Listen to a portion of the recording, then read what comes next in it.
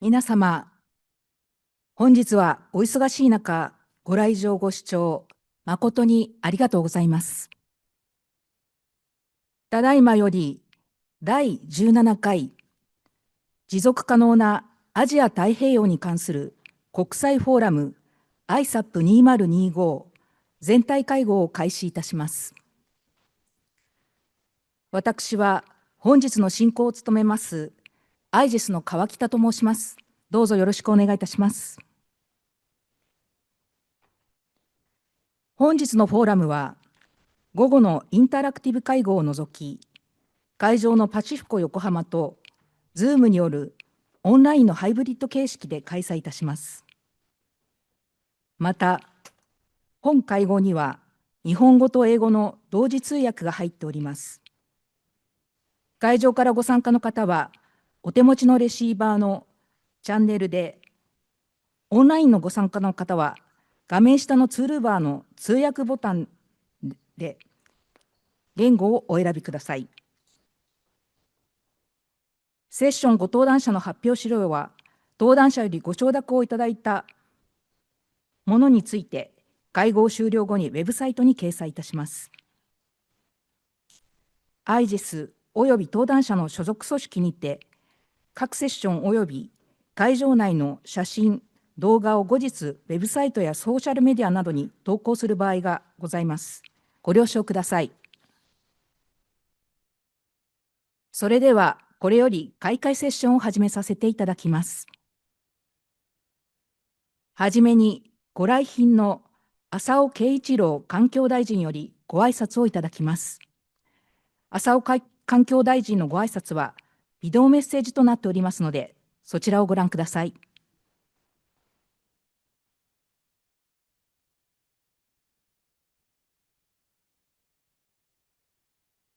皆様おはようございます。日本国環境大臣の浅尾慶一郎です。第17回持続可能なアジア太平洋に関する国際フォーラム2025の開催にあたりご挨拶申し上げます。アジア太平洋地域の皆様の参加のもと、17回目を迎える本フォーラムが盛大に開催されることをお喜び申し上げるとともに、フォーラムの開催に向けてご尽力いただいた関係者の皆様に感謝申し上げます。私たちの暮らしは自然から得られる恵みによって支えられていますが、人類の活動は地球の限界を超えつつあり、気候変動や生物多様性の損失、深刻な環境汚染というトリプルクライシスに代表されるさまざまな問題を引き起こしています。今回のフォーラムでは、持続可能な社会の実現に向けてシナジー強化と人々の参加を促し、誰一人取り残さない公正な移行に焦点を当て議論がなされます。シナジーを高め、トレードオフを最小化していくことは、先ほど申し上げたさまざまな問題を解決する鍵となります。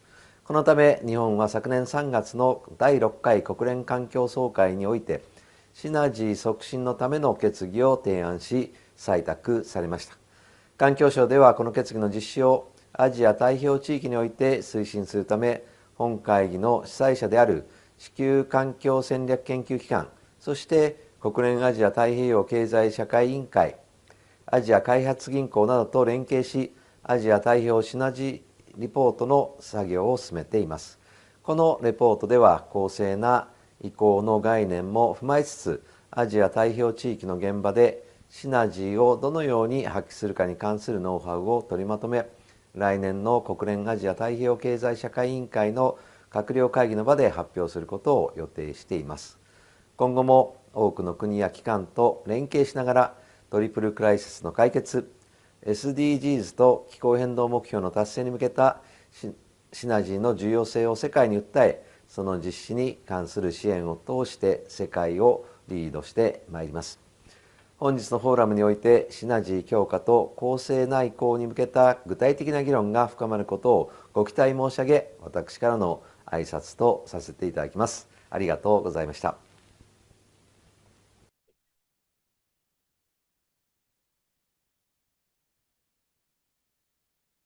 続きまして、ご来賓の橋本和也神奈川県副知事からご挨拶をいただきます。橋本副知事、よろしくお願いいたします。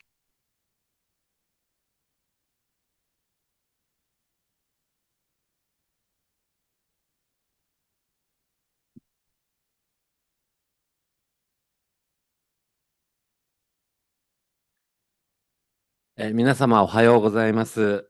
ただいまご紹介をいただきました神奈川県副知事の橋本と申します。皆様ようこそ、神奈川県、そしてこの横浜市みなとみらいへ、お越しくださいました。このみなとみらいはですね、こうした学術の拠点でもあり、また観光ですとか経済の拠点でもあります。この研究大会フォーラムの成功とともにですね、ぜひこの地もですね、様々、楽しんでいただければというふうに思っております。どうぞよろしくお願いいたします。本日は第17回持続可能なアジア太平洋に関する国際フォーラム ISAP2025 が開催されますこと、心よりお喜び申し上げます。私も昨年に引き続きお招きをいただきですね、本当に嬉しく思っております。主催者であります公益財団法人地球環境戦略機関 IGES におかれましては、1998年の発足以来、アジア太平洋地域における持続可能な開発の実現に向けて、実践的な政策研究に取り組まれており、その豊富な知見と研究成果は、連携事業等を通じて、本県神奈川県の施策形成に大いに貢献をいただいております。本当に竹内理事長をはじめ、財団の皆様、関係者の皆様に感謝申し上げる次第でございます。2021年には、本県との共同研究により、2050年脱炭素社会の実現に向けて、県民企業、行政等の各主体が目指すべき将来像や、今からできる行動の選択肢等を示した神奈川脱炭素ビジョン2050を作成いただきました。これまでの国際社会と地域社会における環境問題の解決に向けた多大なる貢献に敬意を表しますとともに、改めて感謝申し上げます。本フォーラムでは、変動する世界の中で公正な移行が開く持続可能な未来とはをテーマとして、気候変動、生物多様性の損失、環境汚染という地球のトリプルクライシスに対するさまざまな取り組みについて議論を深めるセッションが開催されると伺っております。そこでテーマに沿って、本県神奈川県の取り組みを簡単にご紹介をさせていただければと思います。まず気候変動についてでございますが、本県では国に先駆けまして、2019年11月に2050年脱炭素社会の実現を表明し、2023年2月には、2030年度の温室効果ガス排出量の削減目標を、2013年度比で国を上回る 50% 削減に引き上げることを表明いたしました。そして脱炭素社会の実現に向けて、昨年3月に神奈川県地球温暖化対策計画を全面改定し、オールジャパン、オール神奈川で徹底した省エネルギー対策や再生可能エネルギーの利用導入拡大などに取り組んでおります。次に生物多様性の保全について、本県では神奈川生物多様性計画に基づき取り組みを推進し、具体的には生態系に着目して、県土を6つのエリアに区分し、エリアごとの地域特性に応じた取り組みや生物多様性の保全に向けて広域的な取り組みを進めております。環境汚染については、県民の皆様の健康を守り、生活環境を保全するため、国の環境法令より厳しい規制を課す条例を制定し、良好な大気環境や水環境の維持向上を図るとともに、環境リスクの低減に取り組んでおります。さらに良好な環境と健康な生活を将来の世代へ引き継いでいくには、持続可能な循環型社会を作っていくことが重要と考えています。そこで神奈川県循環型社会づくり計画において、廃棄物ゼロ社会を基本理念に掲げ、ライフサイクル全体での徹底した資源循環の取り組みを推進しております。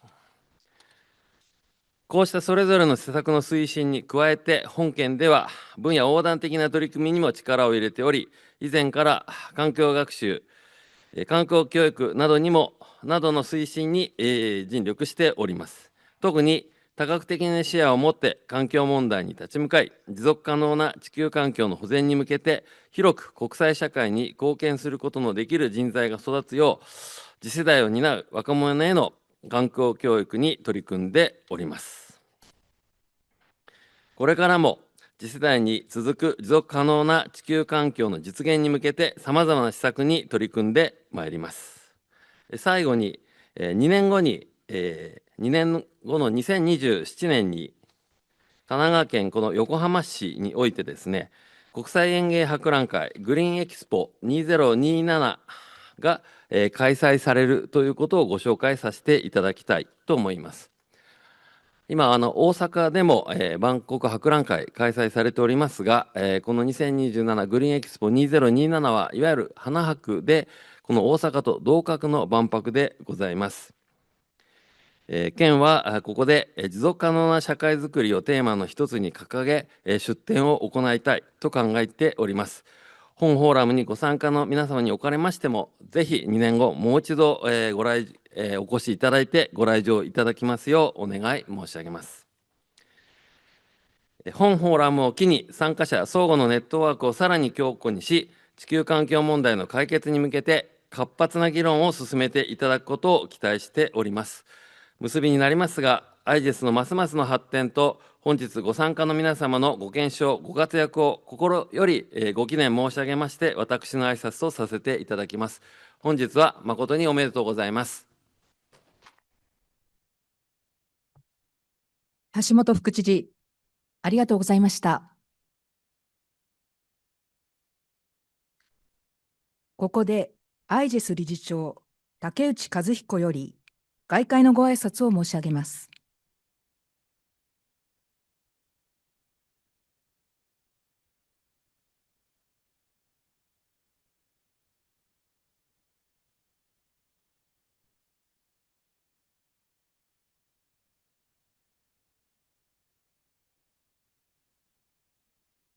皆様、おはようございます。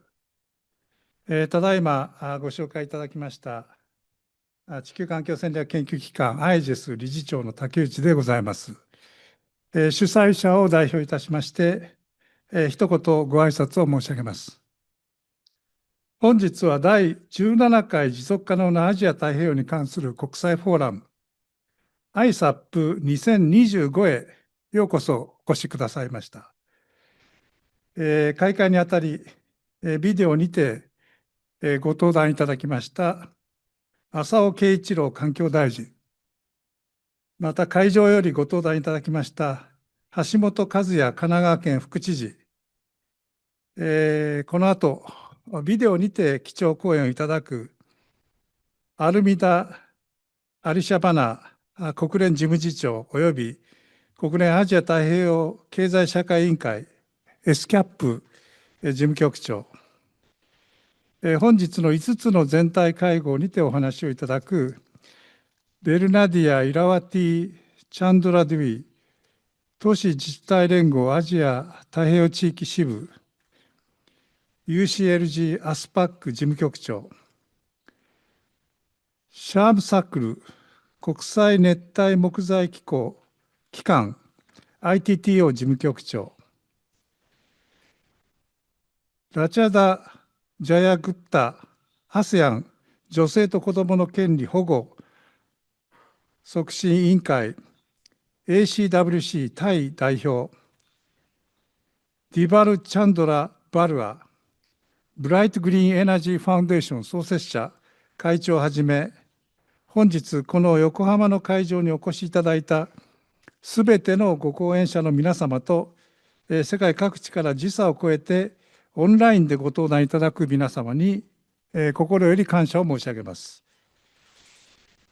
今回 ISAP2025 の開催にあたり、環境省、神奈川県、兵庫県をはじめ地方自治体並びに環境分野で活躍をされておられる団体からご講演をいただいております。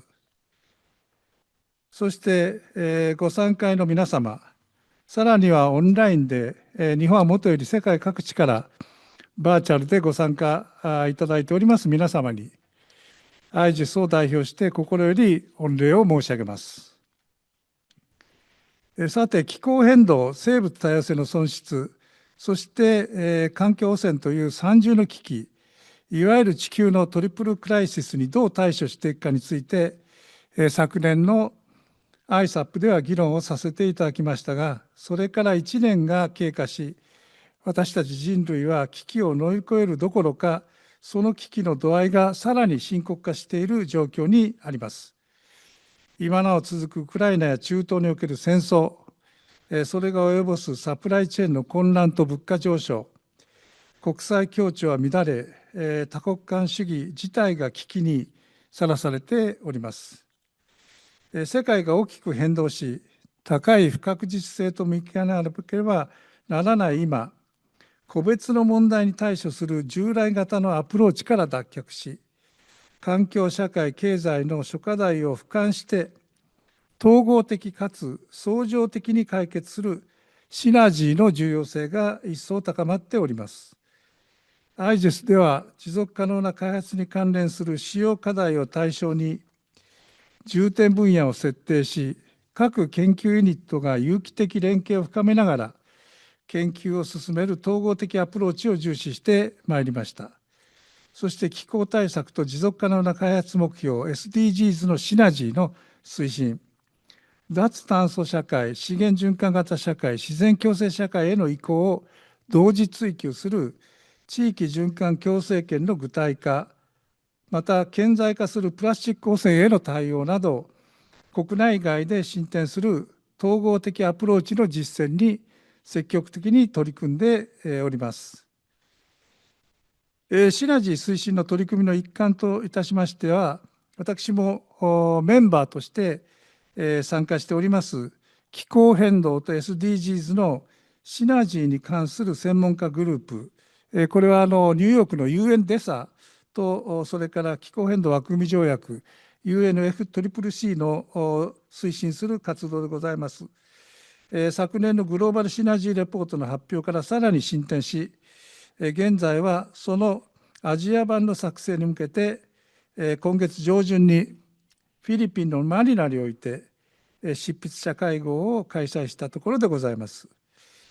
シナジーについての議論は全体会合1と2において扱う予定となっております。もう一つ重要な概念として ISAP が取り組んでいるのが今回の ISAP のメインテーマにも含まれる言葉でもある公正な移行であります。持続可能な社会への道筋を検討する研究では、多様なバックグラウンドの人々の参加を促し、誰一人取り残さない形で持続可能な社会への移行を公正に進めていくことが重要であると考えられます。実際に ASEAN 地域では、ネットゼロでレジリアントな社会への公正な移行を進めていくにあたり、ASEAN 気候変動戦略行動計画2025から2030、ACC-SAP を策定中であり、ISAP もその戦略的側面について貢献をしているところでございます。こちらの進捗状況につきましては、本日の全体会合3でお伝えをしたいと思っております。誰一人取り残さない公正な移行という意味合いでは、私たちの意思決定の影響を最も受ける未来の世代を無視するわけには参りません。本日は午後に本会場の隣にございます会議室501で、若者が多く参加するインタラクティブ会合を2つ開催をさせていただきます。会場にいらした方々の限定となりますが、彼らの声を聞き、彼らの意見をどのように将来に向けた意思決定に反映させることができるのかについて、ご議論いただける機会を設けております。並行して、こちらの本会議では、ビジネス、自治体といった重要なステークホルダーに焦点を当てた全体会合の4と5を開催をいたします。さて、課題解決のシナジーや公正な移行といったアイデアをより効果的に推進するため、IGES は今月より今後4年間にわたる新たな統合的戦略研究計画の実施を開始いたしました。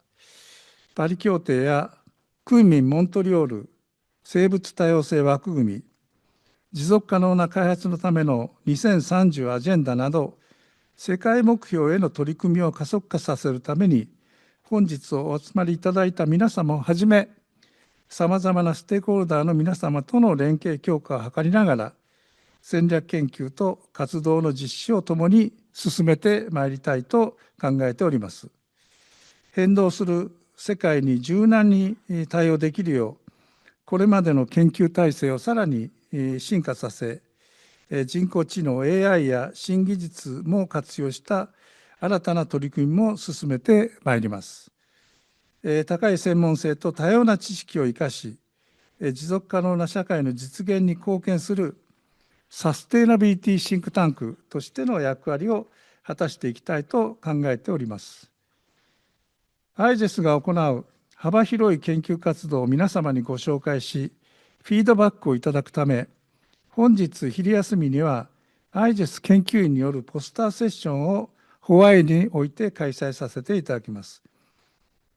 また同じ時間帯にその隣の会議室501では、ご来場の皆様との交流の場として、イクレ持続可能な都市と地域を目指す自治体協議会と IGES の共催によるネットワーキングセッションを開催させていただきます。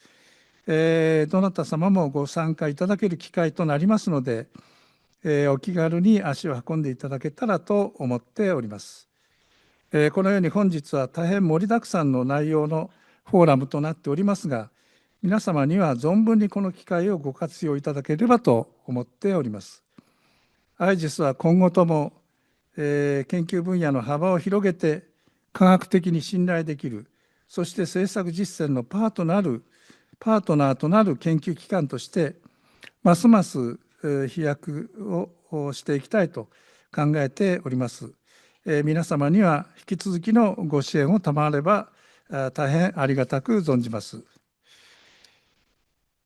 最後にご参加の皆様に重ねて御礼を申し上げまして、私からの開会のご挨拶とさせていただきます。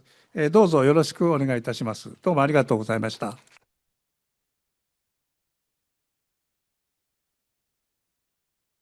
以上で開会セッションを終了いたします。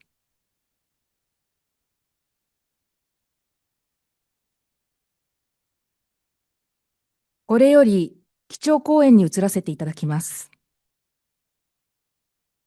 国連事務次長及び国連アジア太平洋経済社会委員会 SCAP 事務局長アルミダ・アリシャバナ様よりビデオによる基調講演をお送りいたします。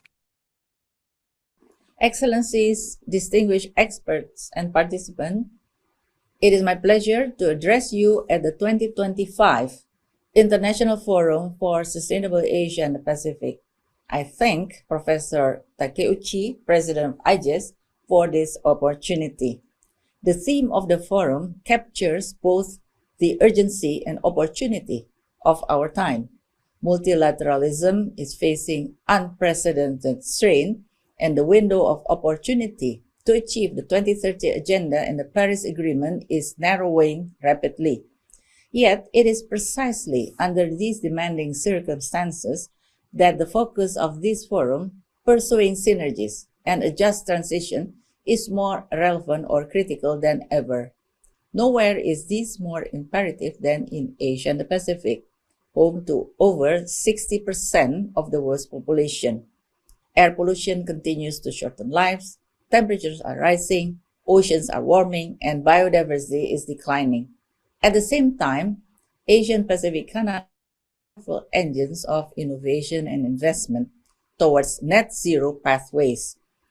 The choices we make here, how we produce, consume, build, and cooperate, will largely determine whether the global community can effectively address the triple planetary crisis while maintaining opportunities for sustainable prosperity. Too often, however, our policy responses remain fragmented. Climate, biodiversity, public health, and development planning are still pursued in silos, resulting in missed opportunities to tackle multiple challenges simultaneously.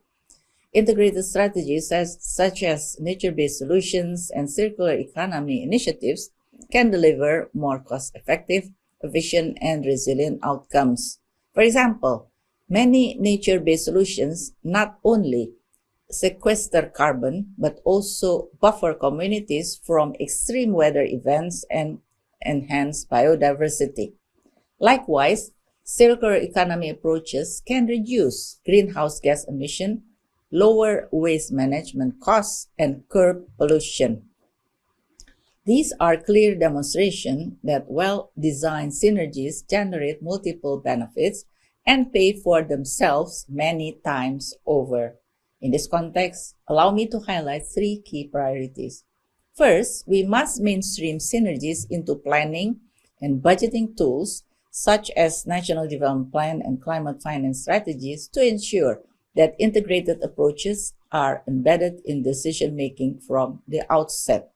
Second, it is essential to support local governments and communities in implementing policies and projects to speed up changes on the ground, recognizing their significant potential in bringing together diverse dimensions of synergies.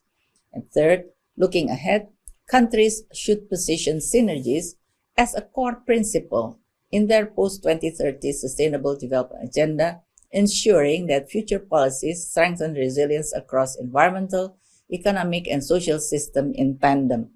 Pursuing synergy is also vital to addressing transboundary environmental challenges that often fall into the gaps of the existing multilateral cooperation. Issues such as transboundary air pollution, marine plastic pollution, and climate-induced displacement remind us that unilateral solutions are insufficient. Regional cooperation is indispensable. Shared learning, harmonized strategies, and joint investment can significantly amplify impact and reduce vulnerabilities, especially for least developed countries and small island developing states. In this regard, I'm pleased that ESCAP is collaborating with IGES, UNEP, and ADB to develop the Asia-Pacific Synergy Report to chart a path toward more synergistic systems-based solutions. However, synergy alone is not enough. The transition we pursue must also be just and inclusive. Green shifts in energy and industry often impose adjustment costs on certain workers, sectors, and communities. If miners, farmers, women, indigenous people, and youth do not see a fair stake in the transition, resistance will grow, and hard-won gains may be reversed. Social production schemes, reskilling program, and community-led planning must therefore be essential pillars of this transition. Distinguished experts, participants, ladies and gentlemen, our world is indeed in flux, but flux is not fate. The Asia-Pacific region has the resources, ingenuity, and collective will to chart a path toward a sustainable, resilient, and equitable future. I wish all fruitful and meaningful discussion throughout this forum as we work together to forge new partnership and scale up proven solution. Thank you very much.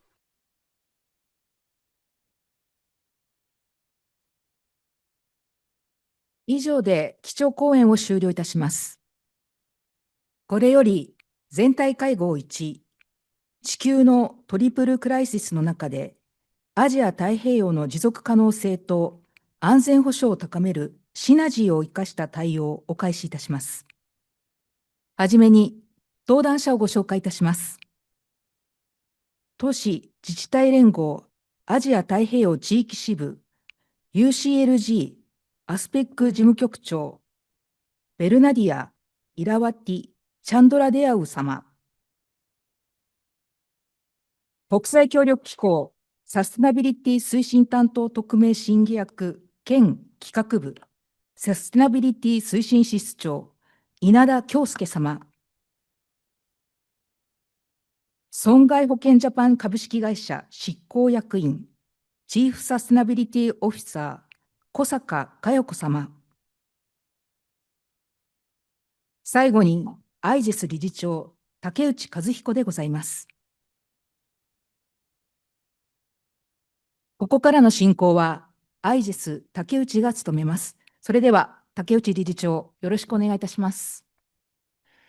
それではセッションの1番目として、シナジーについて、ご出席の3人の方と一緒に話を進めてまいりたいと思います。これ英語ですか？どっちでもいいんですか？ So let me start our discussion. First, I would like to introduce my ideas on how we could maximize the synergy and minimize the trade-offs.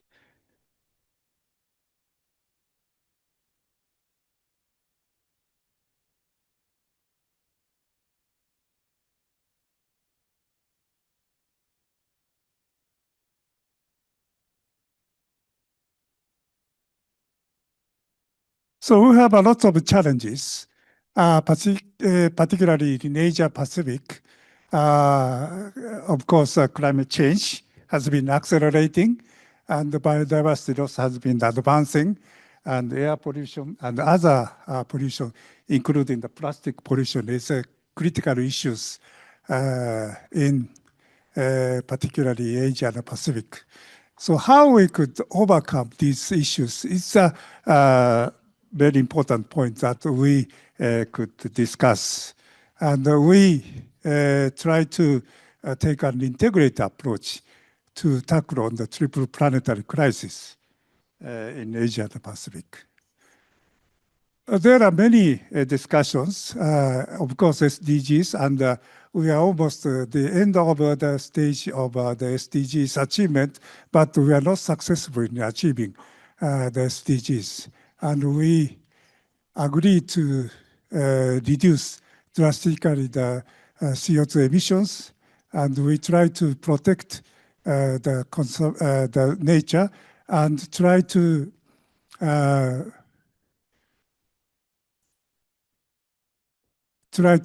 recover the nature. And also recently we are discussing about the pollution. So these issues are very important global challenges. So it is more appropriate to take an integrated approach to take a synergy among these global challenges. Toward the 2050, we will start to consider about the post-2030 agenda. And by the year 2050, we are aiming to achieve the greenhouse gas zero emissions. And also, we are trying to create our society in harmony with nature and the establishment of the circular economy. So take a synergistic approach is very important because, as I already mentioned, in order to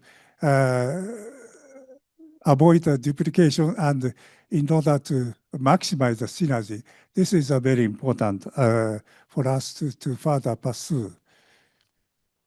If you look at the Asia is one of the sources of problems.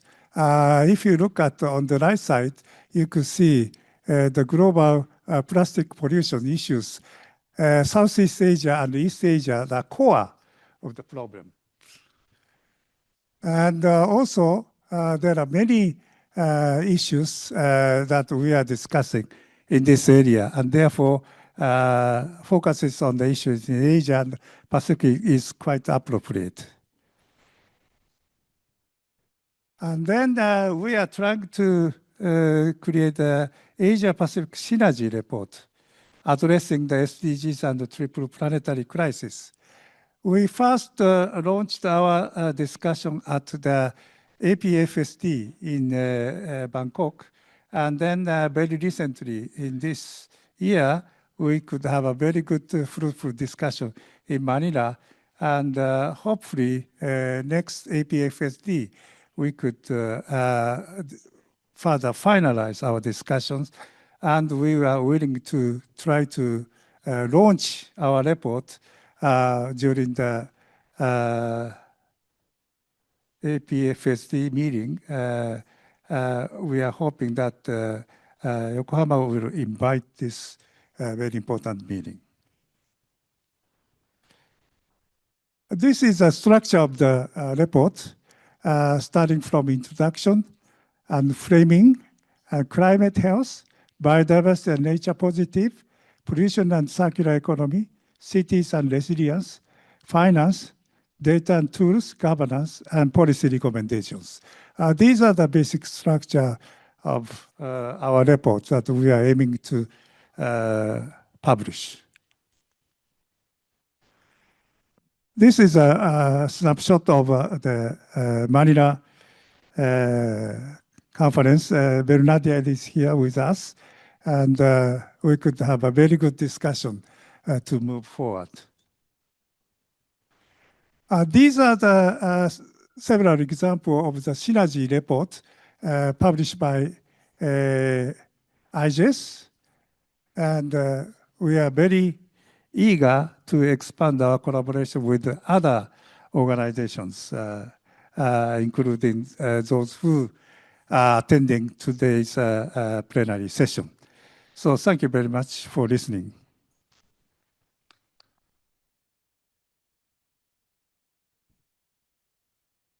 Now I would like to introduce three speakers.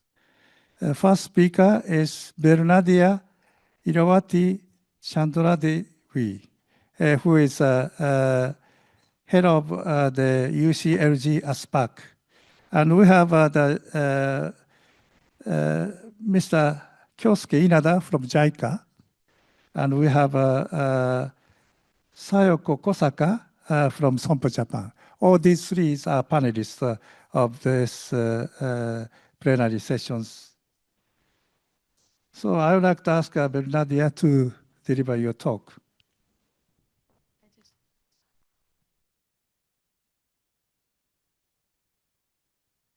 Minasan, ohayo gozaimasu.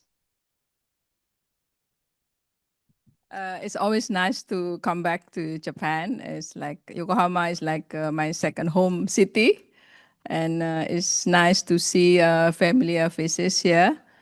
Indeed, I think the discussion is quite important because it's talking about triple planetary crisis.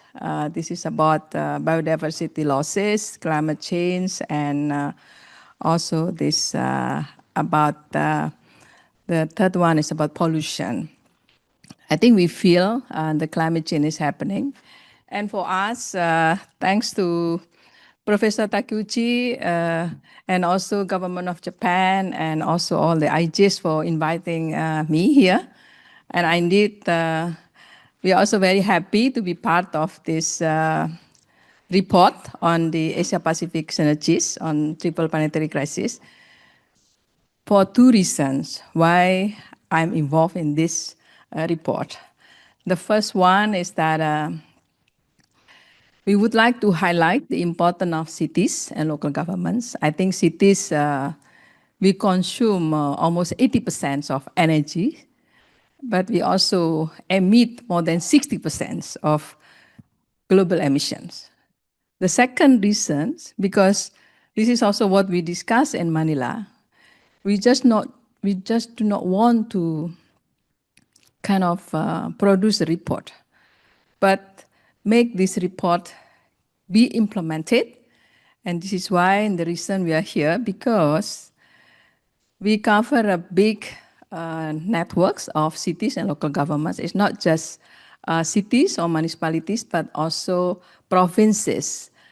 And we have a connection of 240,000 cities in 164 countries in the world. And we follow subsidiary principles in which each region is unique. So it's not top-down approach, but it's a bottom-up approach, meaning how regional perspective bring to global synergies. So here the collaboration among local governments started actually 100 years ago.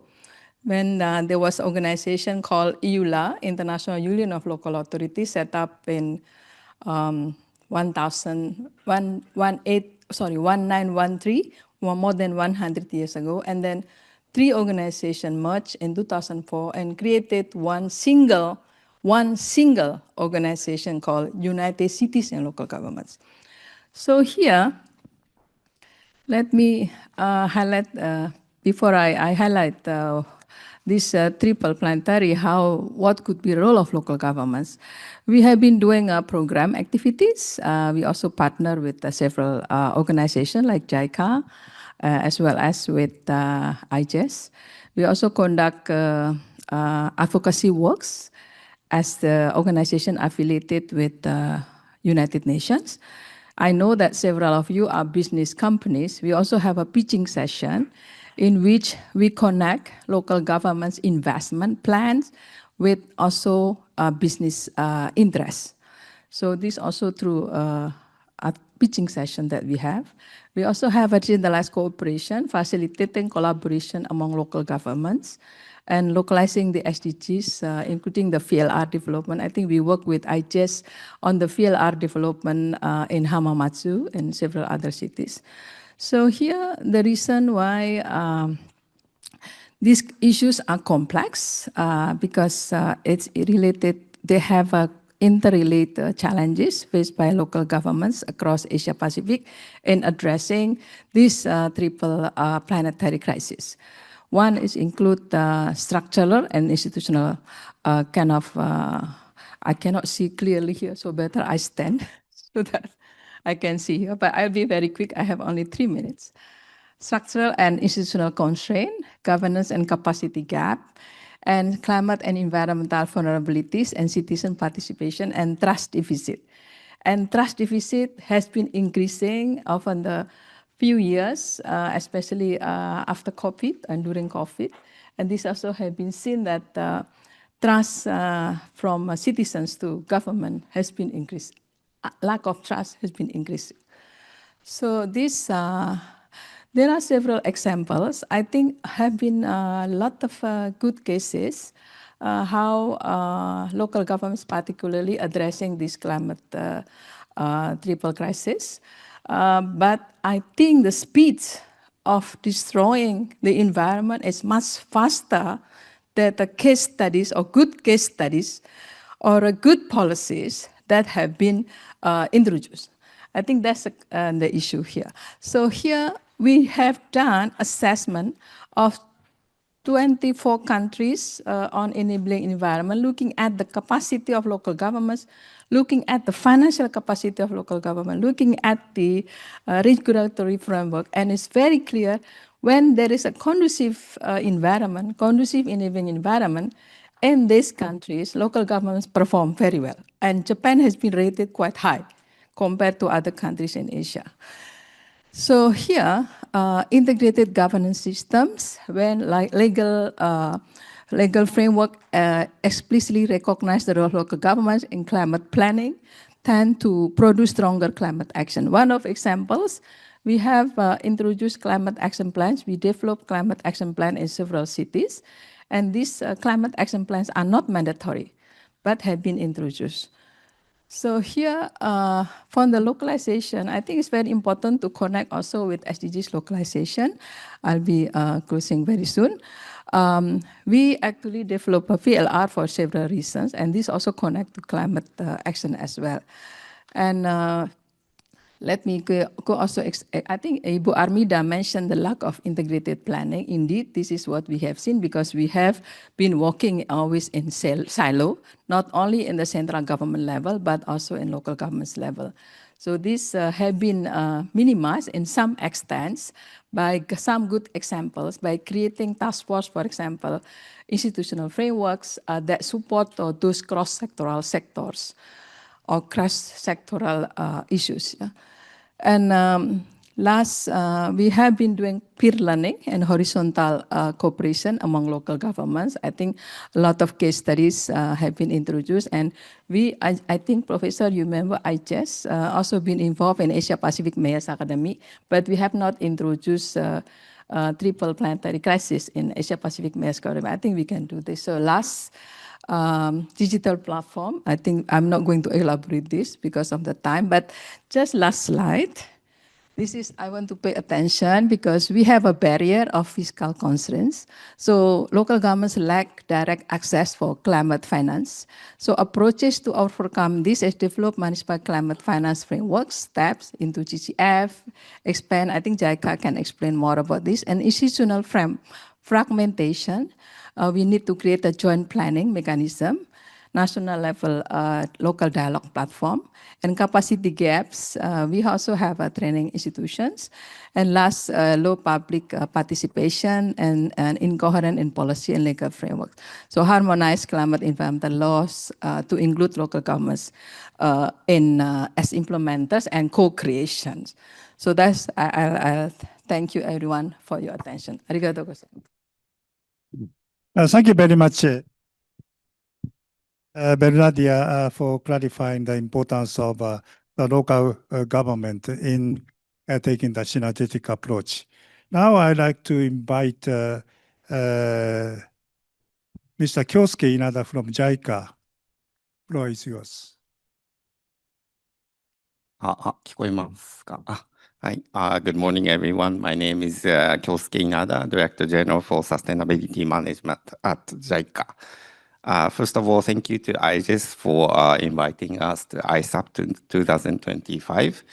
Every year, we are excited to learn the latest from the policymakers, researchers, and practitioners from Asia Pacific. Today, I'd like to share with you how international development agencies like JICA are tackling the triple planetary crisis of climate change, biodiversity loss, and pollution, while addressing the multifaceted and complex development challenges in Asia Pacific. Next slide, please. So I would like to start by briefly introducing our organization. We are one of the world's largest bilateral aid agency that plays a core role in Japan's ODA. You can see our profile on the screen, and we have four main arms of operation in the bottom half of this slide. Technical cooperation is hands-on cooperation and policy advisory services to improve institutional frameworks and human resource development. Typically, we send experts from Japan to developing countries to provide those services, or invite government officials and technical staff from developing countries to receive training in Japan. Another scheme is grant aid, which is financial assistance with no repayment obligations to support providing goods and services such as schools, hospitals, and other social infrastructure vital for the country. ODA loans is sovereign-based lending with concessional conditions. They are typically used for various economic and social infrastructure such as transportation, energy, and water. Finally, our private sector investment finance, PSIF, is our non-sovereign financial instrument that enables us to directly support the private sector in developing countries. Next slide, please.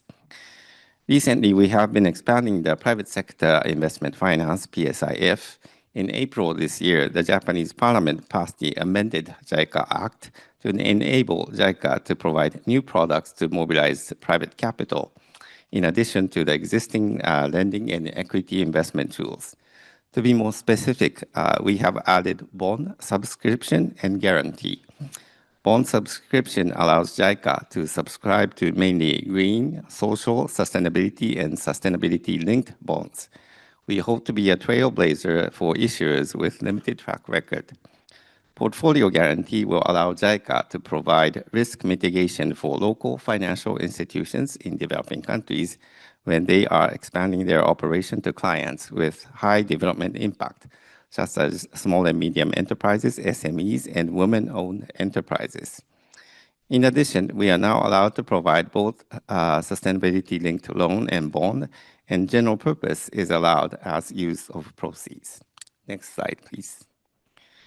JICA combines the existing and new instruments to address multifaceted and complex development challenges in developing countries. I will not go through all of them today, but you can see an example of the diverse goals of our development activities on the screen, which ranges from food production to disaster risk reduction. Next slide, please. In order to ensure that the triple planetary crises are considered during our intervention in diverse sectors and topics of development, JICA announced its sustainability policy in October 2023. This policy stresses that JICA aims to realize a sustainable world in which three dimensions, economy, society, and environment, are in harmony. The focus areas in JICA sustainability policy, which are related to synergetic responses to triple planetary crisis, are described on the screen. The next slide describes how this policy is applied to JICA's development projects. Next slide, please. At JICA, the Office for Sustainability Management screens all new projects. The objective of such screening is to ensure that these projects are aligned with the objectives of the Paris Agreement and to promote climate mitigation and adaptation projects. As you can see on the top of this slide, whenever we support a development project, such as building wind power plants, rehabilitating river dikes after a devastating cyclone, and supporting the development of energy master plan in our client countries, we go through the 5 steps shown here. At each step, the Office for Sustainability Management is consulted to determine if the project is Paris-aligned and contributes to climate mitigation or adaptation measures. By going through these steps, project activities supported by JICA are checked to make sure synergetic responses to the triple planetary crisis are considered or mainstreamed. For climate mitigation and adaptation, we publish a tool called JICA Climate Finance Impact Tool, or JICA Climate Fit, to facilitate the mainstreaming exercise. We're now preparing to do the same for mainstream biodiversity and nature aspects. Next slide, please. The remaining slides show examples of such mainstreamed and synergized development projects. The first one is our biodiversity conservation project in southern India, and you can see that this also strengthens local economic activities through enforced forest product supply chains and improves livelihoods through participation of women, the poor, and vulnerability groups in society. Next slide, please. This next slide is an example of pollution control project in Vietnam, which not only improves urban environmental hygiene through waste management, but also additional electricity to the region through waste-to-energy incinerator. Next slide, please. And this slide, I won't go through the details of this one, but this is a collection of case studies from a report jointly published by IGES and JICA colleagues last year.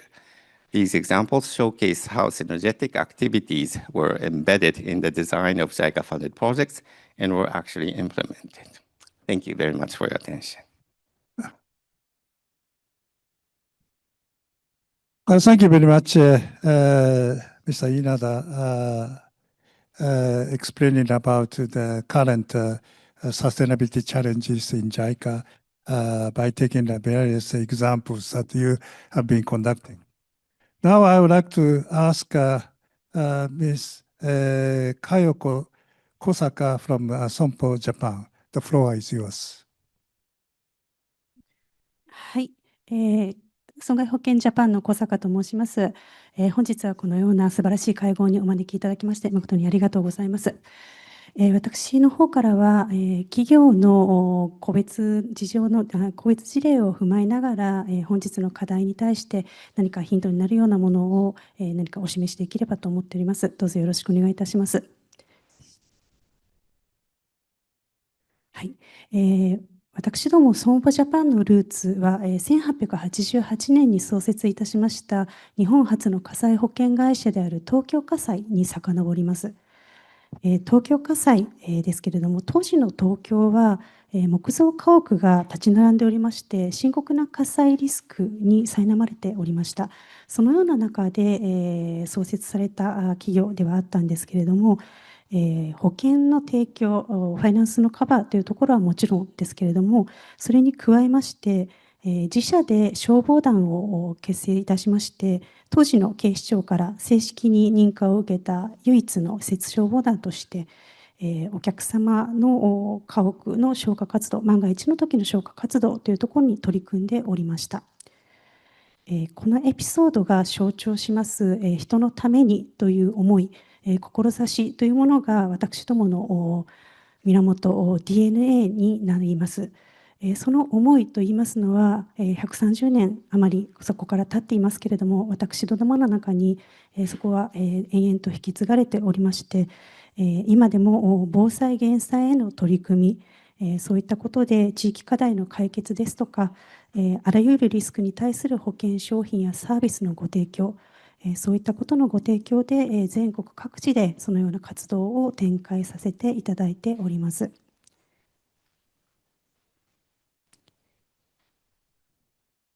当社が環境課題に本格的に取り組むきっかけとなりましたのが、先ほどの創業から約100年経過しました1992年に地球サミットがリオデジャネイロで開かれましたけれども、そこに私どもの社長が経団連ミッションの団長として参加いたしたことがきっかけでした。その社長が当時企業が環境問題に取り組むこと、その重要性をリオで痛感して帰国いたしまして、まだ当時あまり例のなかった地球環境室という環境専門部署を速やかに設置をいたしました。21世紀は環境の世紀だというふうに申しまして、その専門部署というのもこういう国内金融機関では初めてとなるような専念的な事例として当時本格活動を開始いたしました。その後自社での取り組みに加えまして経団連自然保護協議会の会長会社としても活動を継続いたしまして2012年その30年後のリオプラス20に参加をいたしております。また、2022年の昆明モントリオール生物多様性枠組みを採択した COP15 にも経済界を代表して参加をいたしております。このようにネイチャーポジティブの経済の実現に向けてリーダーシップを発揮しております。次に、具体的に当社保険会社として取り組んでおります事例としまして、地球環境課題に対応する保険商品やリスクマネジメントのサービスについて、特に直近でご提供しているものから2点ご紹介をさせていただきたいと思います。まず1点目ですけれども、気候リスクに関するものです。気候変動の影響で気候リスクというのがますます高まっている中ですが、その気候リスクに対する保障というのを私どもの中の専門チームがオーダーメイドで保険を蘇生する仕組みを行っております。これは適用ファイナンスの一環として開始をいたしました。例えばですけれども、再エネ電力会社が電力供給不足に陥った場合に、その際の調達コストをカバーしたり、あるいは猛暑による工事の中断による発生するコスト増、こういったもののカバーというのを想定しております。このような商品が気候変動による異常気象下でも企業の事業を安定させて、その地域のコミュニティの強化に寄与する、ウェルビーイングにもつながるシナジーというものを創出できるのではないかと思いまして、このような取り組みを展開をしております。それから2点目になりますが、メタンの漏洩検知によるリスクマネジメントに関するものです。この件は昨年から国内外の企業と連携させていただいて実証実験に着手をしております。気候変動の緩和の取り組みになりますけれども、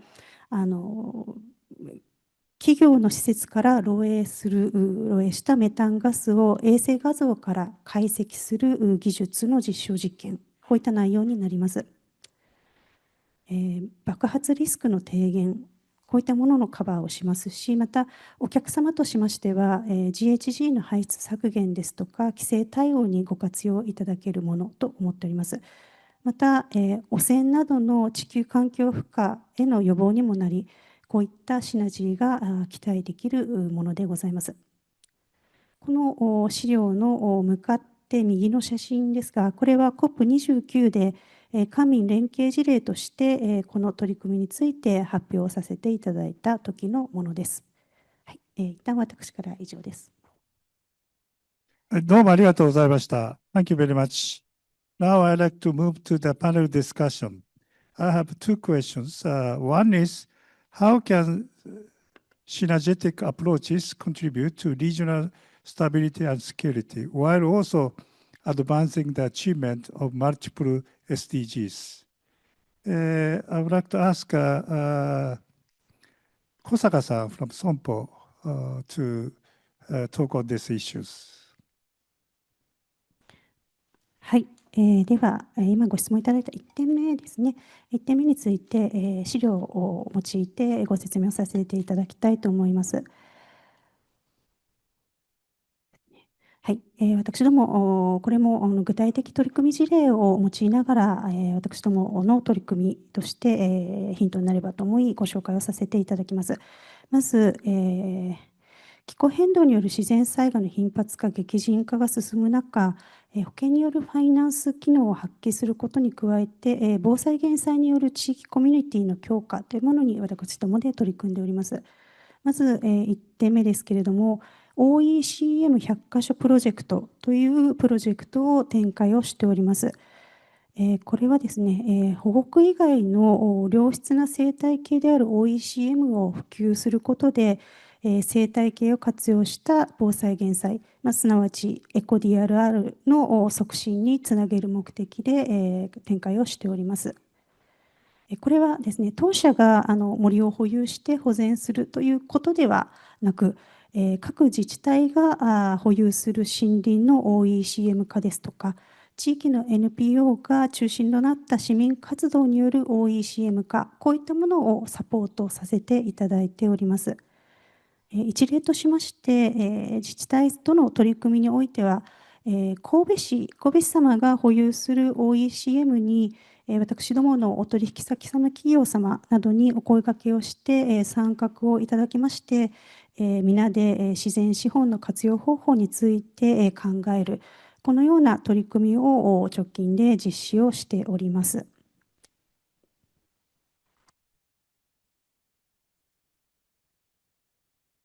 はい、2点目になります。これはセーブジャパンプロジェクトという生物多様性保全活動になります。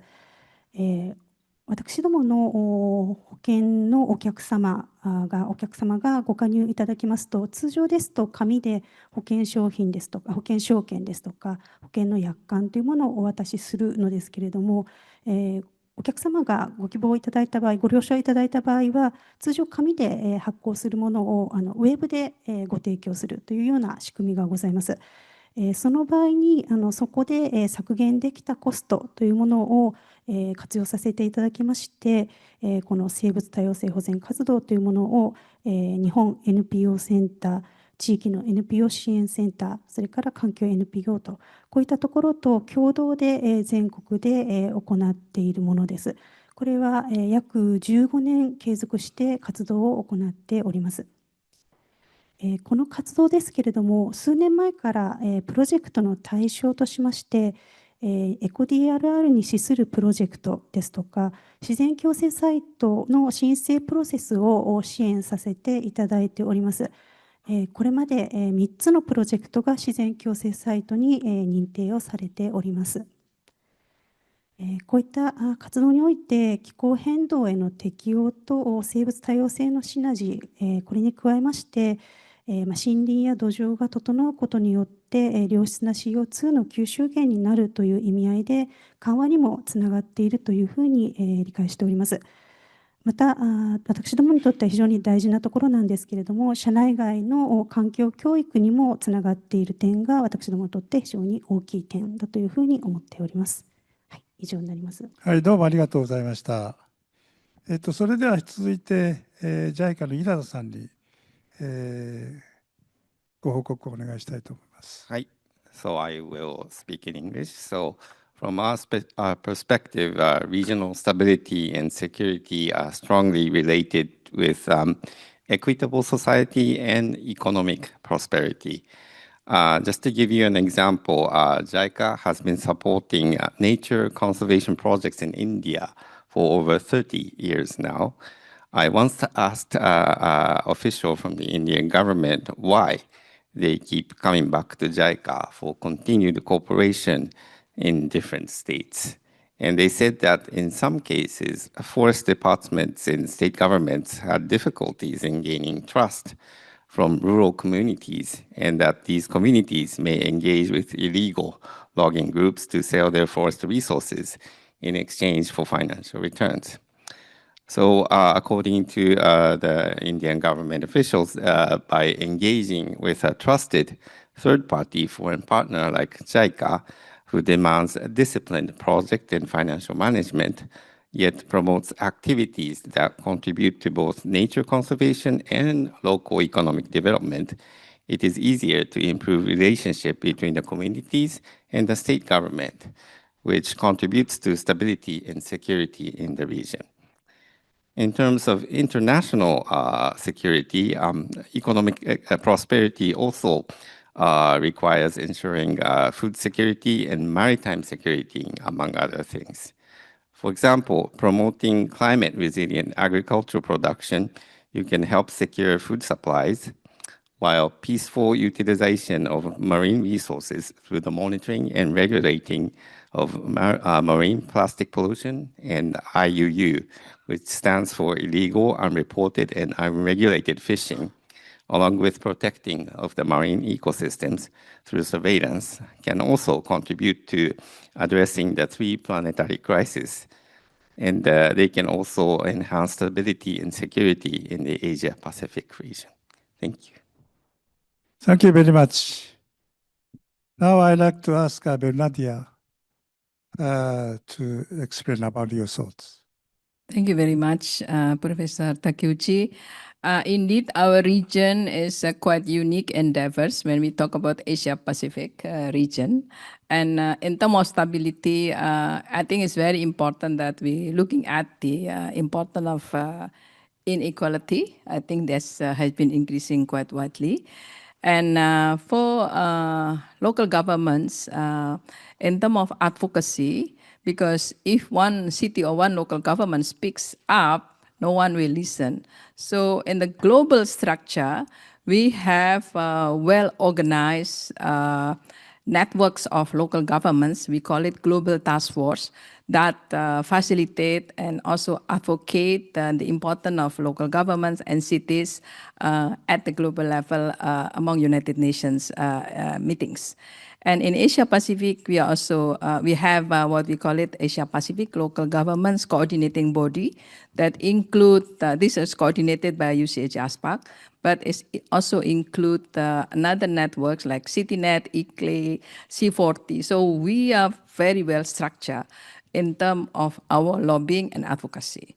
And one of the examples, like VLR that has been produced by local governments that have been presented also as LPF, and also for the Asia-Pacific region as well. So when we talk about regional stability, this is also what we are planning to put in the report that we are writing, Professor Takeuchi. We explain how we could seek synergies and integrated solutions, because human problems, we create human problem. We have a human problem that only human can find the solutions. So this is why in key elements of this synergetic solution, we include the importance of policy integration and coherence, developing and implementing policies that simultaneously target those triple planet crisis and multiple SDGs. This is very, very important. I think the structure has not been followed in the sense that all, even in national levels, working on silos. SDG is done by different ministry, climate is done by another ministry, and also several other, even for Paris Agreement, that is part of this Ministry of Finance. So this structure are not supporting at this moment. What are we going to target on this? The second is multi-stakeholders partnerships. I think we have to engage a broad spectrum of actors, including governments, the private sector, civil society organization, and research bodies and local communities. Like I mentioned earlier, the climate action plans that have been developed by local governments. We have a task force for developing these climate action plans that have been integrated in a local development plan for implementation. And the task force comprised of those different actors. Another important aspect is pollutions and climate are cross borders. We cannot address only based on administrative borders. So that's why it's important to have integrated planning mechanism, also looking at the ecosystem base, also looking at territorial development approach. This is not mandatory in several countries.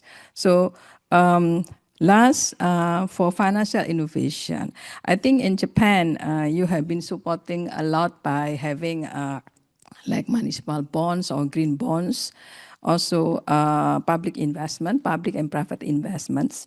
But in several countries outside Japan, this innovation of finance have not been emerging so kind of significantly. Like I just give you examples. In Indonesia, this is where our Secretariat of UCAJ ASPAC is based in the City Hall of Jakarta. There is no one single municipal bonds has been released in the country, even though regulation allows local governments to create bonds. I think this is something maybe we need to work with JICA on this. In terms of creditworthiness, A+, they have those capacity, but they have not released any single bonds. I think some local governments maybe need to have more innovation on that. And also in terms of mobilizing significant financial resources, I would like to use this occasion also to encourage business companies, because I know that a lot of business companies are here. Please invest more in green transitions. And we are ready to work with you, especially since we have a big networks of local governments, but you have also to support in terms of helping local governments in making investment plans, because not so many local governments are ready with investment plans. Maybe some of you call it bankable projects or bankable programs, but I think we cannot depend only funding from central governments in implementing what we call it green transitions. And last, in terms of training, capacity building, I think we also have I did mention about Asia Pacific Mayors Academy. This is to give a training to new mayors who just elected. This Asia Pacific Mayors Academy was initiated by ISAP, UN Habitat, and supported also by UCAJ ASPAC and IJS as well.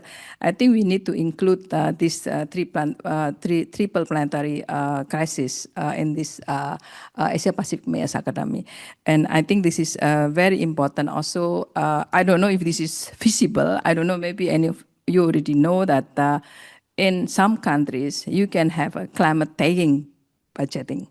I think maybe you know already there is a climate tagging in the budget, but there is no tagging on budget for triple planetary crisis. If you have that, that means systematically, institutionally, we are supported by those mechanisms. And if this is possible, I think we can address all of this. Thank you.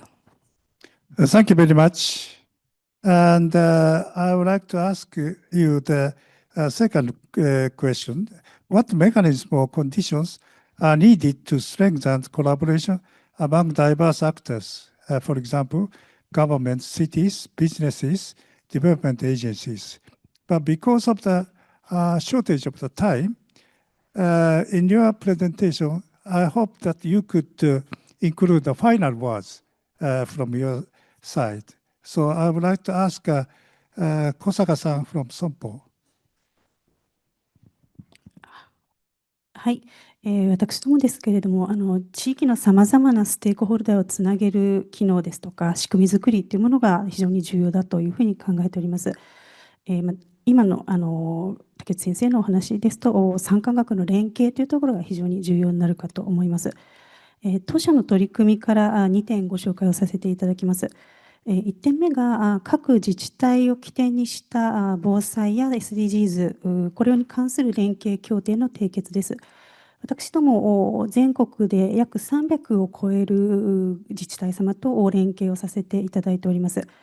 保険会社の持つノウハウを生かして地方創生に貢献したいという思いで、このような取り組みを積極的に活動を取り組んでおります。それから2点目ですけれども、地域大学を起点としたコンソーシアム、こういった形が直近いくつか例示として出てきております。アカデミアの研究と経済活動を結びつけることによって社会実装を加速させることができるというふうに考えております。直近でもある地域の大学と市と連携させていただいて、そちらの学生さんにそこの地域の実情について学んでいただいた後に、その課題解決に向けて自ら考えてそのアイデアを提案発表いただくというようなプログラムを実施をいたしました。今お話しした2つの取り組みというのは、私どもの本業を通じた貢献として非常に効果があるというふうに思ってまして、持続可能な社会の実現に貢献できる人材育成にもつながるというふうに考えております。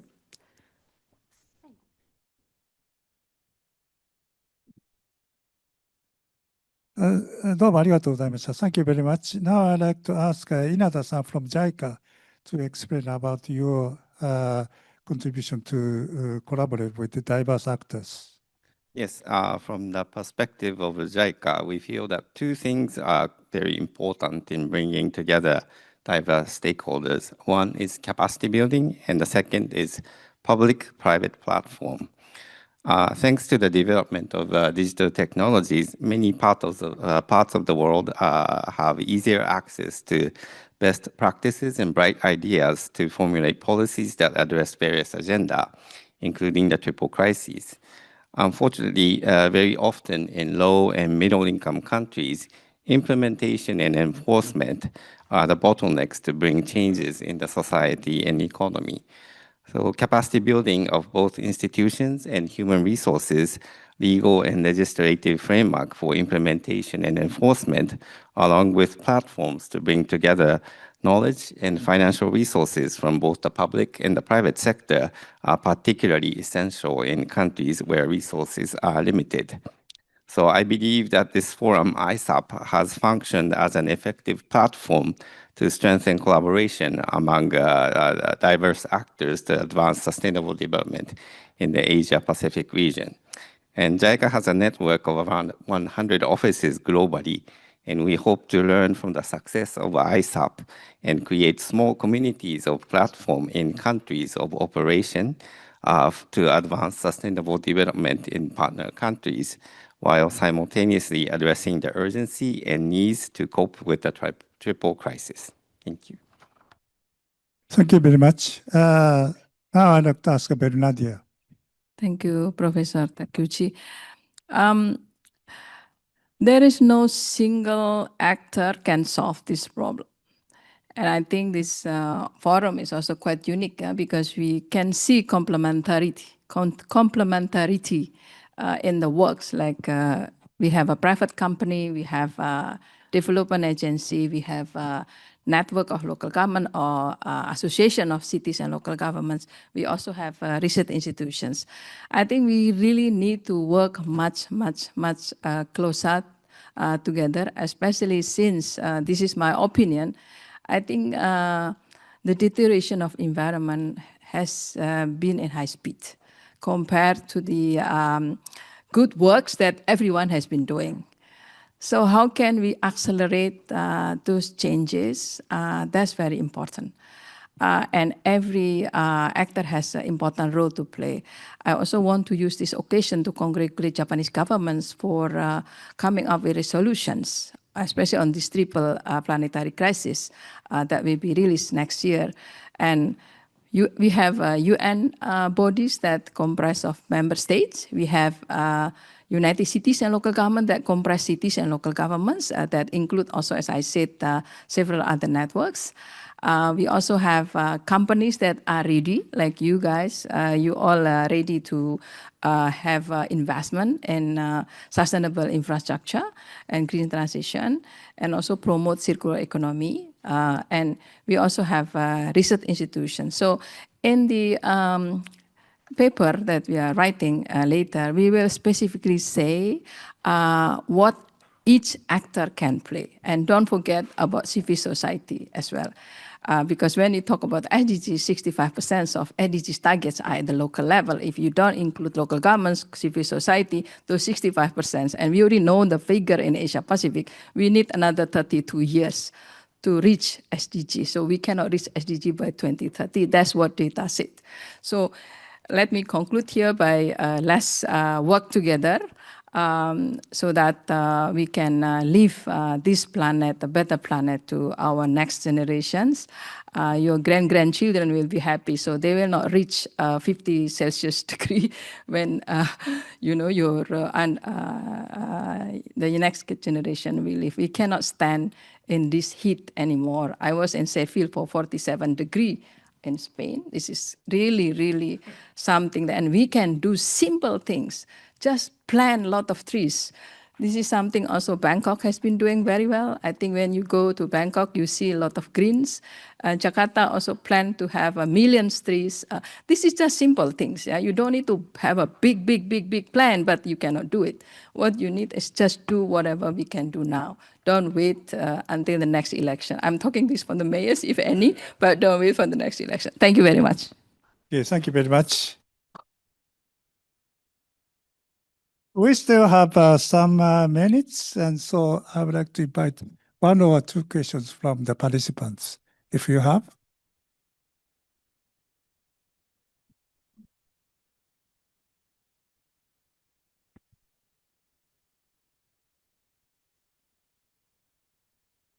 No?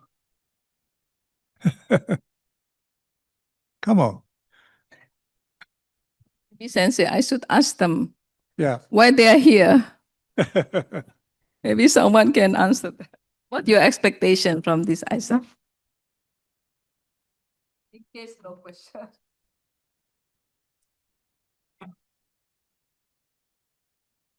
Okay, so somebody want to say some more? Okay, now is the time. Oh, there it is. Yeah.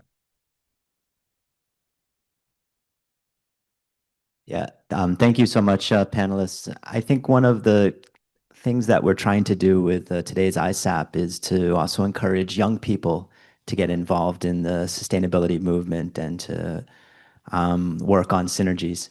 I'm wondering if anybody can talk a little bit about the role of young people, youth, in promoting synergies. Yeah. Yeah, one more question. I would like to invite another question from the participants.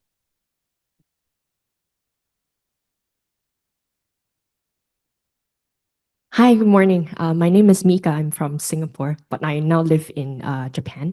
I had a very similar question actually to the gentleman before about the importance of youth participation, but taking a more critical lens, sort of, are there concrete examples you know of where young people are actually meaningfully engaged in the work that you do? Yes, thank you very much for these 2 questions, role of the younger generations. I think Sompo Japan is quite eager to invite the younger generation. I have been also involved in the Sompo Japan's activities. はい。先ほど私の方で人材教育、環境教育というものが非常に重要視しているということを申し上げました。その中の一つの事例として、若い方々を対象にしたものということをご紹介させていただきます。当社は30年余り前から環境教育というものを非常に重視して取り組んでおりまして、その中で一つ、環境人材の育成で CSO ラーニングという活動を行っております。木を植える人を育てるということをモットーに活動しておりまして、大学生と大学院生を約7ヶ月間、環境 NGO に派遣をするというインターンシップ制度です。これを25年余り続けておりまして、今、1400名程度の学生さんを派遣をして、環境人材というものを輩出をしてまいりました。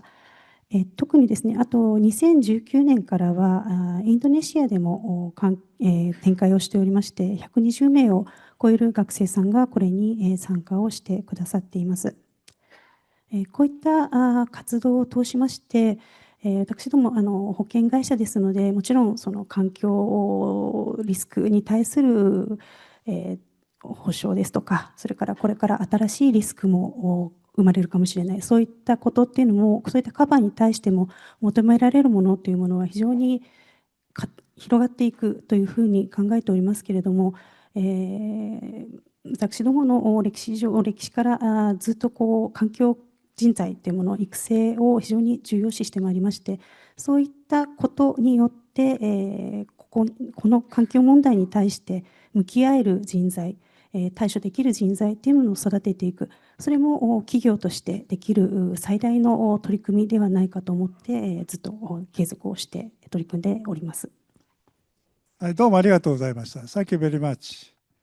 We are almost closing time, but if you have any short, yeah, please. I also like to react on the question related to youth. Congratulations, Professor Takuchi, for engaging youth here. And in our works, we have several committees that deal with the several themes.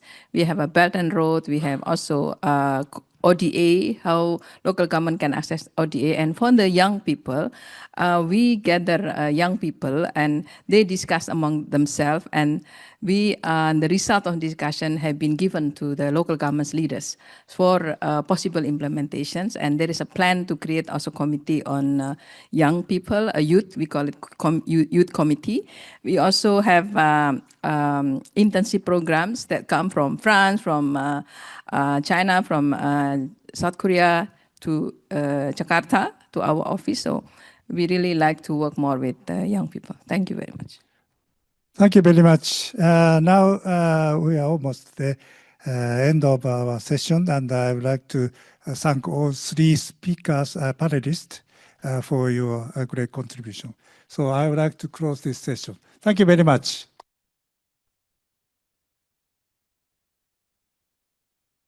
ご登壇者の皆様、ありがとうございました。以上で全体会合1を終了いたします。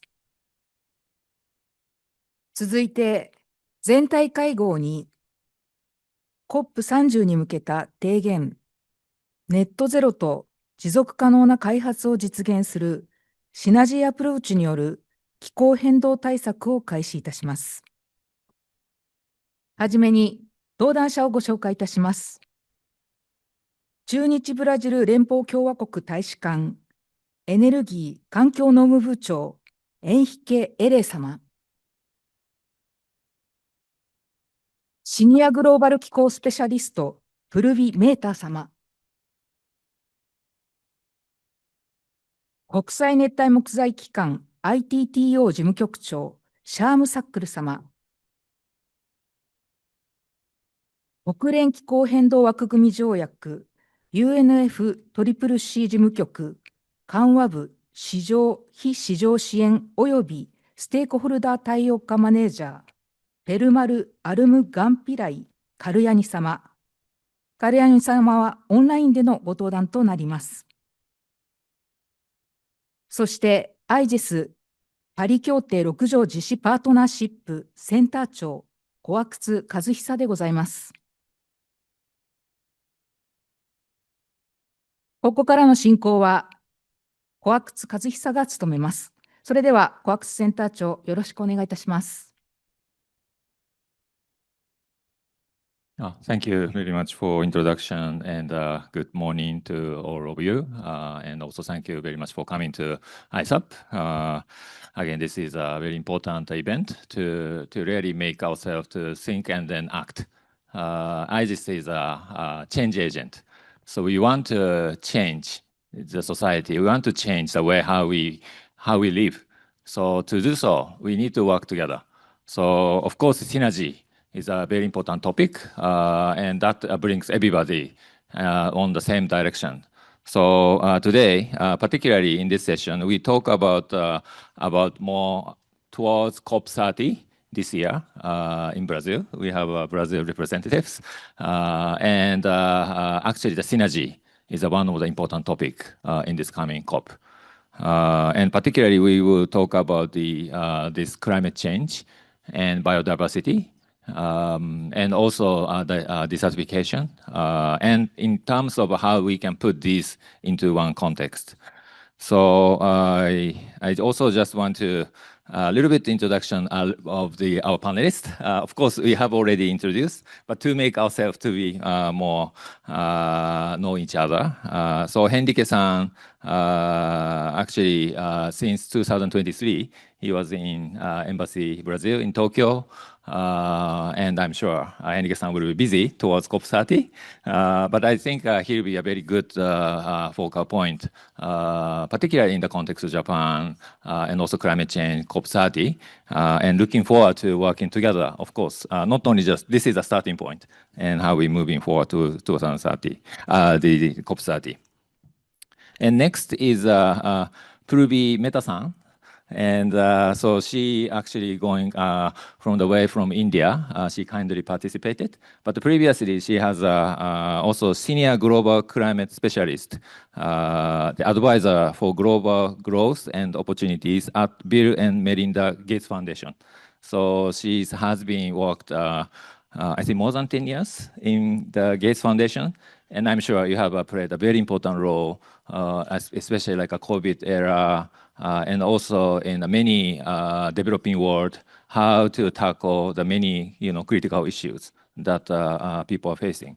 So she has a very great knowledge and experience, and looking forward to hear about your vision. And also Sham Shatkur-san, she's the executive director of the International Tropical Timber Organization. And as you may all know, the ITTO has also office here in Yokohama, just next to this building. So ITTO, of course, play a very important role in protecting the timber, tropical timber forest, and also very the influence in the negotiation process and the policy. So she has more than 30 years in tropical forest policy and trade, and specialized in sustainable tropical forestry, international policy, and legal and sustainable international trade.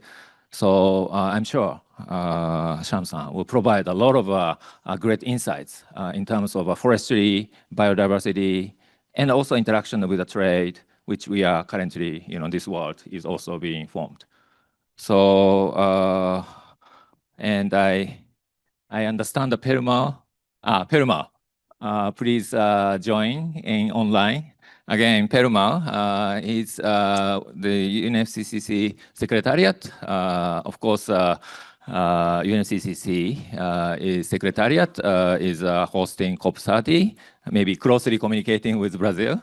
And Perumal, who is a manager on markets and non-market support, stakeholder interaction, and the division of mitigation division. And Perumal and myself worked maybe more than 15 years or so, Perumal. And I worked on the Article 6 of the Paris Agreement, and especially for the carbon market, we worked very closely. And Perumal is basically also the kind of managing all the process of the COP30 towards Article 6, and also supporting the capacity building of the implementation part of the market, because we have already concluded Article 6, and we are ready towards operationalizing, implementing bilateral 6.4 mechanisms, all the independent standards, so on. So again, we have a very distinguished panel, which we have here today. So with those introduction, let me just give you a little bit of a context where we are, and then wanted to open our discussions. The first COP30 in Brazil this year in November. It's maybe 5 months from now. So it's a very important milestone because I think this year we have NDC, National Determined Contribution, to be updated. So 2025 is a very pivotal year to really increase our ambition towards our net zero goal.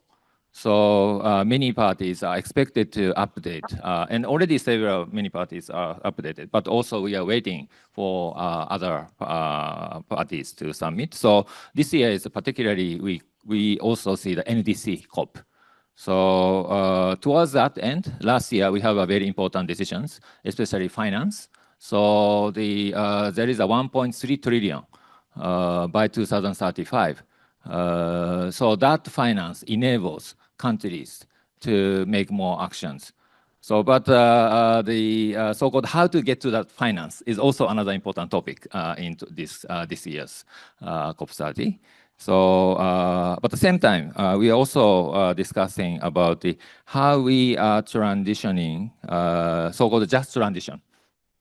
So the just transition also is also one of the topic in the agenda being discussed. How we ourselves we collectively transition to the net zero society and how we work together, and also accelerate action on adaptation. So we have talking about the global goal on adaptation. We have now loss and damage, and all these finance increase ambition, and then we just heard from last session. Temperature is increasing 40 more, and I think nowadays it's very normal to have an umbrella in Japan. Try to reduce the temperature. It's a high extreme temperature, so how to address those? But at the same time, how to reduce emissions, because for this Article 6 international cooperation to have more financing for the mitigation, that is already operationalized. So the important point is how ourselves to make all the important components together to make more implementation as an important COP.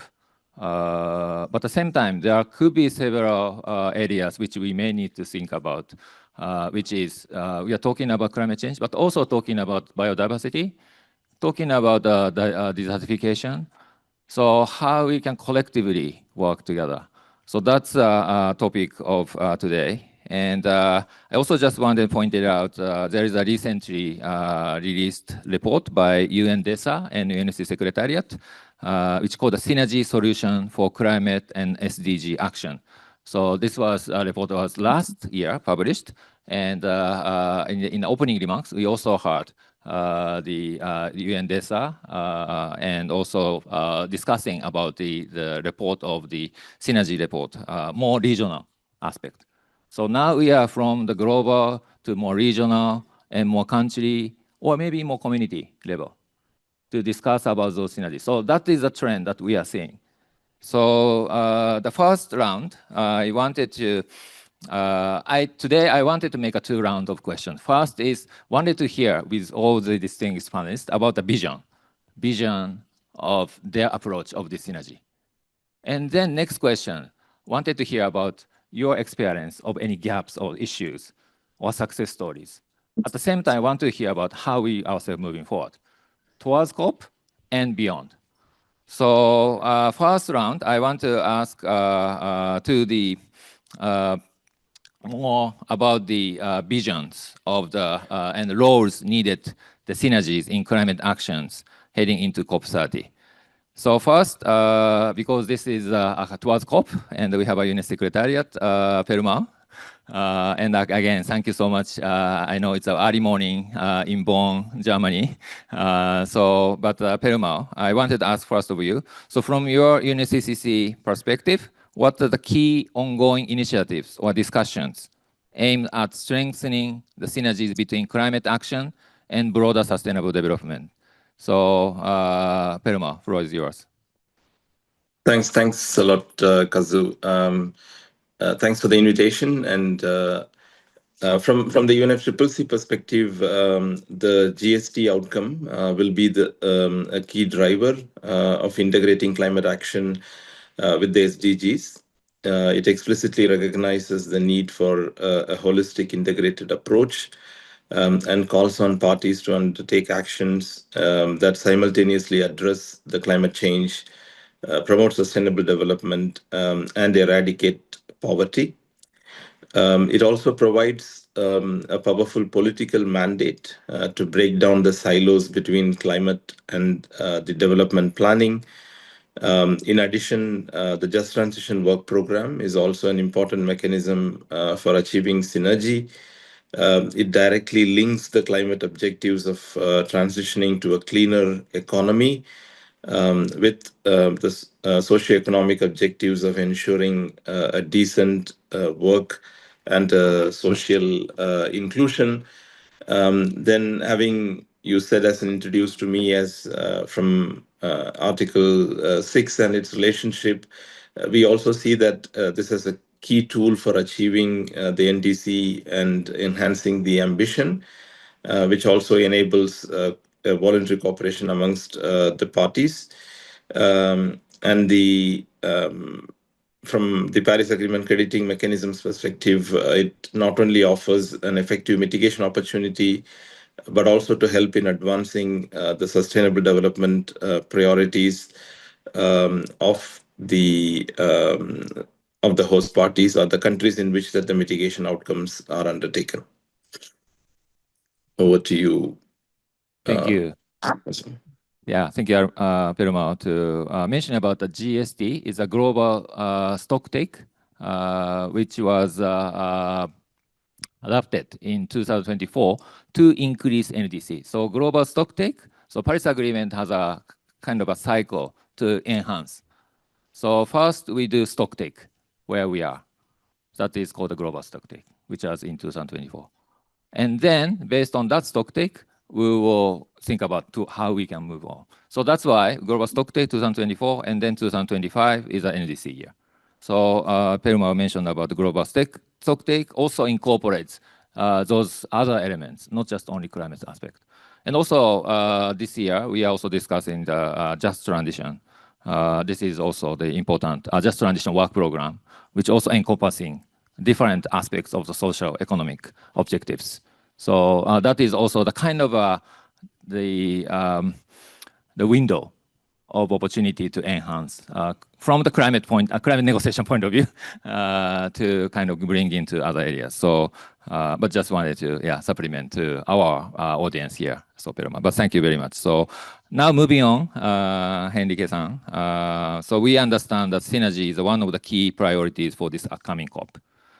From the context of Brazil, as the incoming presidency of COP30, what are your expectations and how do you intend to bring such synergies into COP? So please, floor is yours. Kokutsu, thank you so much. Thanks IGS for the invitation to speak at this distinguished panel. It's a real opportunity. Takeuchi-san, thank you so much for the invitation.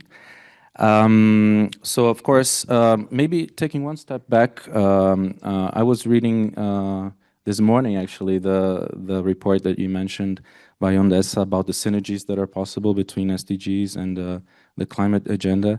And it forced me to a reflection that I think is maybe a bit useful. I was talking to Purvi about it, about the negotiation of the SDGs. That was 10 years ago. I was starting my life at the Ministry of Foreign Affairs of Brazil as a diplomat. And I remember from our standpoint, from the Brazilian standpoint, the negotiation was really about integrating sustainability into the millennium objectives that we had before, into the new agenda, the 2030 agenda. You will also remember the discussion starting in Rio in 1992, when the concept of sustainable development became internationally accepted and became a goal that everybody was fighting for collectively, right? So I think it's encouraging, first of all, to see that the concept has been thriving. The concept is now agreed upon by every nation from north to south. But we need speed. I mean, we have been making progress. We have been doing good job in the last decades or so. But I think the Brazilian presidency of COP30, the upcoming presidency this year, really has a message to convey, and that is we're not doing enough fast enough, right?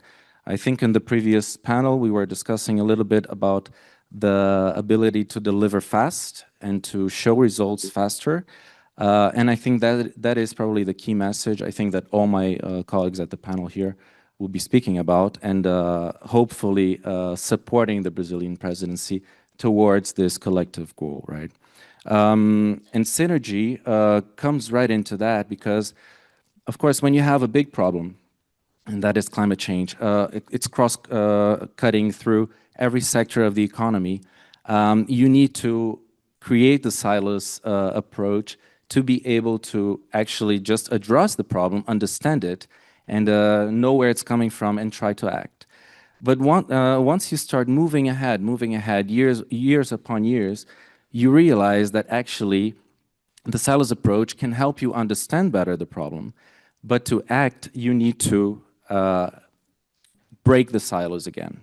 You need to start going to ask other specialists, not just climate specialists. You need to bring in the finance, you need to bring in the politicians, you need to bring in youth, you need to bring everyone together to try to solve the problem in a collective, interactive way.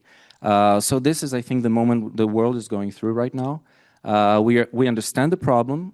Science has explained to us how it's working.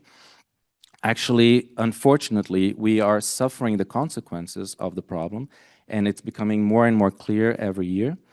And now the time is to act and to finally bring everyone together. The Brazilian presidency this year, introduced through the first letter to the parties by our president-designate, has introduced a concept of a Brazilian concept that's mutirão. It's a Brazilian word. It's originally from indigenous Brazilian populations. And it means to come together to solve a problem collectively. That's the meaning of mutirão. It's something that has been done in Brazil throughout history. Whenever a catastrophe hits a community, people come together regardless of race, regardless of background, regardless of a social standing, and they come together to try to find a solution and to solve the problem. In our presidency, we expect countries, societies, individuals to come together in a collective mutirão worldwide to bring about the solutions that we need at the pace that we need, at the speed that we need. I could go on forever here. I don't want to monopolize the time. But I would like to just, with that backdrop, list 4 basic objectives that we would like to see take shape at COP30 this year in Belém. Maybe I would add even a 5th one. And the 5th one, I start by it, which is to show that multilateralism can deliver. I think this is a key message, and it's a key mission for all parties of the convention, and really to all societies that are involved in climate change action today. We can show and we can prove that multilateralism can work for everyone. It's not a divisive agenda, it's a uniting agenda, and we can show results concretely this year in November in Belém. At the heart of the Amazon rainforest, which has been at the center of climate debate for so long, and now finally, not only the negotiators, but the whole world will see with its own eyes what is going on in the Amazon in Brazil. The second objective, I would say, is the mutirão, so be able to enthusiasm and to liven up the debate. I see, unfortunately, there is some signs of skepticism sometimes that I hear, from younger generations sometimes saying, well, now we have surpassed 1.5, now we are doomed, and this is not true. We can act, we can do something about it. We have already, well, the collective agenda that we have carried out until now has already made the prospects of increasing temperatures to go from 5 to around 3. We can make it better. We can eventually reach 1.5. and we can deliver on our promises at the Paris Agreement. So mobilizing people is definitely one of the solutions here. Third is the Leader Summit. This year we're changing a little bit the agenda of COP30. We're having the leaders meet before the conference of the party itself. And the idea here is to deliver a strong message. So at the highest political level, leaders will convene at the heart of the Amazon in Brazil to deliver a strong mandate for negotiators, to deliver a strong mandate also for societies to come together for climate action. The fourth is, I think, at the heart of this COP. Many are calling it the implementation COP, and that is why the action agenda is actually central here. So this item would be the action agenda. Brazil has structured this agenda in one of the letters of the president-designate. I can go over in more detail later as the conversation goes on. But the underlying idea is the parties, the members, have negotiated so far the Paris Agreement. The rule book of the Paris Agreement has been negotiated almost to 100% until now. There are, I think, 18 items agenda that still need to be negotiated in November at Belém, but these are minor aspects of the agenda. So basically, we have the rules, we have the tools to act. And Brazil wants to convey the message with its peers that it's time then to act and to structure an agenda that works for everyone. So we have structured it around 6 axes of action based on the GST. So GST was negotiated by the parties at COP28 2 years ago. That was a big, major achievement because countries could come together to understand how climate action is actually working, and most importantly, the gap to reach the ambition of climate action that we envisioned. So based on the GST, we structured an action agenda that can deliver to everyone. Sorry. And lastly, of course, the climate negotiations, which are going to take place in Belém. Also very important, but again, I remember everyone. This is almost a chapter that's been read by everyone. Now it's time to think forward, to think about the climate action. Okay, thank you. Thank you, Enrique. I really looking forward to have a kind of a outcome that gives us the hope, gives us the kind of directions, gives us a kind of inspiration for us. And I really concur. We really need to bring multilateralism back, and also see the Brazil's new approach to bring different conventions together, such as UNFCCC, CBD, and also UNCCD. And that was clearly mentioned by the letter from the presidency. So I see the kind of new approach that Brazil is taking, and I really do hope that the new hope is coming from the new COP. Okay, thank you. And I maybe moving on to next. To the Shyam-san, for the from the ITTO's perspectives, what is your global vision and strategic approach to promote more nature-based solution, which is now a kind of famous wording, nature-based solution, but to deliver both mitigation, adaptation, and additional sustainable development goal co-benefits? So, yes, please, floor is yours. Voice, I'm sure you can hear me. Thank you very much, Kozu-san, and also to IJES for the privilege of being on this panel and being with all of you, and welcome to the distinguished panel too.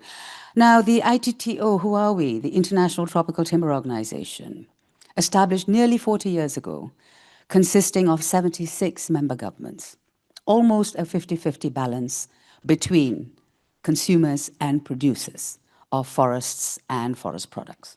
So, Brazil, thank you. You are our largest producing member country, and Japan, you are the largest contributor to the International Tropical Timber Organization for our activities and to implement our policies. So I must be grateful to the government of Japan for having financed us for the last 40 years, almost, and I hope that it will continue for the next 40 years to come. Now, if you ask me, what is it that we can do and what is my vision? The ITTO has a dual mandate. One is the implementation of sustainable forest management and the diversification of trade in wood and non-wood products from legally and sustainably harvested forests. So the membership of the ITTO covers almost 80% of the world's tropical forests and account for nearly 90% in the trade of wood products. That alone speaks for itself. My vision is for tropical forests to be acknowledged as the central focus in maintaining a good balance between climate change and biodiversity conservation whilst maintaining human well-being. The main mantra for the ITTO is to ensure that the policy and science interface, this needs to be ramped up even more. ITTO has been doing it for the last, as I said, nearly 40 years. But we also believe that capacity building and education is also key. The vision is that all of us should be synergistic in our thinking and our behaviors. We have heard many speakers, distinguished speakers in plenary, saying that it needs to grow from the local level to the regional level, from local governments, from communities. That's exactly what the ITTO is all about. And the biggest thing that we feel that forests can contribute to is why forests are the biggest sinks. They sequester, and they are a storage for carbon. The use of wood products, that maintains a carbon stock for the lifespan of any particular product. For example, this beautiful podium here. I'm hoping that it's not acrylic or anything underneath, timber veneer. I'm pretty sure that that's solid wood. All use of wood products. It's not just minor things, it's also the major things, including sustainably and legally harvested wood in construction plants. It doesn't have to be all made of wood. We will not have enough trees in the world to cover tall skyscraper buildings that are purely built in wood. Combination of materials is absolutely fine, but wood is also an excellent substitute for less environmentally friendly materials, such as, I think you know the answer to that one. Anyway, we also believe that forests and the use of wood products are the best nature-based solution, the most efficient and the most cost-effective. One of the distinguished speakers this morning had said plant more trees. We fully support that. Plant more trees, but you need to plant trees with a purpose. So that is what ITTO also does. We advise our member countries on what kind of plantation trees that they need in order to reforest and afforest areas that are degraded or ex-agricultural land. You're absolutely right. Food security is important, but in the developing world, wood security is equally key. It is still used as fuel in many countries in Africa, less so in Latin America and Asia, but in the Asia Pacific, we do know some countries that still favor wood fuel to other fuels. So again, that is the sustainable bioeconomy that ITTO is all about, the sustainable and circular bioeconomy. The circular bioeconomy has been touted as one of the best ways and means in order to ensure the circularity of the resource to enhance society and for that resource to then return to the place that it came from. With the circular bioeconomy, you achieve even more than that because you need to enrich livelihoods. Without enriching livelihoods and without the sustainable use of forests, I can guarantee you that those forest areas will disappear very, very soon. Why? Because there is land use challenges, there is migration of people, there is also displacement of people. Last year, it was estimated that 82 million people were struggling with displacement. From the natural disasters we have seen earlier this year, we feel that that number is far higher. Yes, I saw you, thank you. So the gap, of course, is in sustainable, equitable, and achievable financing. And the next gap, of course, is in implementation. So we support the COP30 presidency that implementation needs to happen almost immediately, and ITTO is an implementer.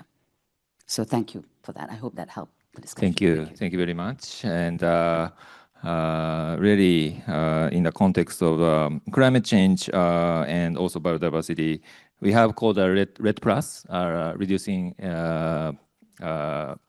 deforestation, reducing emission from deforestation, and also afforestation, reforestation. Nowadays, also there's a cook stove projects, which kind of using fuel wood, but also using more efficient cook stove, or even replacing those. So there is a very much linkages in terms of, but also always there's a humans who are really, living that area, really depending on resources.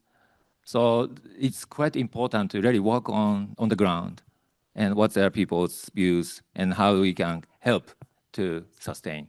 So I really take all the points and thank you very much, and all the visions. And okay, moving on, Pruvi-san, based on your experience, again, working in the Bill Gates Foundation, having the agriculture, many areas, global development partnership, global strategy, what's the intersection of agriculture, finance, and technology? How do you envision climate action contributing more directly to local resilience and socio-economic transformation? So please, the floor is yours. Thank you very much, Mr. Chairman. And I think what I really have appreciated since the morning, including the opening keynote that was done by Takeuchi-san, and the previous panel and this panel, the way you have set it up, Mr. Chairman, is the emphasis on the word action. And that's, I think, what is making this a very different forum, right? When we emphasize on the word action, it means that we are not only talking about diagnosing the problem together, we are talking about solving the problem together. And there's where the synergies in action is an extremely important thing. So I really want to thank and congratulate IGES, the president, Takeuchi-san, Ono-san, and the entire team for bringing in this forum which focuses on action. And this is very, very important when we talk about, of course, mitigation, but especially adaptation. The changes that were to be made by climate has happened. Right? So while mitigation is extremely important, adapting to the changes is very, very important as well. The 1.5 degrees higher temperature has happened. How do we really adapt to that, and how do we get systems to adapt to that? And this is at every level, right? I used to be a student here in Tokyo 32 years ago, right? 私は東大に行きました。32 years since I have been coming to Japan very regularly. And a difference that I see when I was a student at Todai 32 years ago and now is the number of air-conditioned units. Right? You mentioned about umbrellas. That's a major change you see in a country where, there hardly used to be houses which would have. This is everywhere, especially in Asia, which is the highest growth in terms of air conditioner unit sales, right? This is at a very larger urban level. This is our way of adapting to the higher temperature. If one looks at it from an agriculture perspective, right, for a smallest of the farmer, 1.5 degrees higher temperature in his or her farm means about 3 to 4% low production of rice, about 8% low production of maize, and close to 23% low production of milk, right? They have to adapt to these changes. And therefore, I think action that we talk about is extremely important because the soil conditions are changing, the water conditions are changing, the nighttime temperature, which is extremely important for agriculture and for forestry, that is changing. With those patterns, what are the actions that we take which will transform and help these systems whose dependence is on agriculture. There is, especially in Asia, when we look at it, for most countries, an average 60 to 65% of the country's population are dependent on agriculture for their livelihood. And therefore, adaptation is extremely important for some of these systems, right? Three key principles, which is very important when we talk about action and we talk about this. Number one is any action we take has to be economically viable, affordable by the people. Number two is scalable. Technology development, doing experiments here and there is very important, but scalability of it and large-scale impact is going to be very important. And third is sustainability, which is something IGES does. The last point about synergy, I think my previous speakers have spoken about synergy between various stakeholders, so I don't want to repeat it. But I want to say that climate is an ecological problem, yes. But climate also is an economic opportunity. We had the insurance person earlier, right? If one looks at climate tech, by 2032, the climate tech, which is the adaptation technology market, is going to be at 149 billion US dollars. And so there is a huge opportunity also as we look at adaptation, where we will need newer seeds, we will need newer strategies, we will need more insurance policies, and that is a huge opportunity as well. And so synergies not only in solving the problems, but synergies in also tapping the opportunities that this problem has created. Thank you, Purvi-san. I really concur with those all three principles: economically viable, scalable, and sustainability. I think those are very all kind of applied to all the areas which we need to consider. And also the change in the environment.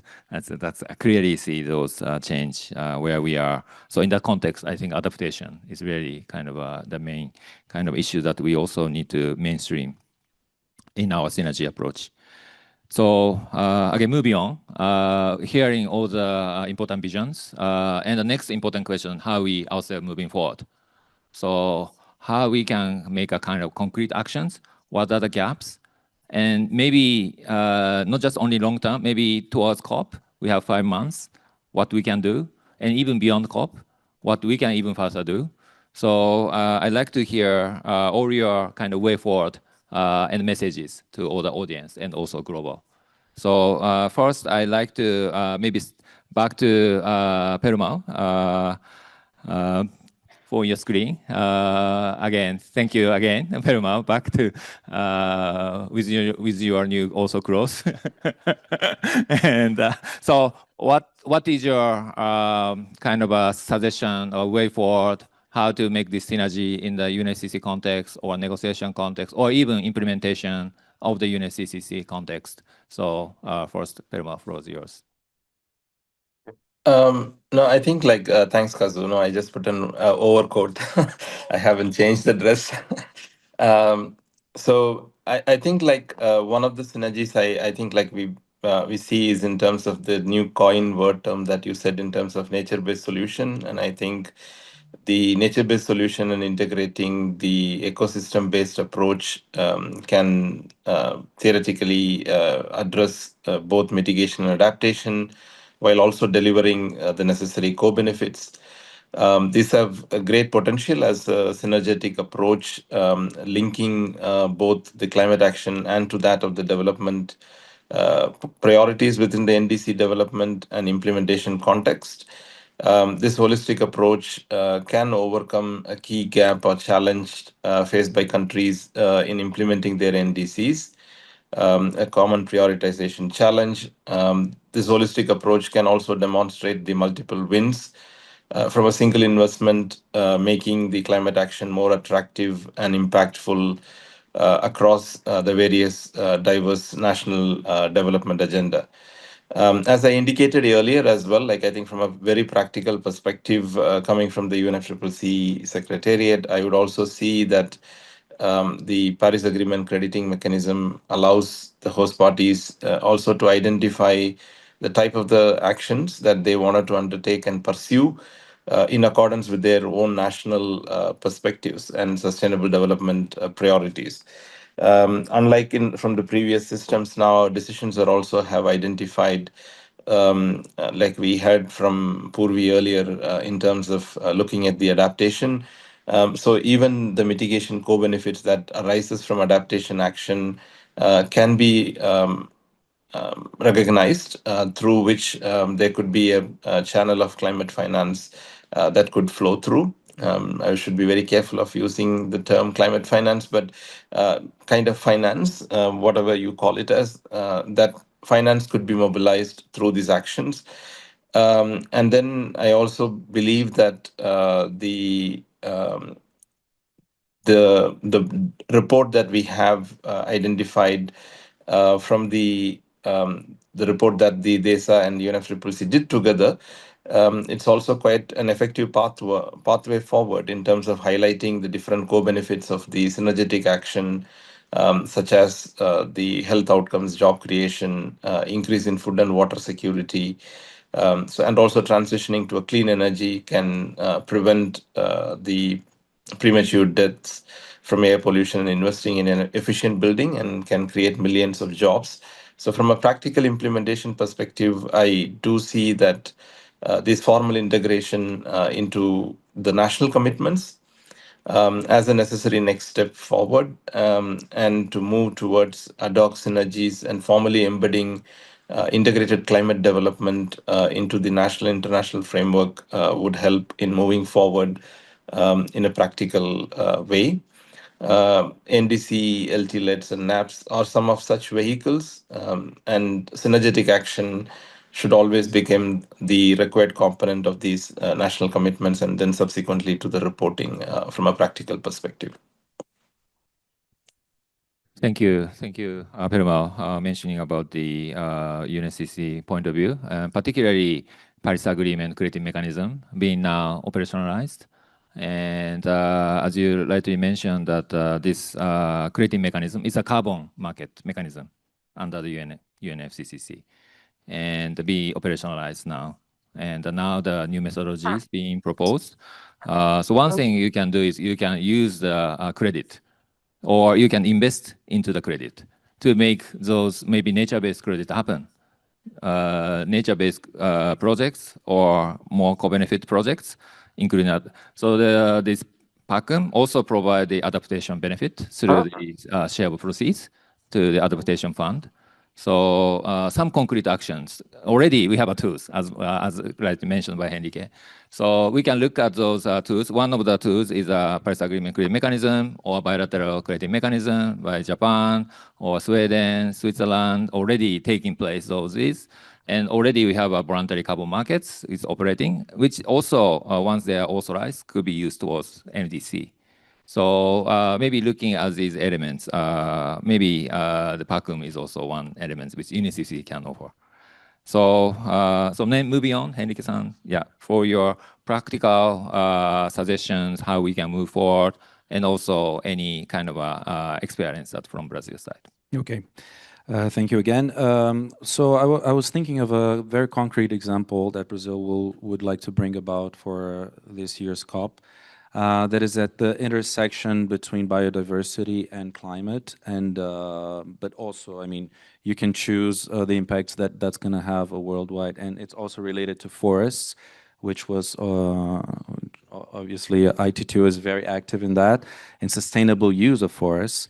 And when you look at the tools we have to protect and preserve forests, especially in the case of Brazil, that has a jurisdiction over a very, very large part of the Amazon, we see that there is a tool for avoided deforestation, the REDD+, that has been negotiated, and that has been working in Brazil for a number of years and has avoided deforestation very effectively for the last decades. You have sustainable use of forests, so you have a project-based approach that has been delivering some results. But when it comes to conservation, and when it comes to those untouched areas and places in the forest that you really don't want to touch. You want to conserve that area. There is still no financing for that. There is no solution today for countries, and we're talking about more than 60 countries worldwide having tropical forests in their territories. Most of them developing countries, the largest majority of them developing countries, that ask themselves, rightfully so, I have a resource, I cannot use that resource, but I will not be rewarded for that. So COP30 presidency has introduced, actually Brazil introduced in Dubai, the concept of the Tropical Forest Fund Forever Facility, Tropical Forest Forever Facility, acronym TFFF, that is envisioned as a tool to preserve standing forests and to reward countries that are working towards that. Of course, the discussions are still ongoing as to how this mechanism could work. But the main idea is to raise up to $125 billion through public and private sources, basically leveraging public resources through private investors, through an endowment. Basically, investors would be rewarded for what they are investing. And the surplus in the payment of the interest that they are being paid would go to forest protection worldwide. This facility would be open to all willing parties that have tropical forests. As I mentioned, more than 60 jurisdictions around the world today have a tropical forest. And the idea is that the deforestation can be measured in a trustworthy way, either through the country itself or through a third party that the country would allow for that to happen. And the payments would come through results. Then we would have a payment by result logic that would incentivize countries to actually preserve their forests. So this is one new tool that the Brazilian presidency would like to introduce this year.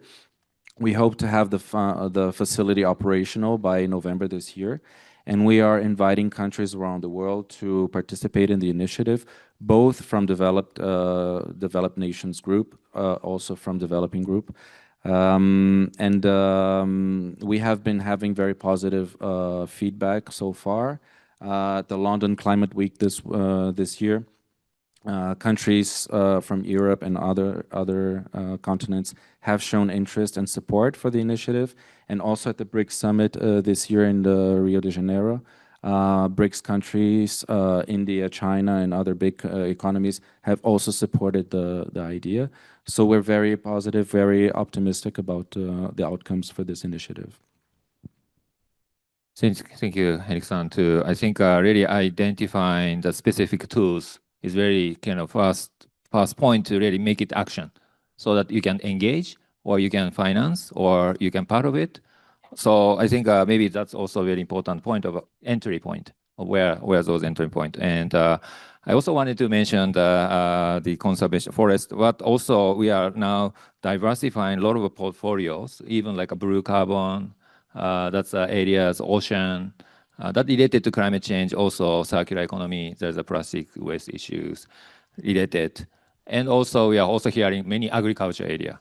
Now many projects are now kind of proposed in those areas to try to link with the climate, but same time really benefiting to the actual agriculture. So then I want to also bring to the Puri-sans about your specific suggestions on our way forward. You asked for a very, very specific suggestion, and I think I'm going to give two. This will be very important for all of us working in different parts of the whole climate puzzle. And this will be very important to also, take it probably as COP30. And this would perhaps also be very important for an institution like IGES, which has a global standing, and it works on various sectors, right? two observations. Number one is, it's not that nothing has happened in terms of solutions. There is a lot of work that has happened in terms of finding solutions. There has been some very, very successful models created. There has been a lot of work all around the world. What we really need is a comprehensive inventory of various solutions. We do have a lot of comprehensive reports on what is the problem. We do have a lot of comprehensive report as to what's the sea level temperature, level rising, temperature rising, those kind of things. But we need some kind of an inventory where there are lots of solutions that has been put. Agriculture, biodiversity, water, forest, that kind of thing. So it needs the world needs a comprehensive inventory, number one. And number two, I think, again, there is a lot of efforts happening, and there are a lot of efforts that are going to happen. If one looks at the most underinvested continent like Africa, in last 2 years, the average investment that has come in the space of climate in Africa has been close to $24 billion. It's not enough, but it's a lot of money. It's not trivial. So there has been a lot of efforts that are happening. How are these efforts adding up? And what is the collective impact these efforts making? We don't have that. Every individual project, we are measuring the impact of it. Every organization is measuring its own impact. But together, what is the difference we are making in terms of the solutions in climate? We don't have. So I think these two things will be very, very important. And I really see institutions like IGES playing a very key role in giving leadership to something like this. Thank you, Ruby-san, about those specific suggestions. Yes, I think we should really shifting. Already we are shifting, but more focus on solutions, more focus on acting on those solutions. To do so, we need more information to be available for us to really tap on those opportunities and how to do it, how to address this. And also, for us, we are thinking about how to assess those collective impacts, which you rightly mentioned about how to really see those collective impacts. So climate, CO2, biodiversity, other biodiversity impacts, nature positive, and circular economy, the circular efficiency, resources, how we can create those kind of a framework to account, assess. That's something I think institutions like IGES, we try to. And actually, from this July, we are starting new phase of research.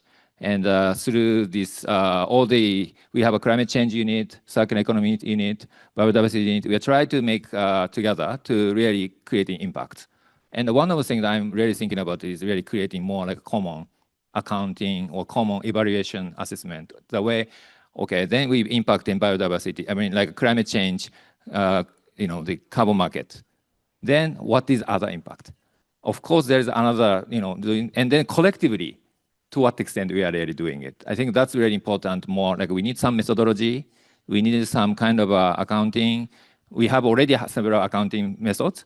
So how we can put in together to make it more collective. I think that's something we do really see. That's really kind of areas which I also heard from Brazil. They also, from presidency talking about those kind of common accounting approach that could become so something we should really explore to work on.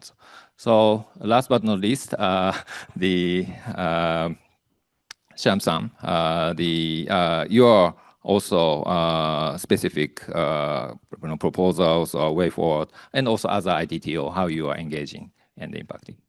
Thank you very much, Koji-san. And I just wanted to say that I fully agree with so many of the points that have already been mentioned by members of this distinguished panel as well as yourself, Now, if you ask me what we can do more collectively together and what we can take to COP, I think we just need to really enhance that synergistic approach.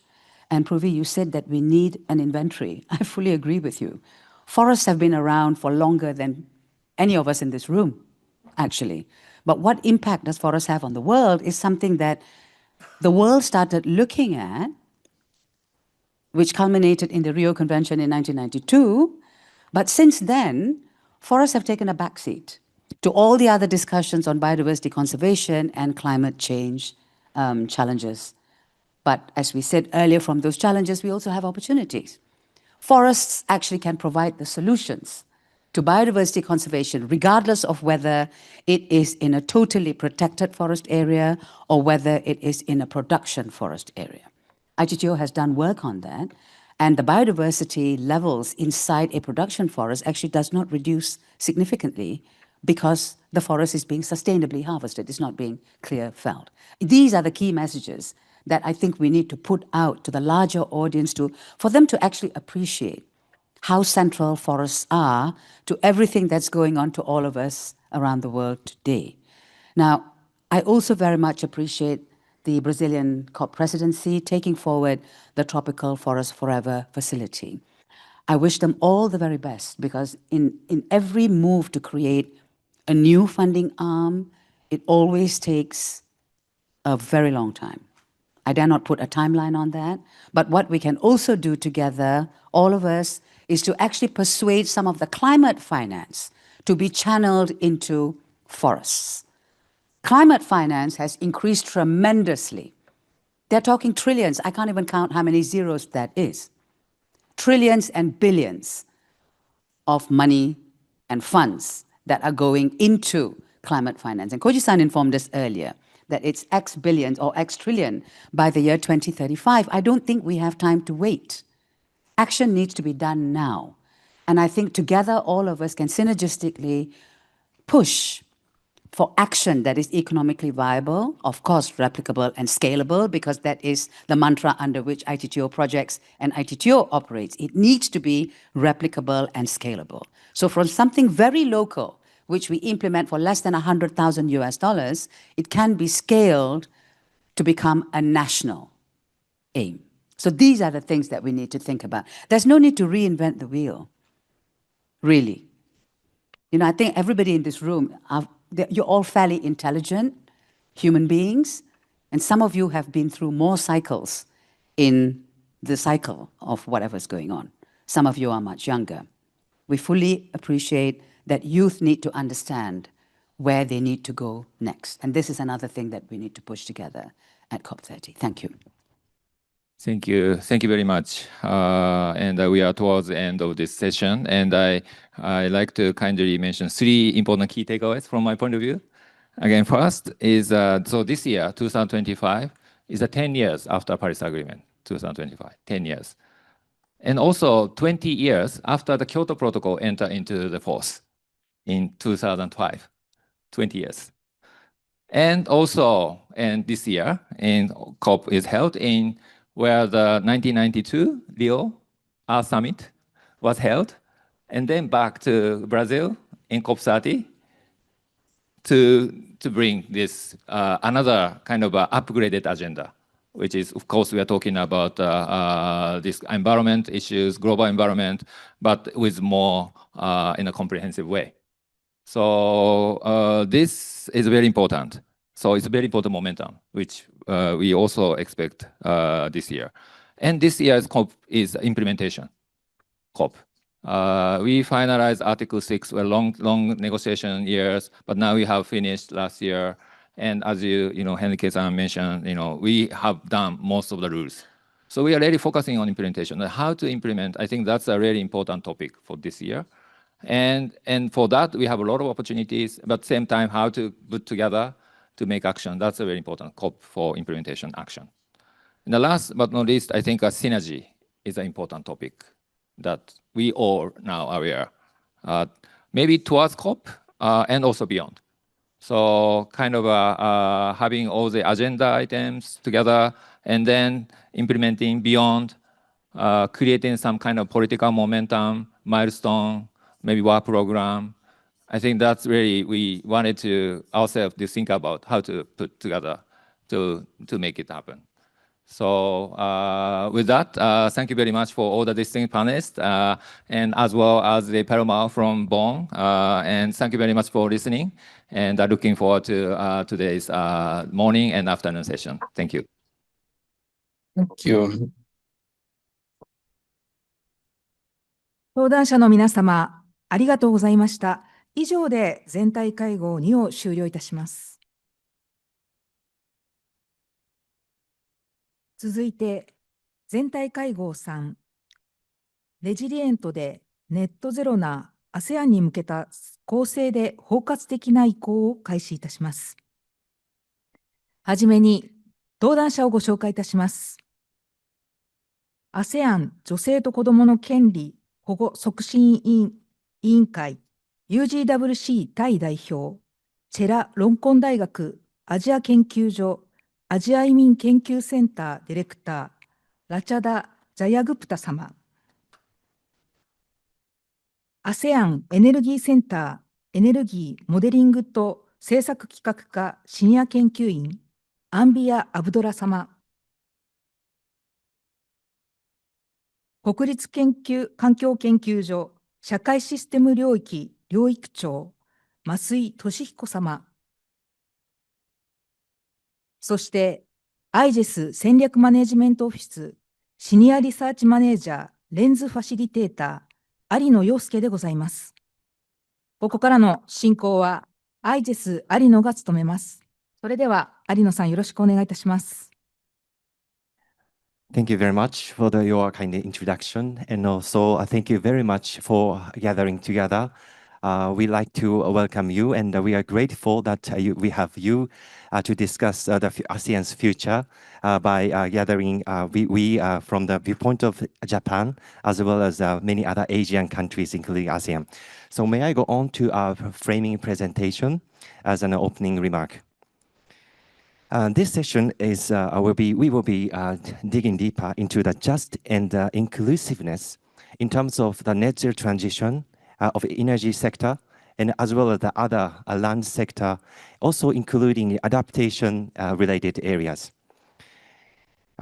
This is my brief outline of this framing presentation, starting from introducing the ASEAN's Community Vision 2045 and ASEAN Climate Vision 2050. Given this long-term vision, we'd like to share with you about the ASEAN's currently developed the new strategy on climate change. So here's the ASEAN Community Vision 2045. This is just lately it was developed in the ASEAN Summit in May in Kuala Lumpur, Malaysia. ASEAN Community Vision 2045 is kind of the socio-economic vision, especially long-term vision. And then it highlighted resilience and innovation, and the dynamic and people-centered ASEAN. People-centered, this word is original to ASEAN community, highlighting the social inclusion aspect and much broader meaning. And then here's the ASEAN Climate Vision 2050. It says ASEAN needs to achieve resilient and net zero future in the latter half of this century. But for that, we need to co-create the long-term vision and the roadmap.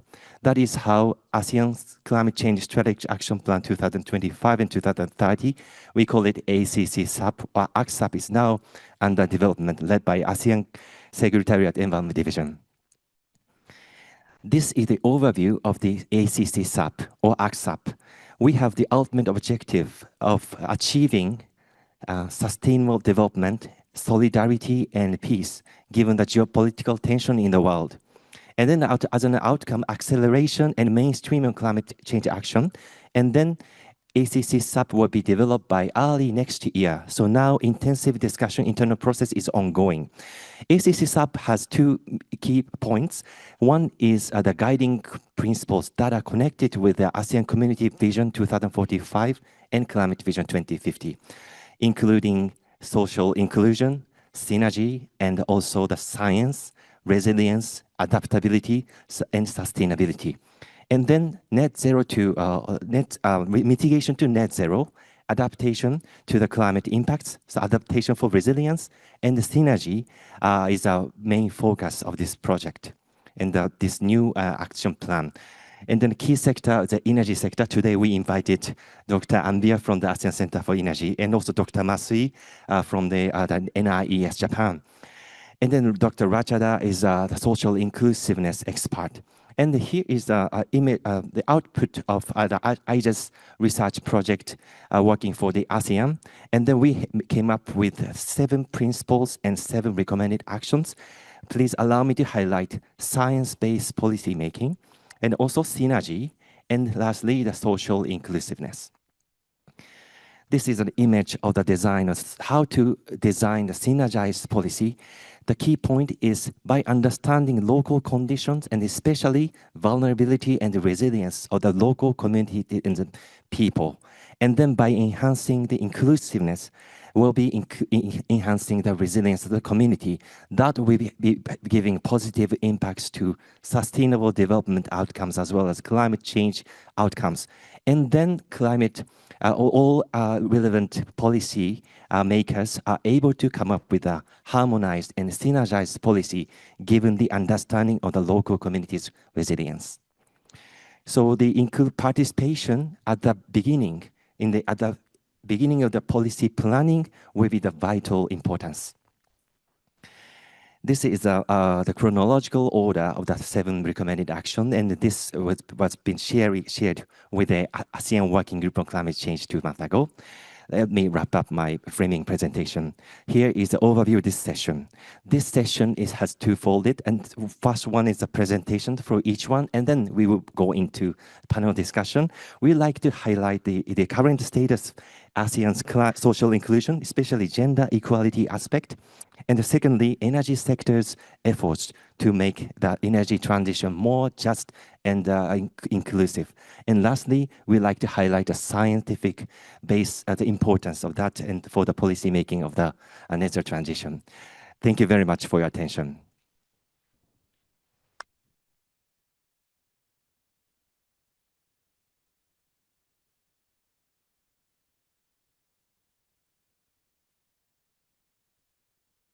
So, very nice to meet you all. Sawadika. I'm Rachada Chayakup. I'm Thailand representative to the ASEAN Commission on the Promotion and Protection of the Rights of Women and Children, and also director of the Asian Research Center for Migration at the Institute of Asian Studies, Chulalongkorn University. So today I would like to present on the issue on the advancing a just and inclusive ASEAN, and specifically on the findings and recommendation of the ASEAN Research and Development on gender equality and social inclusion in climate action planning. So my presentation will be based on 5 parts that will be on the setting, the context, and the ASEAN Gender Mainstreaming Strategic Framework, Regional Dialogue and Research Supporting Gender Equality and Social Inclusion, Recommendation and Conclusion. Please allow me to start what is ACWC. As I mentioned at the beginning, ACWC is one of the ASEAN sectoral bodies that with the ASCC pillar, ASEAN Socio-Cultural Community. And what is gender mainstreaming? The ultimate goal of gender mainstreaming is to advance gender equality and the empowerment of women. When we refer to gender equality, we're looking at the substantive equality level, meaning that we're not leaving anyone behind. And for my presentation overview, I will explore insights and sharing you the findings and recommendations from the research that we have done in all 10 ASEAN member states. The first part that I will mention about the ASEAN Gender Mainstreaming Strategic Framework, the current framework started from 2021, and this year is the last year of this strategic framework, and we are under the development of the new framework. And also with the approach As I earlier mentioned, this is the inclusive for all ASEAN community, so that this gender mainstreaming is cross-cutting issue, cross-cutting framework to all three pillars, namely APSC, AEC, and ASCC pillar. And we also focus on resilient, innovative, dynamic, and people-centered ASEAN. For the strategic objective of the gender equality and social integration, the framework looking on the ASEAN policy, institution, and practices that better embody its vision for a fairer, more equitable, and inclusive world.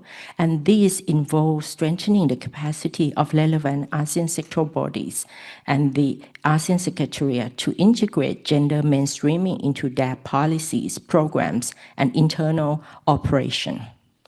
ASEAN also supports the intergovernmental processes and member states' gender mainstreaming and gender-focused initiative.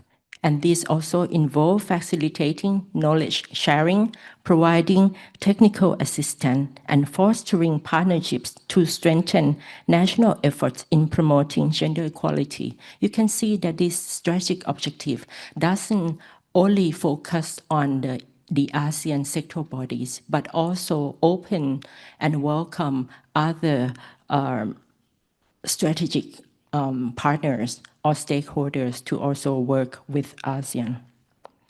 Other ASEAN frameworks and plans on GSC integration, please allow me to call gender equality and social inclusion as GSC for short.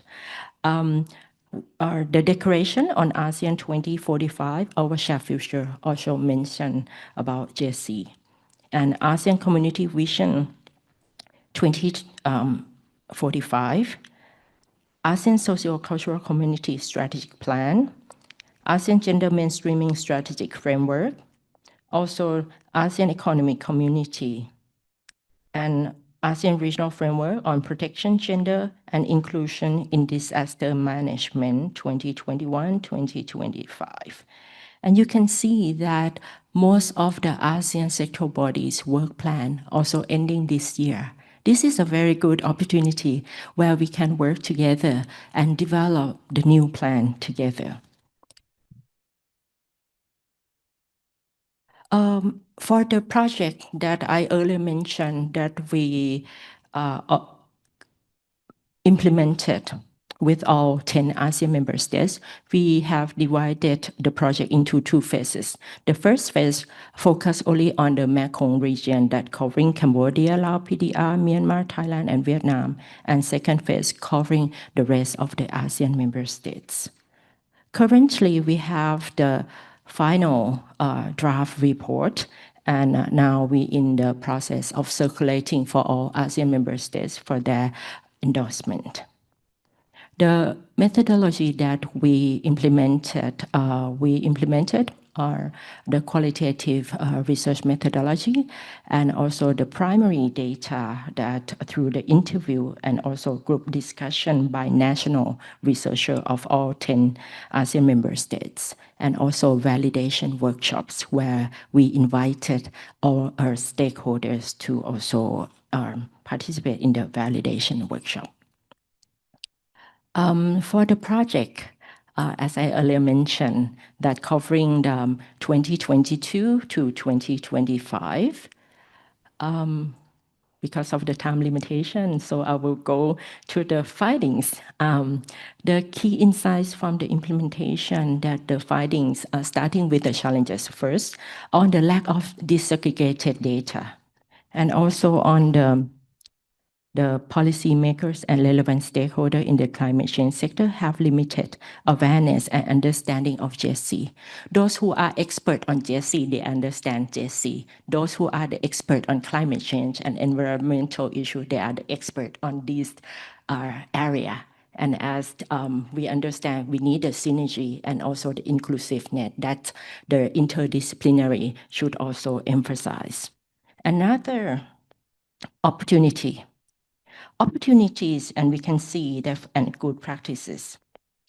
For donors and international partners, play a pivotal role in providing funding, technical assistance, and guidance, while GSC-related requirements can push for integration. And also, in incremental change, the pragmatic infrastructure improvement and proactive engagement with policymakers are also highlighted.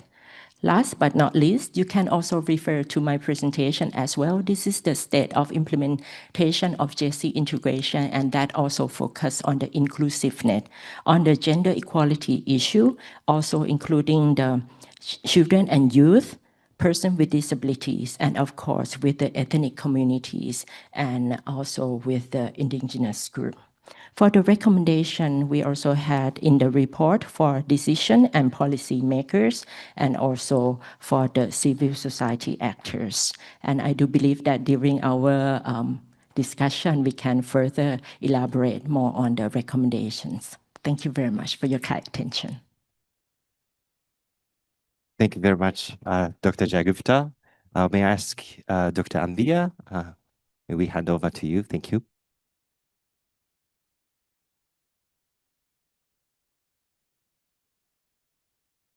Okay, good afternoon, distinguished participants. And on behalf of our Executive Director of the ASEAN Center for Energy, we would like to thank for the IJS as the main organizer for inviting us. It's an honor to be here to speak.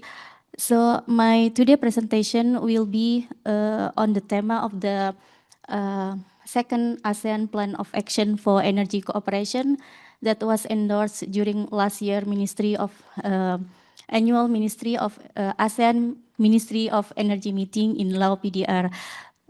So for your information, in ASEAN, especially for energy sector, I think Dr. Jayagupta also mentioned several strategies or action plan in ASEAN sectoral pillar.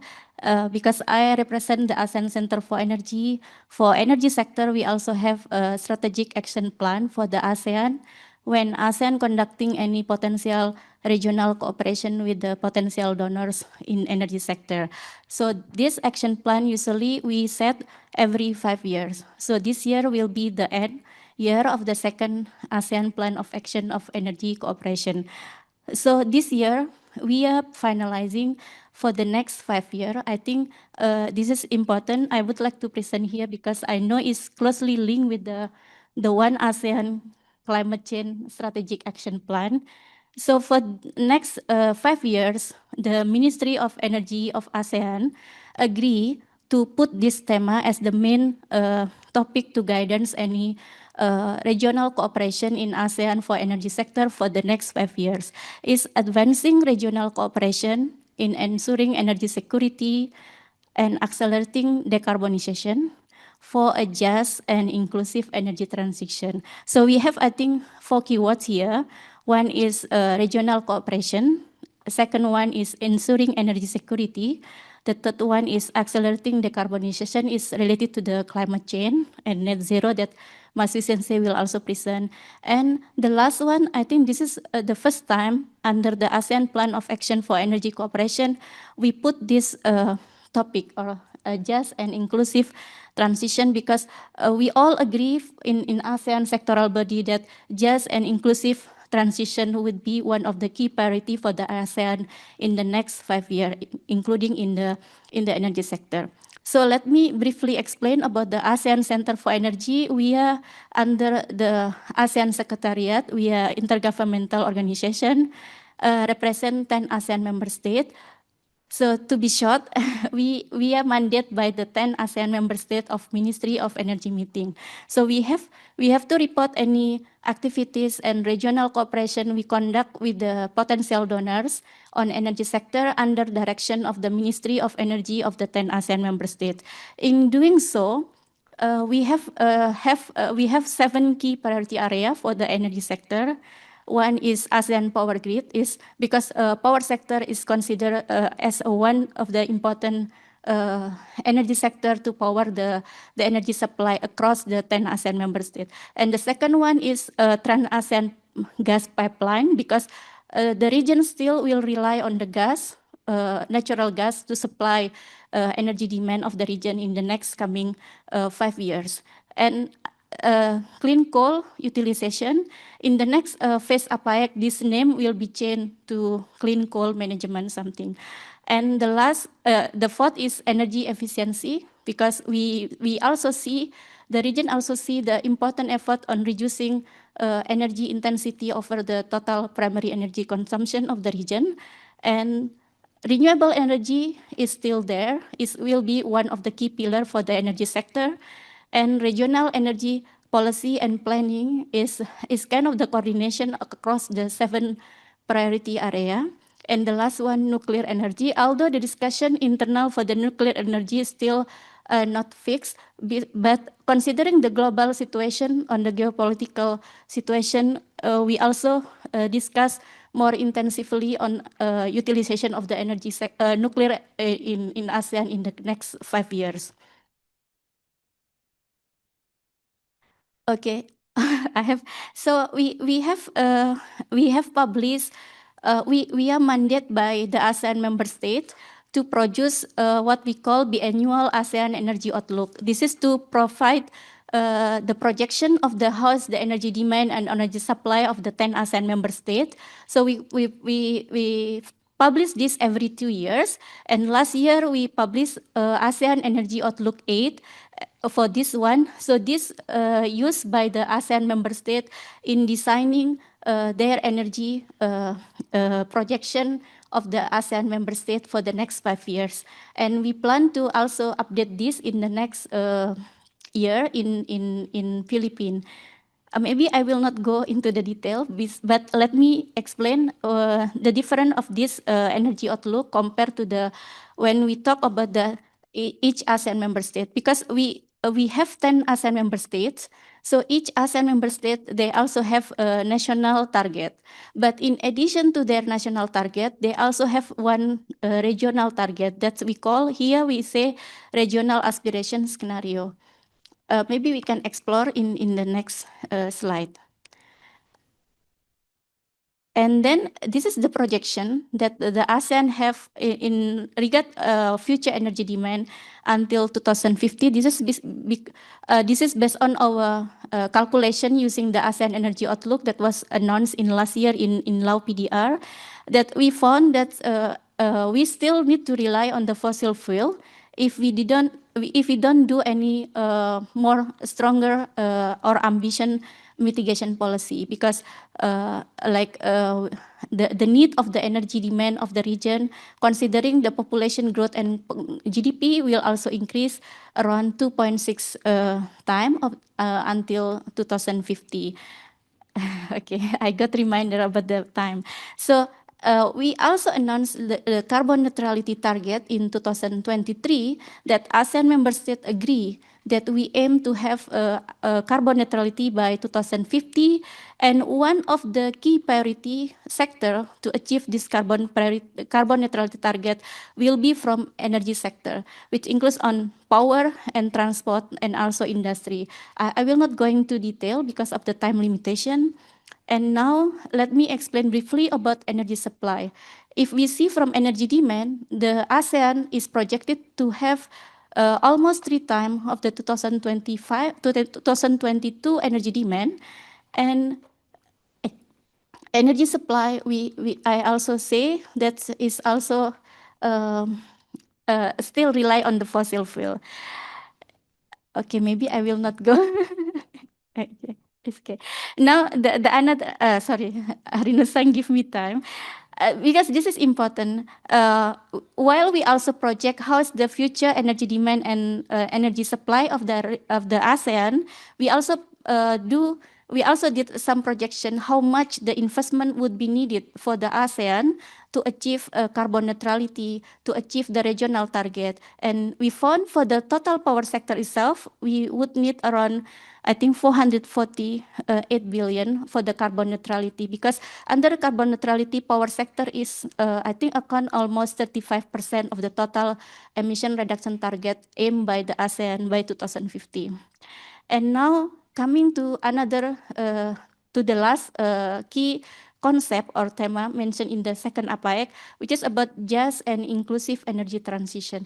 This is getting important. The discussion of this concept into ASEAN Plan of Action for Energy Cooperation actually started in 2021, and then the member state discussed intensively. I think Dr. Jaya Gupta also mentioned in last year in 2023, and there is a mandate that this concept should be also included in the energy sector.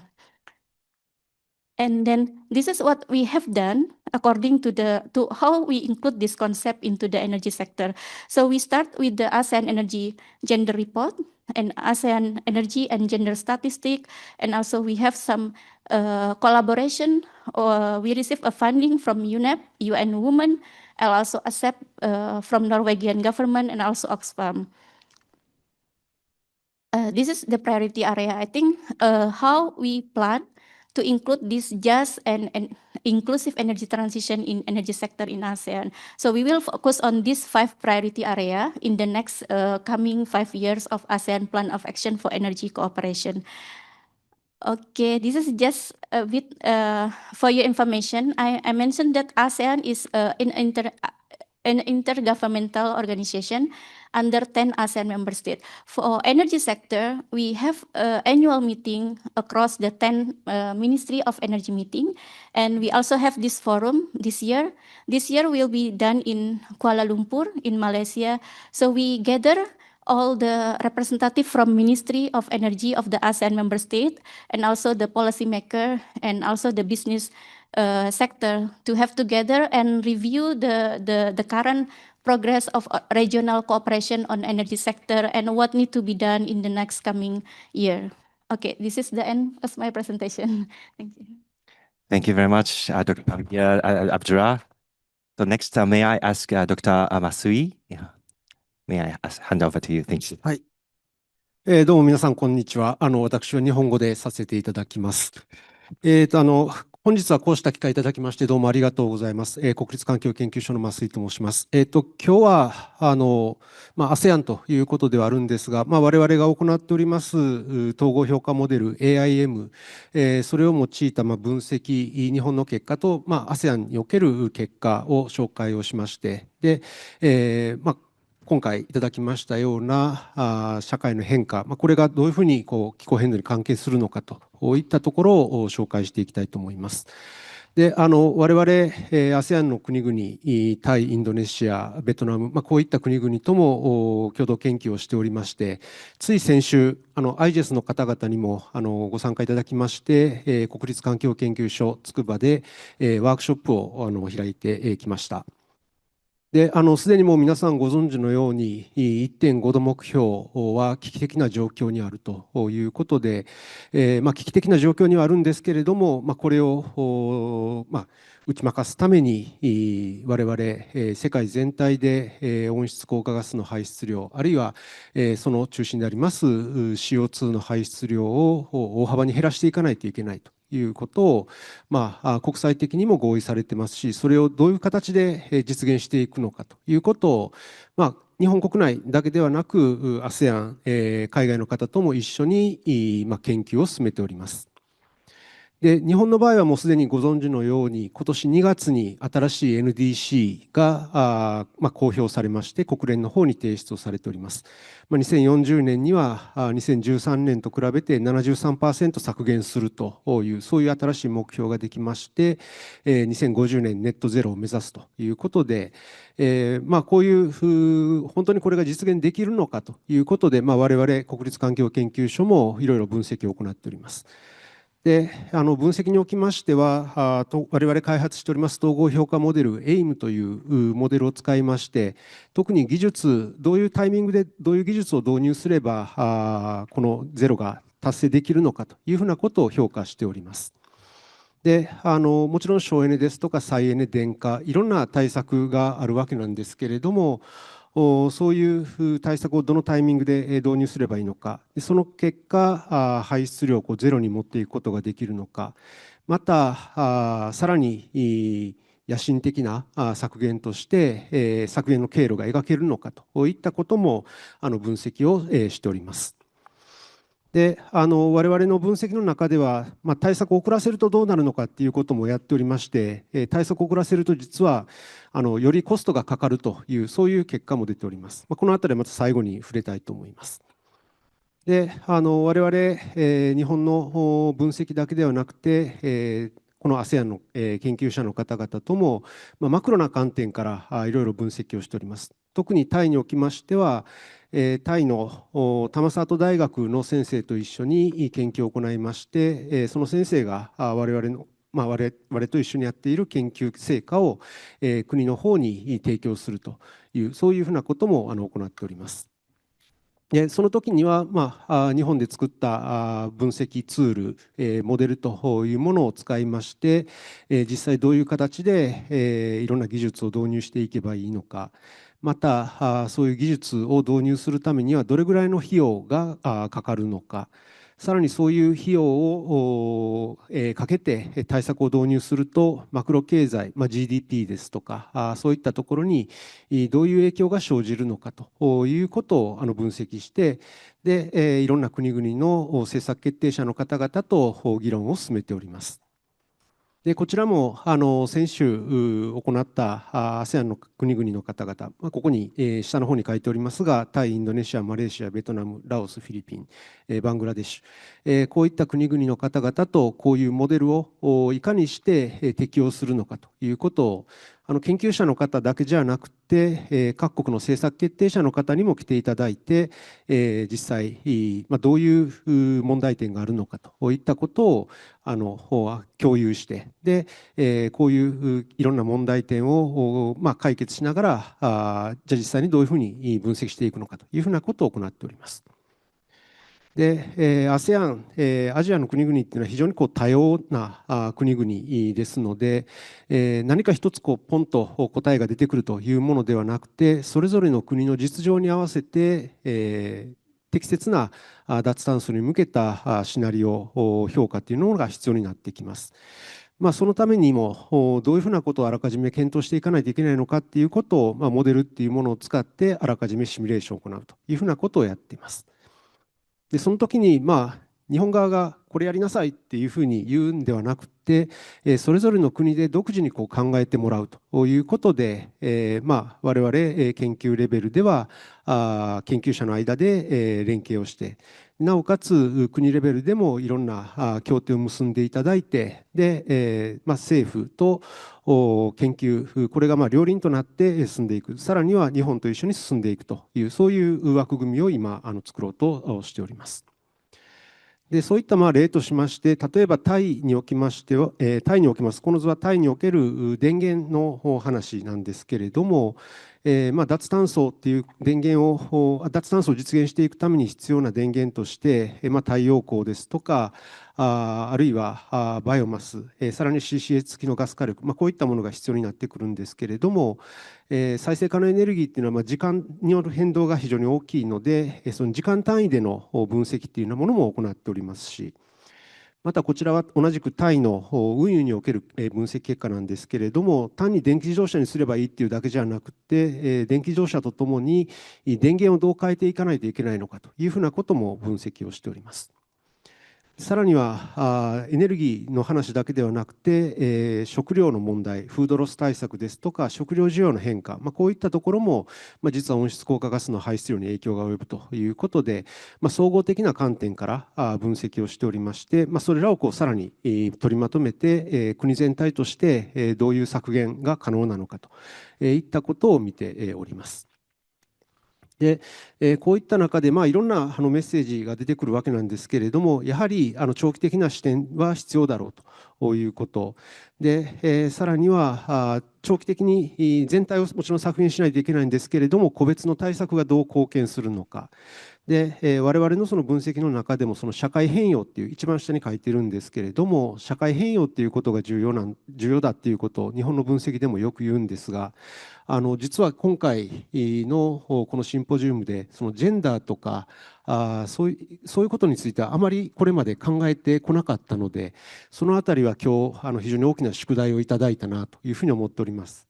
このあたりは私自身今日ここに登壇の先生方からいろいろ学んで、それを持ち帰って今後の分析に生かしたいなというふうに思っております。発表は以上です。どうもご清聴ありがとうございました。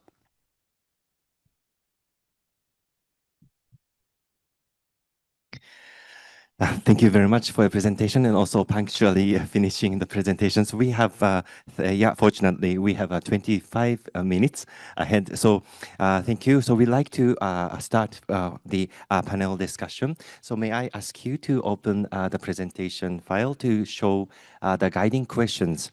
We prepared 3 guiding questions for this panel discussion. But due to the time limitation and also the urgency of the issue, we'd like to highlight first and second questions today.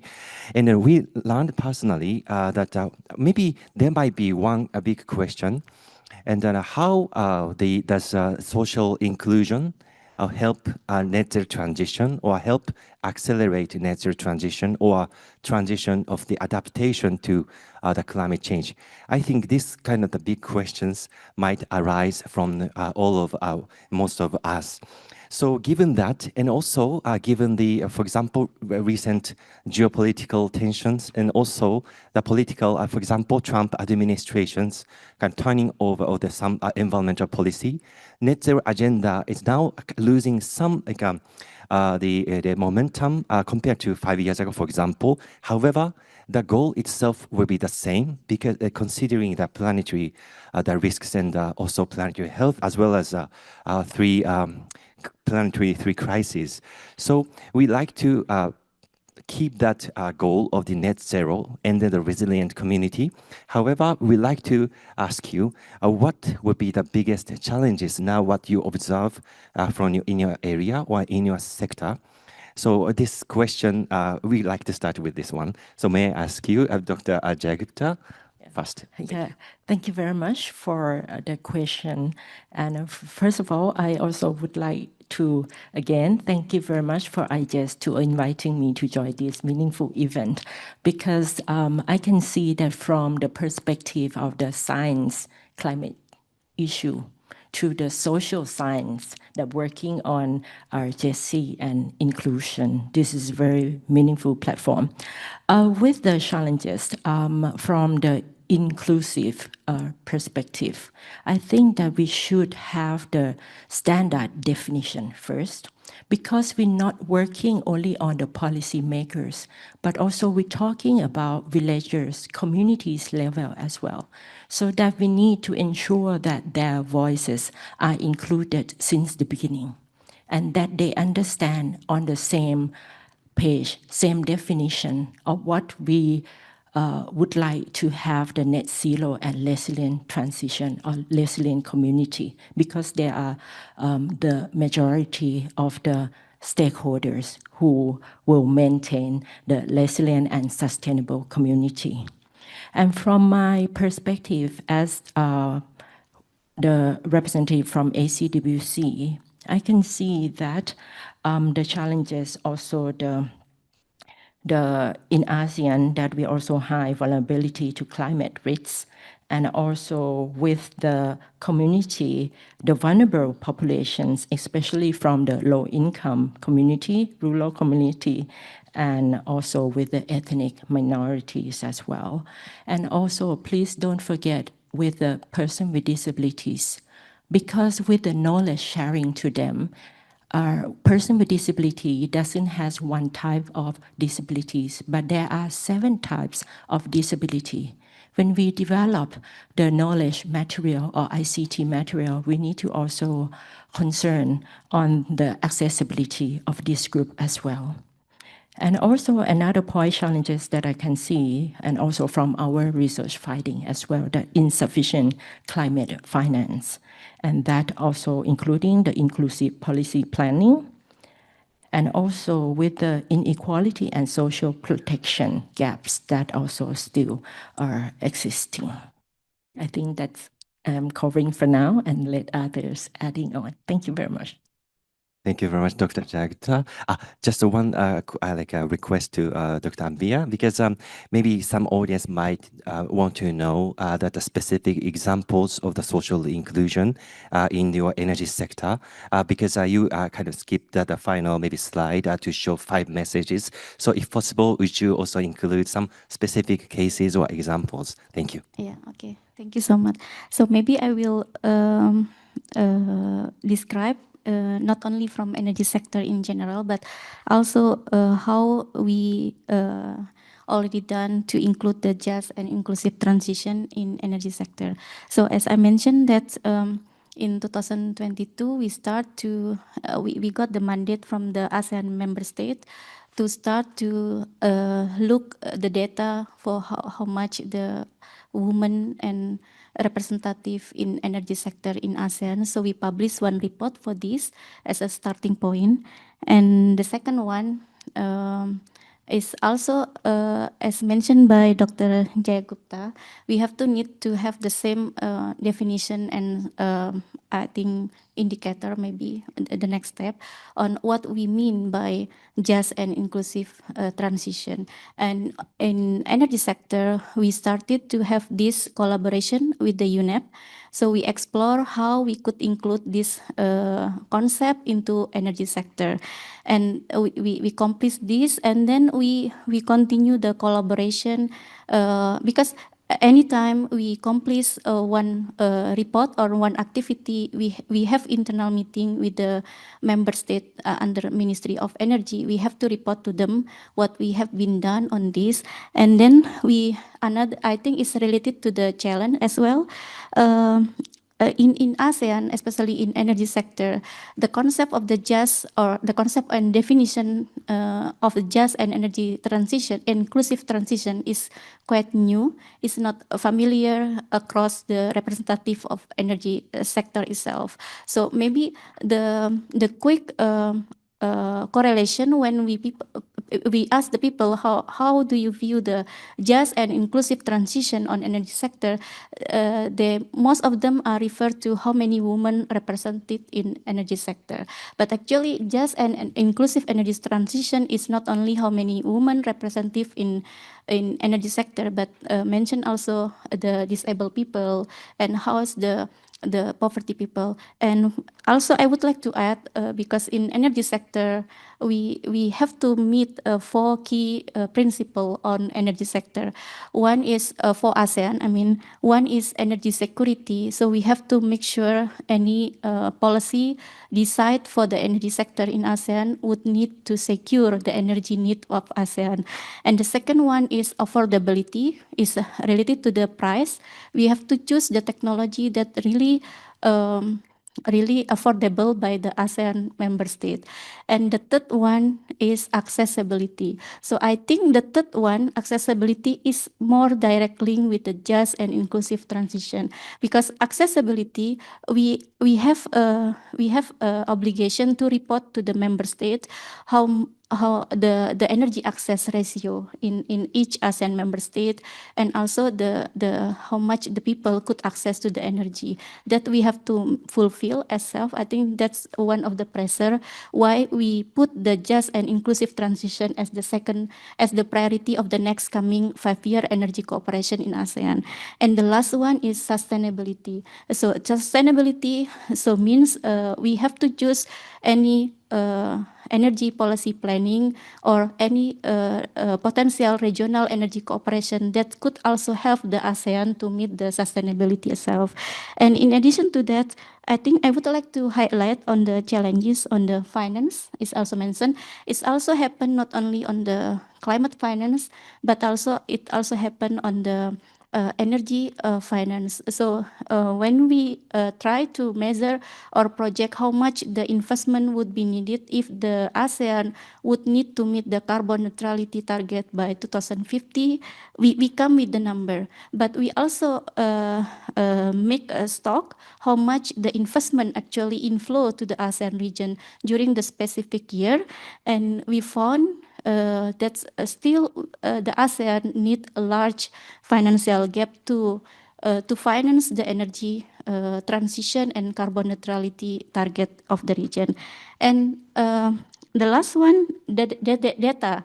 Data is quite challenging in ASEAN because of the level of the knowledge as well, and because the region is still not having, now is getting better because we starting to have like harmonized database across the region. That also the reason why we started to check, to have the stock take on how much the women representative in renewable energy in ASEAN. And now we are doing for all the energy sector, not only renewable energy, but we also now doing the database on how much the representative of marginalized people on clean, in coal sector in ASEAN, in natural gas sector in ASEAN, in oil and any other energy sector. So database is also one of the key challenging. And another one is capacity building, yeah, I think, because I mean, compared to like a developed country like Japan has a comprehensive database, and I mean, it's easy to get the database in Japan, but not the case in ASEAN. We have to make that database, but more importantly, we have to educate the people in ASEAN, representative from the policymaker in ASEAN, how to have the good quality of database itself is another challenging for ASEAN at the moment. Thank you. Thank you very much for your comprehensive response. So may I ask Dr. Masui about the same question? Okay. Thank you very much, Arino-san. Before answering the Arino-san's questions, I'd like to mention about the standardization proposed by Dr. Jayagupta. So I think in our case, we provide the same model to all the ASEAN countries, so they can compare their results and share the knowledge. So I think it's a kind of we contribute to such the standardized issues. But sorry, as I mentioned, our present activities will not cover such the gender issues. So I hope that in the near future we'd like to introduce such kind of issues. And I'd like to reply to Arino-san's questions. One of the biggest challenge, of course, as Ambia-san mentioned, there are many issues, but from my side, about the research work, one of the important and biggest challenges is communication between the research side and the stakeholder side, especially the policy makers. So sometimes, so we try to communicate the policy makers side, but sometimes, they misunderstood what is model and what is simulation and what is results. So sometimes, collaborating with IGS, we have the training course, not only for researchers, but also the policymaker side. So through these activities, we can make a good collaboration between research side and policy making side, and we can develop the more concrete and practical mitigation pathways to achieve the net zero. So I would like to stress such the communication to stakeholders. That's all. Thank you very much. Thank you very much, Dr. Masui, and also three of you for your feedback, especially about the biggest challenges. So this question naturally brings us to the next question about what should be done, and also regionally, what kind of the regional cooperation actions may exist in this ASEAN community, as well as a wider Asian communities. So that's the second question. Would you go to the recommendation if you have anything? Especially, ACC SAP will be IGES now is an implementation agency supporting the ASEAN Secretariat, Environment Division, and other sectors. So hopefully, if you have some some suggestions or recommendations for the ASEAN's collective action and the regional cooperation actions. Please, thank you. Hand over to you. Yeah, thank you very much for the question. And I can see this regional cooperation as an opportunity for all of us here. The enhancing the regional cooperation and also the coordination from the perspective of the ASCC pillar and especially with ACWC. We can collaborate with ASEAN Committee on Women, the ACW, ACDM, ASEAN Energy and Environmental bodies to integrate gender responsive indicators into ASEAN climate monitoring. And that also including the inclusion indicators as well. And also these also reflecting in the findings from the report that opportunities occur when the collaborative efforts among stakeholders. So this not limited only the ASEAN sectoral bodies, as I earlier mentioned, that also welcome related stakeholders to work with us in ASEAN. And also focusing on our civil society network as well, regional forums that can help and build advocacy momentum and strengthen capacity for the gender equality and social inclusion integration in the plan. And also with the database is very important. The system is important, and also the data itself is also important. One of the challenges that from the research that we found is in ASEAN, we lack of disaggregated data. We have data, mostly we have administrative data. Some we have prevalence data and costing data, but the data first not in the standardized system and also lack of disaggregated data. And also with the data, we can also use data to demonstrate the need for JC integration and its positive outcome. So that I would like to reflect that why the data is very important, because it can link with many things, with many aspects that lead to the sustainable community. And also with the capacity building, this also very important as we need to have the standard, understand the standard definition and understand the direction that lead to the effective and efficient implementation. And these we can jointly develop cross-sectoral action plans from the climate, from the science climate, pure science, to the social protection and its agenda. And also with the technical support with the leaders of the women and also CSO and local official on climate adaptation and resilient planning. And also the support on child-sensitive disaster preparedness is also important when we developed the work plan. Why I emphasize on the development of the work plan, and that also including the stakeholder, not only ASEAN member states, but also others who work in this area. Because in ASEAN sectoral body, we work and we can implement only follow our work plan. Right? We cannot do anything that outside our work plan. So this is a very good opportunity where we can develop the new work plan together for the next 5 years, and that in accordance with the 20 years vision of ASEAN. Thank you very much. Thank you very much. May I hand over to Dr. Ambiat? Yeah, thank you. Maybe I would like to echo the Dr. Jayagupta mentioned about work plan, yeah, because in ASEAN we have to agree. I mean, any work plan must be agreed by the 10 ASEAN member states. So my recommendation maybe would be more helpful for ASEAN if we could have like a new strategic plan that's already aligned with our ongoing current work plan.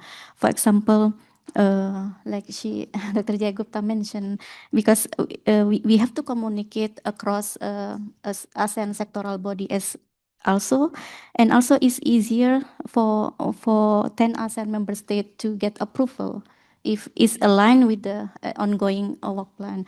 And in terms of the ASEAN Climate Change Strategic Action Plan, I think I saw some recommendation already there, and some already aligned with the ongoing work plan in ASEAN. But if possible, I would like to recommend maybe provide more detail in terms of the work plan related to energy sector. I mean, this is not because I'm representative of the ASEAN Center for Energy, but because energy sector will be one of the priority for the ASEAN for the next coming 5 years. So in our ASEAN Plan of Action for Energy Cooperation, we listed 7 priority area of energy sector. So if the ASEAN Climate Change Strategic Action Plan can link with this each priority area, that would be helpful for us, for the ASEAN, so we don't have to come with the making our own work plan for that specific one. I know for the climate change is not only energy sector. I mean, Mas Sensei cover all the sector, but energy sector is one of the priority, I think. And the second one, enhancing cross-sectoral coordination. This is also homework for ASEAN, not only for the donors, but also for us, for ASEAN is also homework. But I think we are doing we are doing significant progress in internal ASEAN to enhance cross-sectoral coordination. So means now when we have one specific main agenda that's set by the ASEAN Secretariat, so ASEAN Secretariat need to involve all the ASEAN sectoral body to be involved in that kind one. And the third one is, I think I would like to add about the communication that Mas Sensei mentioned. It was also a challenge for us because when we are representing the both sides, like from the research side, because we are the think tank under the ASEAN, but we have to report to the ASEAN member states. So when we try to communicate the result from the research perspective with the ASEAN member state, sometimes it's also challenging, but now we have good progressing because we have a monthly meeting inside of the energy sector to communicate directly with the representative of the one of the key priority ASEAN. I believe it also happened in other ASEAN sectoral body as well. Yeah, thank you. Thank you very much for your practical guidance and suggestions. So lastly, may I ask Dr. Masui? Yeah, thank you very much. Yeah, so ASEAN countries are quite diverse, but the goal is common, 1.5 degree target. So we need both the bottom-up perspectives and the top-down perspectives.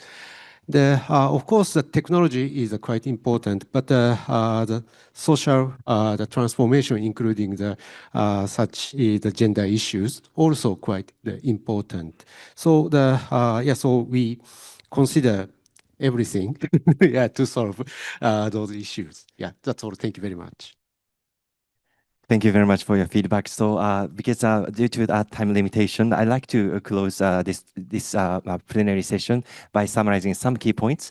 So, firstly, that we learned that gender framework and also social inclusion framework has been developed in ASEAN and also will be more mainstreamed into all sectors, all communities, social, cultural, environment, and also economic and political security, also dealing with the nuclear issue as well, also mainstreaming is happening. Secondly, the energy sectors, especially accessibility, might be the good entry point for deepening that kind of a social inclusion and to penetrate into, cascade it into the local communities and people who might also include disabled people with the disadvantaged positions. And lastly, what Dr. Masui said is the science, natural science also needs to have communication with the society, policy, and also science kind of integration should be happening. And then this social inclusion discussion might be the good entry point for all of us, because also personally I'm quite new, but because resilience is also one of my expertise, so I understood that resilience also needs to be kind of more with granular lens will be helping. So this might be the social inclusion. So affecting both natural science and social science, as well as all potential policy planning in the ASEAN and outside. This is my the key takeaway messages. Thank you very much for your kind attention, also practical cooperation, and also attending. Thank you very much for today. Please enjoy the following the plenary sessions. ご登壇者の皆様、ありがとうございました。以上で全体会合3を終了いたします。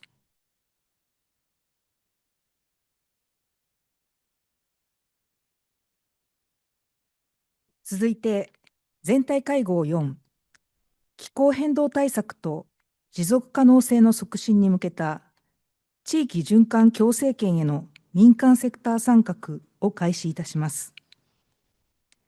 はじめに登壇者をご紹介いたします。三井住友信託銀行株式会社フェロー役員金井司様。横浜市脱炭素グリーンエクスポ推進局脱炭素社会移行推進部長門林博秀様。株式会社リコー ESG 戦略部 ESG センター所長安倍聡様。ブライトグリーンエナジーファンデーション創設者会長ディパル・チャンドラ・バルア様。アイジェスサステナビリティ統合センターリサーチディレクターミトラ・ビジョン・クマール。ここからの進行は金井司様が務めます。それでは金井様、よろしくお願いいたします。Good afternoon, everyone. Welcome to this session.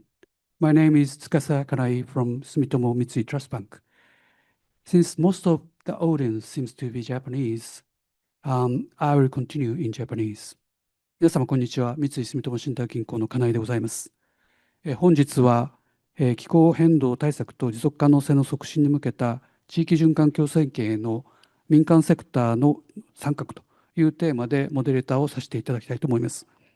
ご存知の通り SDGs とかあるいは世界的な気候目標を達成するためには、包括的でかつ統合的でインパクトのあるような取り組みが必要であるというふうに考えられています。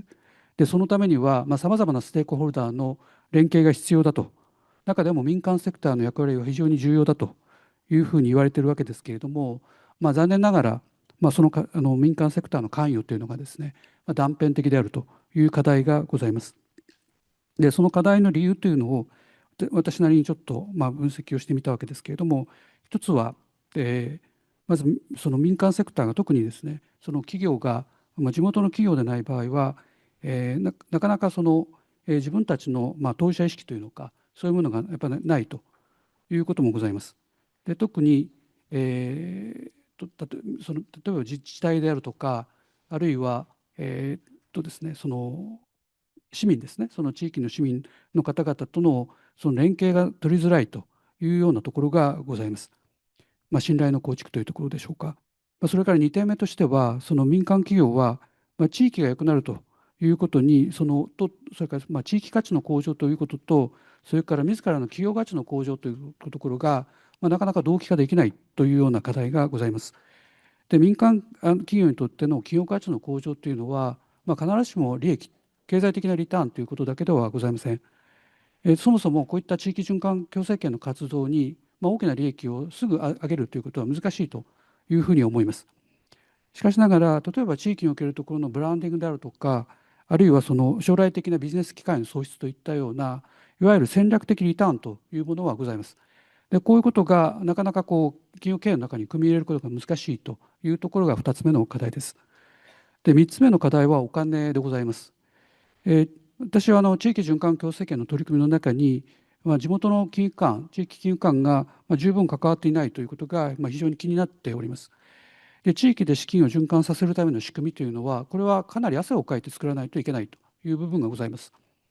それから例えば地域のスタートアップの育成であるとか、そういったことも必要になってくるわけですけれども、ここにはリスクマネーの投入が難しいと、必要ですということなんですけれども、なかなかこのリスクマネーの投入というところに、地域金融機関がですね、その動こうとしていないというのが今の現状の課題ではないかと、これは日本におけるところの課題だと思います。本セッションはですね、こういった課題、これは日本だけではなく、おそらく世界的なグローバルなところにも共通しているというところがあると思いますので、そういうことを考えるセッションにしたいなというふうに思っておりまして、具体的にはですね、今日さまざまなステークホルダーの方々に参加をしていただいて、地域資源を最大に活用しながら、環境、社会、経済といったものについての課題を、同時に解決するような、地域循環共生圏、CS、これにおけるところのですね、民間セクターの役割を深掘りしていきたいというふうに思っております。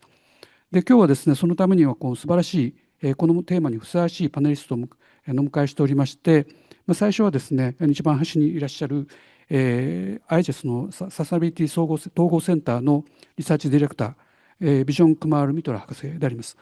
ミトラ博士は、地域活動を通じた持続可能な開発の統合アプローチ、これ17年間以上の経験を持っておられまして、現在 IGES の CS プロジェクトを率いておられます。基調講演をしていただくには最適な方だというふうに思っております。で、私のお隣がですね、横浜市脱炭素グリーンエクスポ推進局脱炭素推進移行推進部長の門林博秀さんです。横浜市は市民と企業を巻き込んでバラエティに富んだ具体的な取り組みを脱炭素に関する取り組みを行っている日本のフロントランナーだというふうに申し上げていいと思います。まさにこの横浜市のみなとみらい地区のど真ん中に我々いるわけでございますけれども、この当地の横浜市のですね取り組みを体感をしていただくということができればいいかなというふうに思っております。で、そしてそのお隣がですね、株式会社リコー ESG 戦略部 ES センター所長の安倍聡さんであります。リコーさんもまたですね、私も非常に付き合いが長いんですけれども、サステナビリティ経営の日本のトップランナー企業でございます。安倍さんはリコーのですね、サステナビリティの全社戦略の立案をされておられます。また日本機構リーダーズパートナーシップの副代表も務められていると、こういった要職も務められております。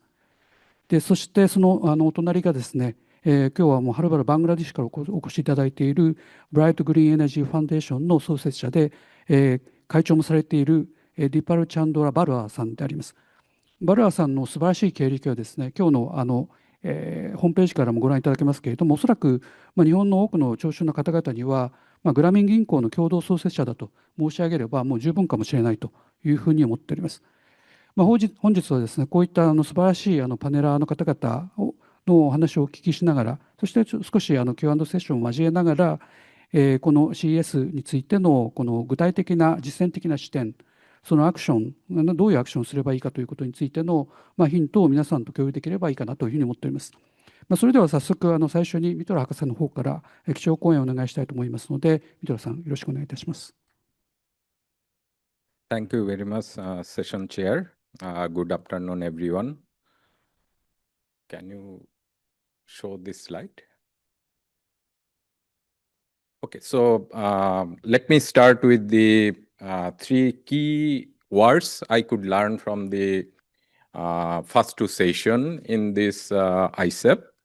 So in the session 1 and session 2, many speakers actually highlighted three actions. One is the local actions, collective actions, and synergistic action, which are very much essential to achieve our sustainable development goal as well as the climate change ambitions. So let me start.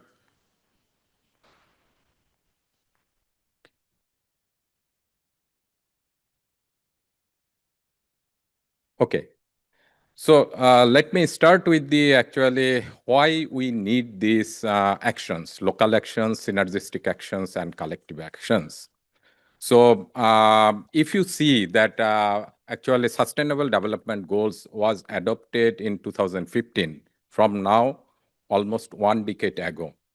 But if you see what is the achievement we could actually make so far until today, so if you see only 18% of the Sustainable Development Goal target are on track, and about 35% of the target we could not make any kind of progress, and 31% we have actually kind of moderate progress. So this is the kind of status in the last 1 decade we could achieve for the Sustainable Development Goal. Can you go to next? Now, when we see the climate change in Paris Agreement, actually all of the global leaders adopted the Paris Agreement with the ambition by 2050, we'll achieve the 1.5 degree Celsius scenario. And with that, actually, in the different COPs, the global leaders try to enhance their effort, their commitment to achieve this 1.5 degree scenario. But if you see what we observe in 2022, so basically in 2022, if you see the global average carbon dioxide exceeded pre-industrial values by 50% for the first time in the history. So this is the actually kind of alarming situation that to give us a kind of understanding that the actions we are taking, there is a lot of gap and we need to enhance our actions to achieve the Sustainable Development Goals and the climate change actions. Can you go to next? Now, in the first session as well and the second session, it was several times it was pointed out that we should not delay anymore. If we delay, then our risk will be greater. So we need to actually invest now our effort, our time, and our money, and as well as our risks to achieve the 1.5 degrees Celsius scenario. This is the data. If you see that to achieve the 1.5 degree scenario, we need to invest about $266 trillion US dollar. But if we invest this $266 US dollar, we can avoid the loss about 1,266 trillion US dollar. That means that if we actually invest now, then we can actually save a lot of money, loss of resources due to the climate change related loss. Can you go to next? Now, how we can actually enhance our effort? Where is the actual, how we can minimize this gap? If you see that this is actually to show that in the global level, there are many goals and targets are adopted by the global leaders. And in line to that, the national governments also take different kind of national strategies development as well as policy development. But what is missing? Where is gap? That is the localization of these national development goals and strategies. And there we need to enhance the localization through building the partnership among the different stakeholders. That's why it is important actually bring the different stakeholders together, and private sector will play a vital role in this localization effort. And another important thing is that we need to actually consider urban and rural under a common umbrella. We should not actually disconnect the relations between the urban-rural and bring the local governments, communities, research institute, and private sectors work together to promote the collective actions, to promote the synergistic actions, and to take the local actions, what we learned from the 2 morning sessions. Can you go to next? Now, this figure tries to show that actually in the local level, there are huge potential. That is untapped potential we could not explore because of our low level of understanding of the local resources. And if you see that we have the resources in the community level, we have the resources in the local level, at the regional level. And if we can actually wisely use these resources, then we can achieve our target on the climate change actions as well as the Sustainable Development Goal. Can you go to next? Here, the Ministry of Environment of Japan, in their 5th Basic Environmental Plan, introduced the circulating and ecological sphere approach as a kind of method or as a kind of pathways to achieve the localization of SDGs. Why it is important to have this localization?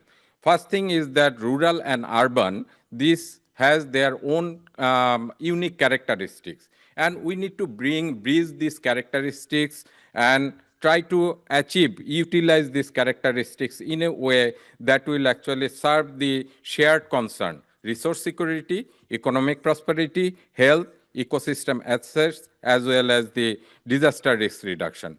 And for that, to facilitate the sound circulation between urban and rural, it is important to facilitate the sound cycle of the natural resource skills and the financial resources, where private sector can play a vital role, and that will contribute to the revitalization and decentralization and yet connected local societies. Can you go to next?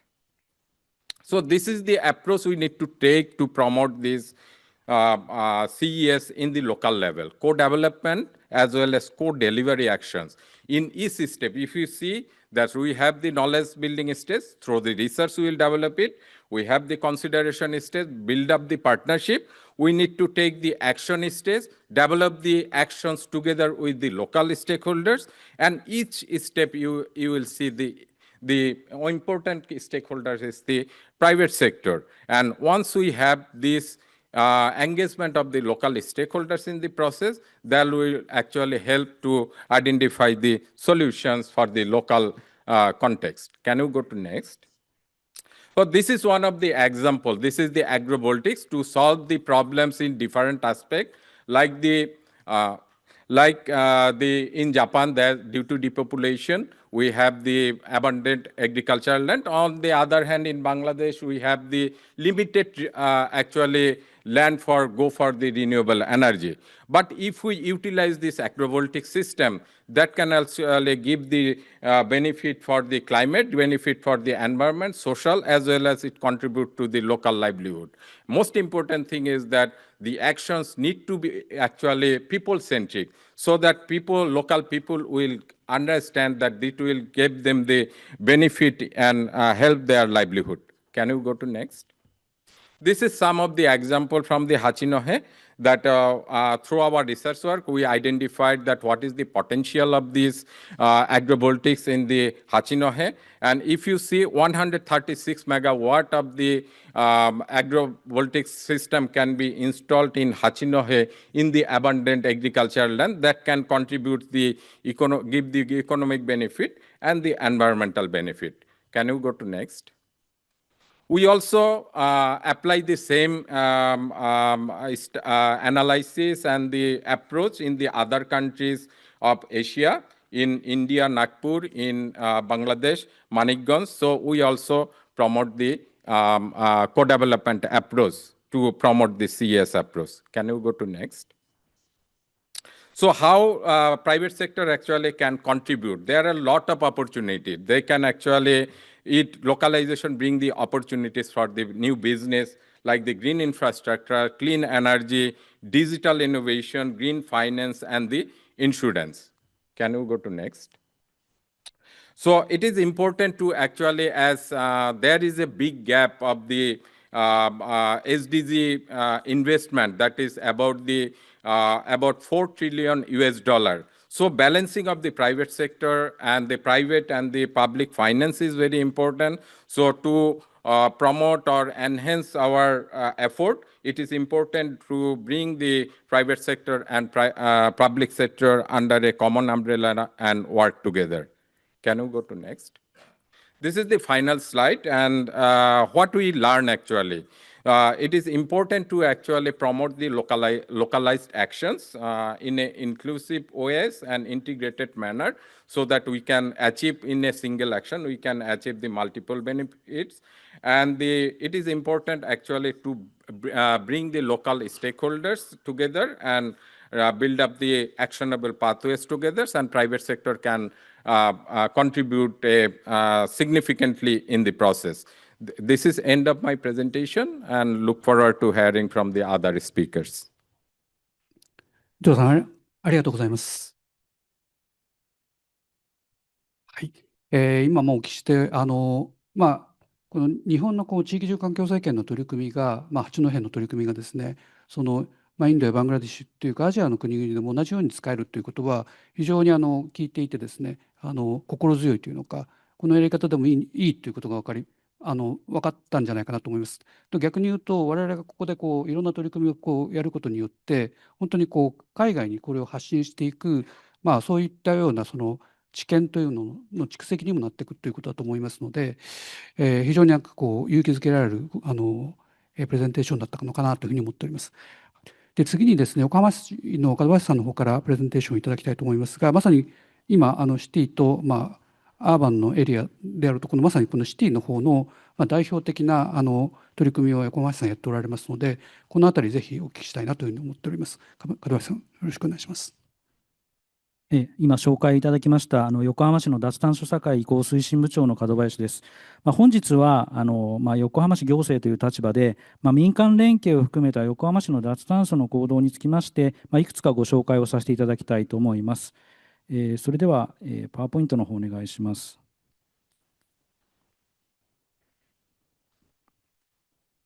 次に送ってください。はい。1つ目ですけども、まずなぜ気候変動対策が必要かということでまとめたものになります。2024年のですね、世界の平均気温につきましては、産業革命以前のレベルから1.55度上昇をしております。気候災害ということで世界規模で今影響も出ていますし、頻度も増加をしているということで、気候変動対策は世界の喫緊の課題になっております。こちらに載せたグラフは、この横浜のですね、平均気温をですね、プロットしたものになっております。100年前のですね、1920年代から1930年代、この時と比べて現在はですね、すでに 2.1 度も上昇しておりまして、世界の上昇に比べましてですね、横浜市については気候変動への対応っていうのはさらに強化していかなきゃいけない都市になっております。次です。では気候変動対策ですけども、これについて、今後ですね、こちらですね、すいません、こちらですね、気候変動対策の加速化をしていかなければいけないという状況になっております。どういう状況かということですけども、横浜市の方ですけども、温室効果ガスの排出量の目標というのをですね、2030年にはですね、50% の削減、2050年には、国もそうですけれども、ネットゼロということで、実質ゼロにしていくという高い目標を掲げられています。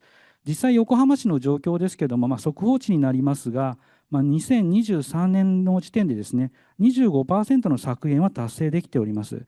しかしですね、今後、高い目標の削減目標をクリアしていくにはですね、気候変動対策の加速化ということを、横浜でもやっていかなければいけない状況となっております。そうは言ってもいろんなことにですね、取り組むわけにもいきませんので、ポイントとしては3つぐらいですね、大きくカテゴリーを分けて取り組んでいきたいと思っております。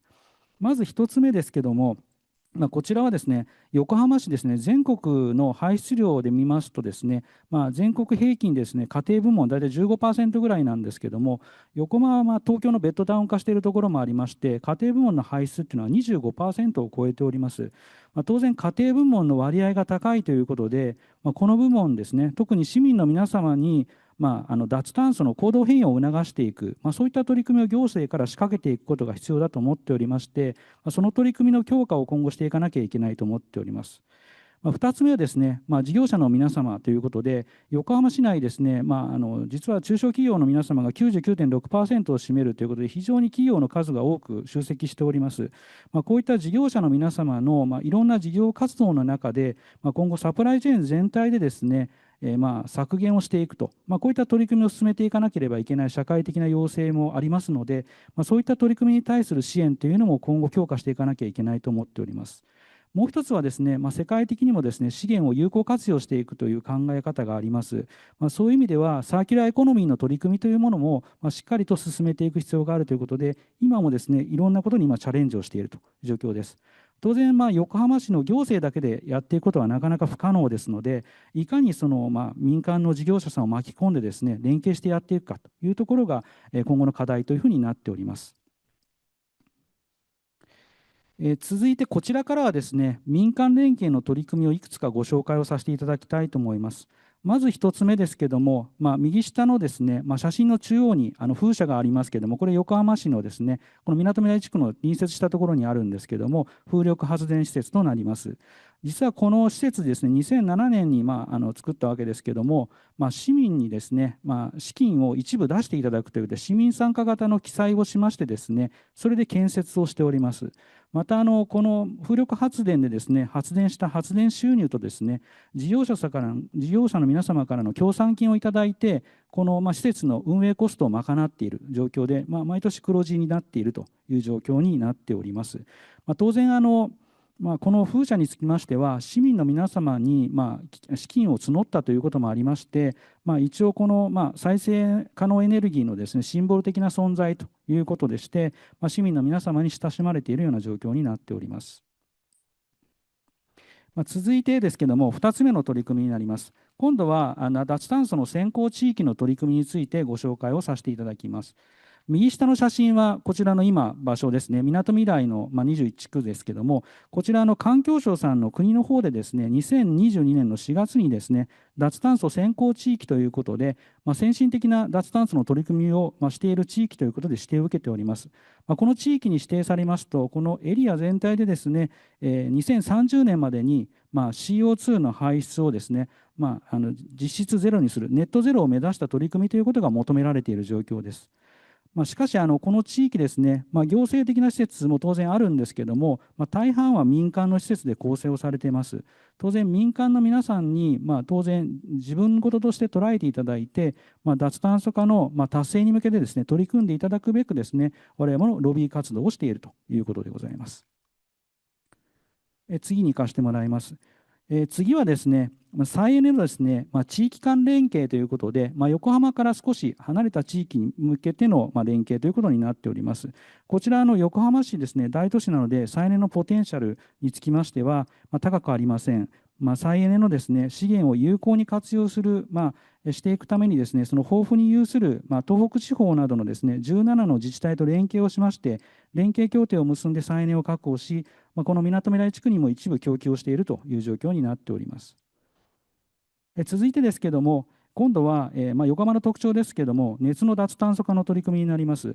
みなとみらい地区のですね、状況ということで、右の円グラフを見ていただきますと、熱の排出で見ますと、7割が電気ですね、で残りの3割がですね、熱というふうになっております。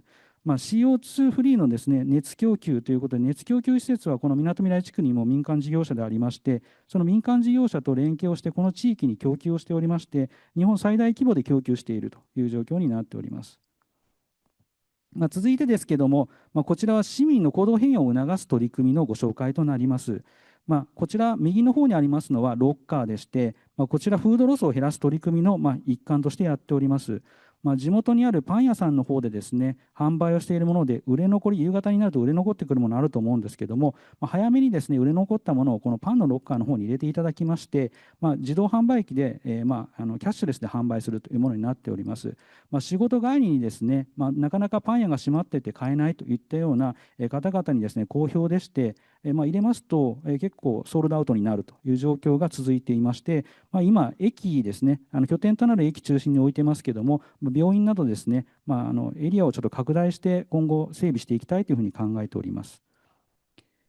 で最後はですね、駆け足になりますけれども、ご家庭で出た使用済みの油ですね、食用油を使ってですね、持続可能な航空燃料ということで、SAF の開発を進めていきたいということを考えています。実際、今、取り組みを進めています。家庭の方でですね、使用済みの油につきましては、航空会社やスーパーマーケットと連携して回収をしております。写真の左上にあるような専用のボトルで家庭でですね、集めていただいて、お近くのスーパーなどに行っていただいて、回収ボックスに入れていただいて、そういったものを基本的に全体集約しましてですね、最終的には回収された油をですね、直接SAFの製造プラントに運ぶといったような流れで取り組んでおります。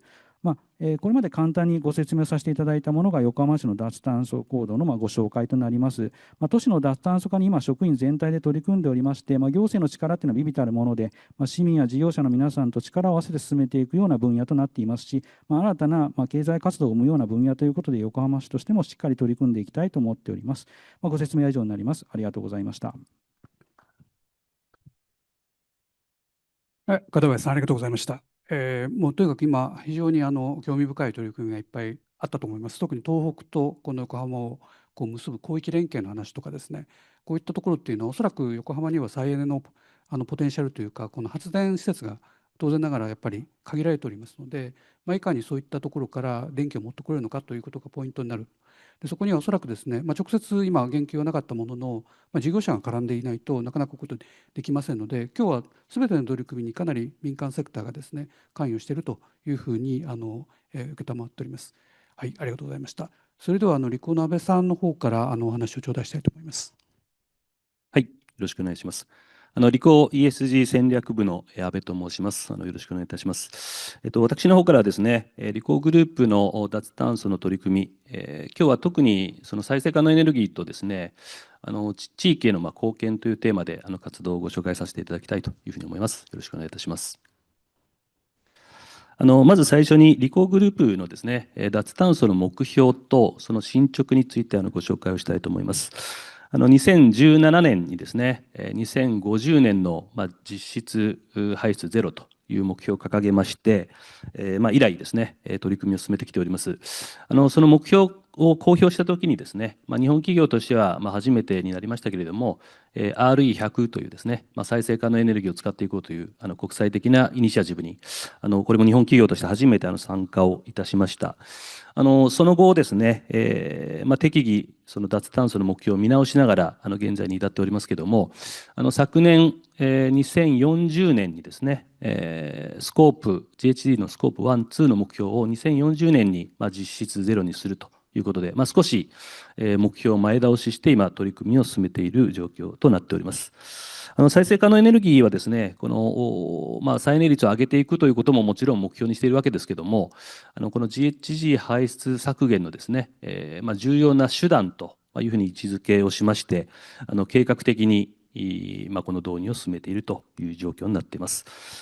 右側のグラフがですね、棒グラフの方がGHG 排出量のスコープ1、2の排出量の実績でございますけれども、基準年に比べまして、24年度でですね、59.1% 削減ができているということで、SBT の1.5 度のラインがございますけれども、これを十分に下回る削減率で現在推移をしているということになっています。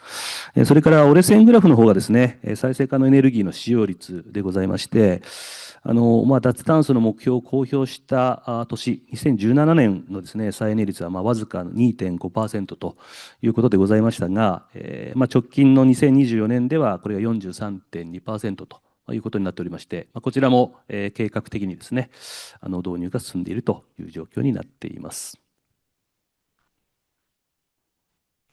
はい、RE100 に参加をしたという話をさせていただきました。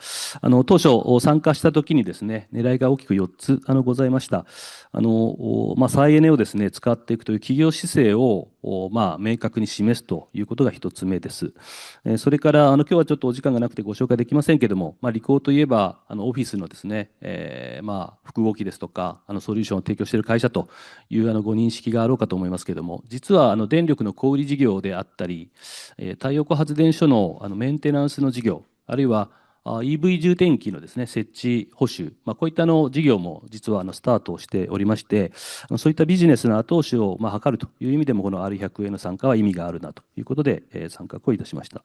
それからESG 投資であったりですね、いろんな外部評価にも有効であろうということが3つ目です。それから4つ目が一番我々がこだわったポイントでもありますけれども、当時、2017年当時でいうとですね、再生可能エネルギーを使う 100% で事業を賄うというのはもう夢物語だと、少なくとも日本の国内では言われていたかと思いますけれども、やはり事業家側がそういった電力を求めているということをですね、明確に示すことで、供給側の変革を促していく、あるいは法制度のですね、改正みたいなものも求めていく、そういったことにつながるといいなと、こんな思いで宣言をしたということでございます。この再エネを導入していくときにですね、大きく4つ方針ございまして、RE100 に参加をいたしましたので、この RE100 が定めているクライテリアに合致した再エネを入れると、今でいうと追加性のある再エネみたいなものも優先的にですね、購入をしております。それから当たり前の話ですけれども、世界全体のリコグループのですね、拠点を再エネ化していますので、我々本社の知らないところで1回再エネにしたものがもう元に戻っちゃったみたいなことはよくありませんので、1回再エネ 100% を達成したところはそれを維持していくということをですね、企業姿勢として企業の方針としてグループ内で明確にしております。それから国、地域によってですね、再エネの調達環境が異なっておりますので、やはりその国、地域に合わせたですね、調達手段を選択していこうということが3つ目です。それから4つ目、この後少し詳しくご説明いたしますけれども、再エネを入れるというときに、高いか安いかみたいなですね、議論がよくされます。我々の方でもですね、当初この価格の問題どうするかといろいろ考えたんですけども、やっぱり電力の価値っていうのは経済合理性だけで測っちゃいけないんだよねという結論に達しまして、この経済合理性に加えまして環境面、それから社会との調和性、こんなところもですね、評価ポイントに入れるべきであろうということで、再エネ電力の総合評価制度というものを導入をいたしました。この再エネ電力の総合評価制度でございますけれども、国内で運用している制度です。再エネのですね、調達環境が日本の中でもどんどん整ってきたわけですけれども、そうすると今度は買う側としてはですね、その再エネ同士も比較しなければいけないということが起こってきます。この時のですね、選定の基準を我々として明確にしようということで設定したのがこの総合評価制度でございます。2021年の3月にですね、この制度を立ち上げまして、これまで運用してきています。例えば新規開発を促進するような追加性のある電源であること、あるいは同じ再エネでもですね、総合的に見たときに環境負荷の高いもの、低いもの、いろんなものがあります。より環境負荷の低いものを選ぼうよということ。それから今日のお題でもありますけれども、地域にですね、貢献している電源、電力、こういったものもしっかり評価すべきだろうということで、そういったものを含めた9つの視点でですね、総合的にこの再エネ電力を評価しています。当初は再エネのですね、電力メニューを供給してくださる電力の小売事業者の方の評価に使っていたわけですけれども、昨今は PPA のプロジェクトを選定するときにもですね、この総合評価制度で、合致しているかどうかというところを評価しているということでございます。その典型的な事例がですね、今映っている事例でございまして、今年の5月にですね、グループとしては初めてになりますけれども、営農型のオフサイド PPA のですね、契約をいたしました。今、本社の事業所の一部の電力に活用しているという状況です。これはですね、みんな電力さん、顔の見える電力というですね、非常に素晴らしい電力メニューを提供していただいている会社さんですけれども、みんな電力さんのご紹介で、福島県のですね、二本松ご当地エネルギーをみんなで考える株式会社という非常に長い会社名、ごちかんというですね、略称だそうですけれども、このごちかんさんの営農型の PPA をご紹介いただきまして、この総合評価制度で評価をしたところ、非常にいいスコアだったということで、契約を決定いたしました。ここは福島県の耕作放棄地を活用したですね、自然共生、地域共生型の営農型の発電所ということになっております。今、写真の赤枠で囲ったところがリコーが契約している部分でございますけれども、もうすぐここにですね、牛が数頭放たれて牧草を食べるというようなことが行われるという予定になっております。右側のグラフはですね、このみんな電力さんが提供されているサービスでございまして、顔が見えるというだけありまして、どこの発電所でどれだけ発電したものが今、リコーに供給されているか、そういうことが分かるというものでございます。それからもう一つ、地域との取り組みの事例でございます。左側がですね、福井県の坂井市というところと、の包括連携協定のですね、リゴが結んでいるという話でございます。自治体の、先ほど横浜市のお話もありましたけれども、自治体の皆さんもですね、脱炭素の計画を立てて、実践をしていかなければいけない、ただし自治体だけでできないということで、民間と自治体とか連携してですね、脱炭素を進めていこうという取り組みでございます。今、リコー、国内販売の会社がリコージャパンという会社がございますけれども、地域との包括連携協定が約70ほどございます。その中の多くにですね、脱炭素とか SDGs というテーマを入れてですね、行政とリコーと連携をして進めていくと、こんな取り組みを進めております。それから右側が民間と民間の連携ということになりますけれども、穴吹鉱山さんとですね、リコージャパンの連携協定でございます。穴吹鉱山さんが開発した PPA の電力をですね、電力小売事業者としてリコージャパンが地域のローカルな地域のですね、リコーのお客様であったり、リコーのオフィス、あるいは穴吹鉱山さんのオフィス、ここに提供していくというようなスキームを立ち上げまして、今後これを拡大していこうというような取り組みも行っております。それから最後、これは参考までですけれども、今申し上げたようなですね、再エネの目標は、リコーグループ全体としての経営目標として位置づけています。ESG 目標ということになっておりますけれども、全部で、環境のものも含めて16個のですね、ESG 目標がございます。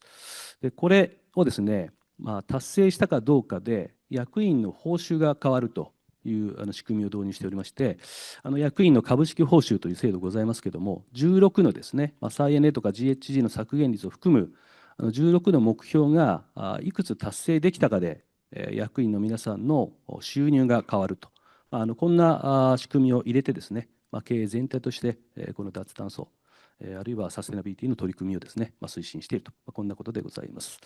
はい、私からの紹介は一旦以上となります。ありがとうございました。安部さん、ありがとうございました。私もリコーさんとはもう20数年来のお付き合いになるんですが、これ本当にみんなすごいなって皆さん思われるかもしれませんけど、本当にすごいんです。で、これがもう20数年前から全く変わっていないと、どんな社長さんになってもやり続けてるっていうのがもう素晴らしくてですね、本当にいつも敬意を表します。それからあと、脱炭素だけじゃないんですよね。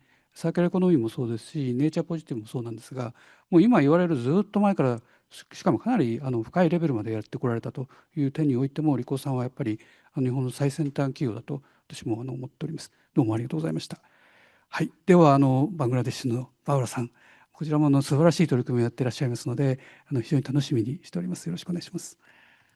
Distinguished participants and distinguished speakers and our moderator, today I'm going to speak about the experience in Bangladesh, potentials of solar irrigation and agro-photovoltaics in Bangladesh. You can see the picture, the farmers and the small household in the rural area.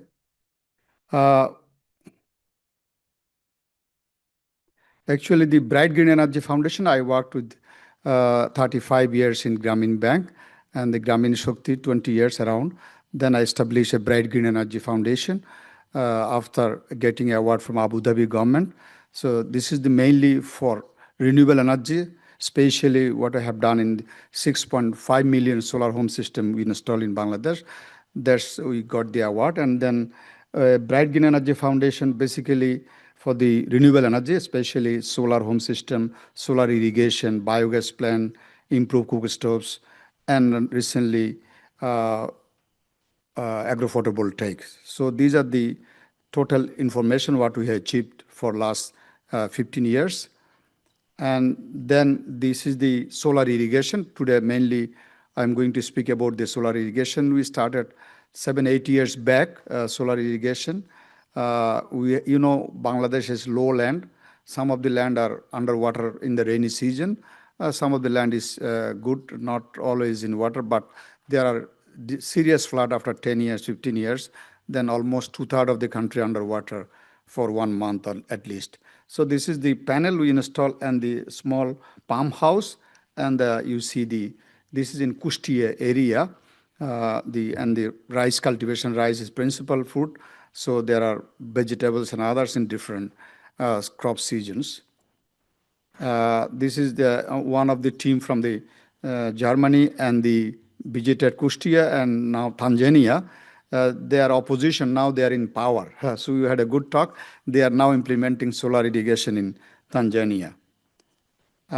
You see the solar irrigation, that benefits actually the farmers and the community. One is the 40 to 50% less irrigation cost from the diesel engine, and also environment friendly. We reduce carbon emission, and also food security, and farmer, at the end of the day, farmers are benefiting. And in Bangladesh television also publicity, and then we have not only rice, but banana and different crops, so many different varieties, we need a irrigation pump. The challenges also, we have not only positive, but we have challenges, high initial cost, the around for a 4,000 feet underground pipe, and in installation of the panel, 35 kilowatt, 25 kilowatt, 50 kilowatt, that depends on the pump size and the pump. In total cost around 4 to 5 million taka, I think around 4 million yen needed for a pump. So it can run 25 years. You have to change only inverter sometimes. But the 50% time irrigation, we have rainy season, so that 50% time solar panel is sitting idle, we cannot use it. So this is the loss. And lack of incentive and loan facilities available for the farmers. This is one impediment. And available technology, because after-sale maintenance is a challenge also. And we have lack of cold storage. We are producing so many things in a season, harvesting time, but farmers cannot keep it for 1 month or 2 months in the cold storage. Lack of marketing facilities, these are the challenges. So we are now thinking, we have done so many, around 21 from BGF, but Bangladesh government inspired around 4,000 irrigation pump by solar, but we have 1.3 million irrigation pump by diesel. So gradually we can replace by solar irrigation pump. But now we are thinking the land is a very scarce item in Bangladesh. Population density is very high. Bangladesh is a highly densely populated, 144 square kilometers, but actually we have around 175 to 80 million people living there, and growth rate is around 2%. So then the base is very big. So we think the agro-photovoltaics is one of the interesting concept is now we are developing. And IGS, Dr. Mitra and Dr. Bibash visited us 2-3 years back, and then we developed a concept. Gradually, we now have a design. They visited in Manikganj, 73 kilometers from Dhaka city. So there is the rural area. We actually visiting the area, and we developed the concept. Now we already have a pilot projects with the BRAC University, private university, very renowned university, and also H&M Foundation. They buy clothes from Bangladesh, based in Stockholm. So they are funding now for a pilot project in that area. Normally, we are planning for a small, say, 48 kilowatt first time, and gradually we go for a 1.5 megawatt. And so we'd like to test it, whether we are now soil test, load test, wind effect test. So we are already design completed. After the rainy season, we install the system. Then we see under the shade what kind of crops can produce, and without shade, what kind of crops. So we see the varieties and see how we can solve the problem. So gradually, now we are already in that area, we are producing these kind of vegetables in that area. So I think under the shade, still we can produce. We are really producing now 25 million more than people living in Dhaka city. Only 73 kilometers we can bring all these vegetables to Dhaka city. So in the rural area we can produce. At the same time we can supply to the big city like Dhaka. I think one of the advantage of the irrigation pump, we can have diesel displacement. But here we have a multiple benefits. We are planning there for a cold storage, electric vehicle charging station, dairy farm, nursery. So we like to develop in that area. Already we are planning to a dairy farm and EV charging station. We have more than 1 million electric vehicle, local electric vehicle, and every day is coming up. I think it would be 2-3 million in the future. So charging is interesting. We are doing in another place, Kustia, EV charging by solar. So it is running very well. I think from this agrovoltaics, electricity we can produce, we can transfer to the grid line. At the same time, we can utilize in the community level so that we have an income generation, we have an employment generation, and we have facilities for the farmers. So these are the win-win situation. I believe with the IGS help, we will develop a model there. And if it is successful, we can actually, in Bangladesh, we calculated 16.05 million hectare cultivable land. Bangladesh need now 30,000 megawatt installed capacity. If 5% of the land we can utilize for the agro-photovoltaics, the 60,000 megawatt we can produce. So this is a huge potential.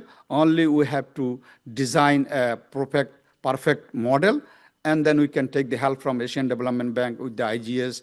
We can replicate in Bangladesh. Even solar home system now in all Africa region, people are replicating. So I think this idea can be demonstrated and can be proved, and then we can inspire other people. We can use this agro-photovoltaic in for our, in the morning session, every time we are discussing about the climate changes, weather, environment, these are all can be addressed in one. Productivity also increases, and the employment increases, and the environment protected. So food security, environment security, and the every security, so the people have more income, all this. I think this is a win-win situation for all of us. Thank you.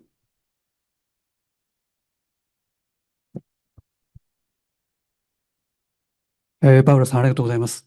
今お聞きして、やっぱり改めてすごいなと思いました。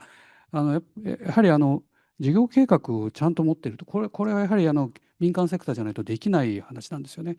で、どういうふうに資金調達をして、どういうふうに拡大させていくのかということと、それからあとはですね、さっき広域連携という話をしましたけれど、まさにバングラデシュの国内、バングラデシュ外のことも含めて考えておられると。こういったような面的な広がりをやっぱり計画できるっていうのは、これは民間セクターの持っている非常に大きな力ではないかなというふうに思ってます。これどうやって例えば自治体と一緒に組み合わせるとかっていう課題はもちろんあるにしてもですね、この視点がないとなかなかうまくいかないんだろうなということをお聞きして改めて思った次第であります。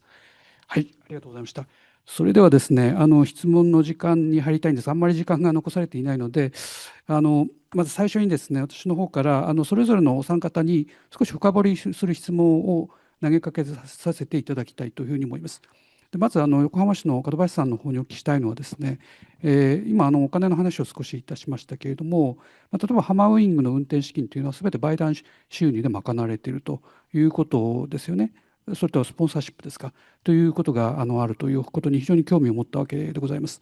で冒頭民間金融機関の話をさせていただきましたけれども、これより大きな取り組みをする場合に、投資とか融資とかっていうようなかなり大きなお金の調達、資金動員も必要になってくるという中で、例えば銀行であるとかですね、あるいは運用機関であるとか、こういったような金融のメジャープレイヤーをどういうふうに今後活用して参画を呼び込もうとされているのかということについてお聞きしたいと思います。ご質問ありがとうございます。先ほどご説明したハマーウィングなどのですね、市民参加型の取り組みですとか、SAF などのですね、公民連携の取り組み、こういったような取り組み以外にも、さまざまな公民連携の取り組みを今後進める必要がありますので、その中での資金面でのご協力っていうのは、ぜひお願いしたいというところは一つあります。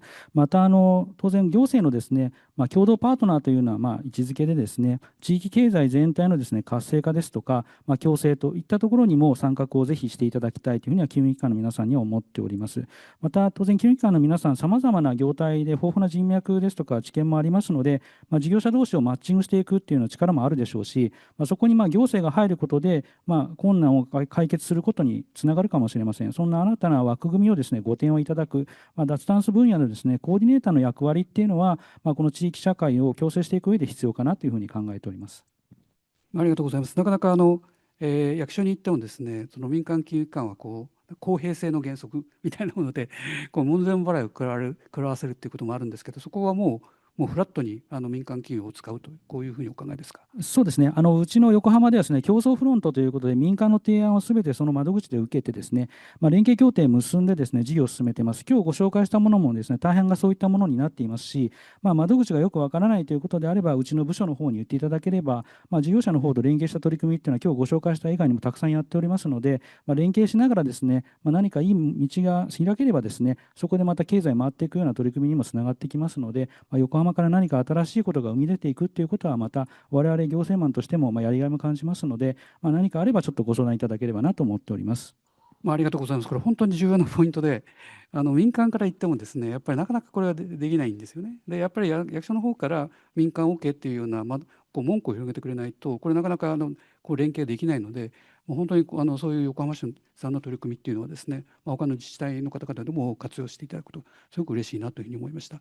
次に安倍さん、リコの安倍さんの方にお聞きしたいんですけれども、先ほどリコさん素晴らしい取り組みをされていると、お聞きしましたけれども、やっぱりですね、少し気になるのは、とはいえ、やっぱり営利企業ですので、この長期にわたってこれだけのことをやられた背景としては、やはり財務的なリターン、非財務的なリターンというものがやっぱりあるというふうに考えられて、経営サイドとしてもそれを考えておられると、それを取り込んでおられるというふうに推測はしております。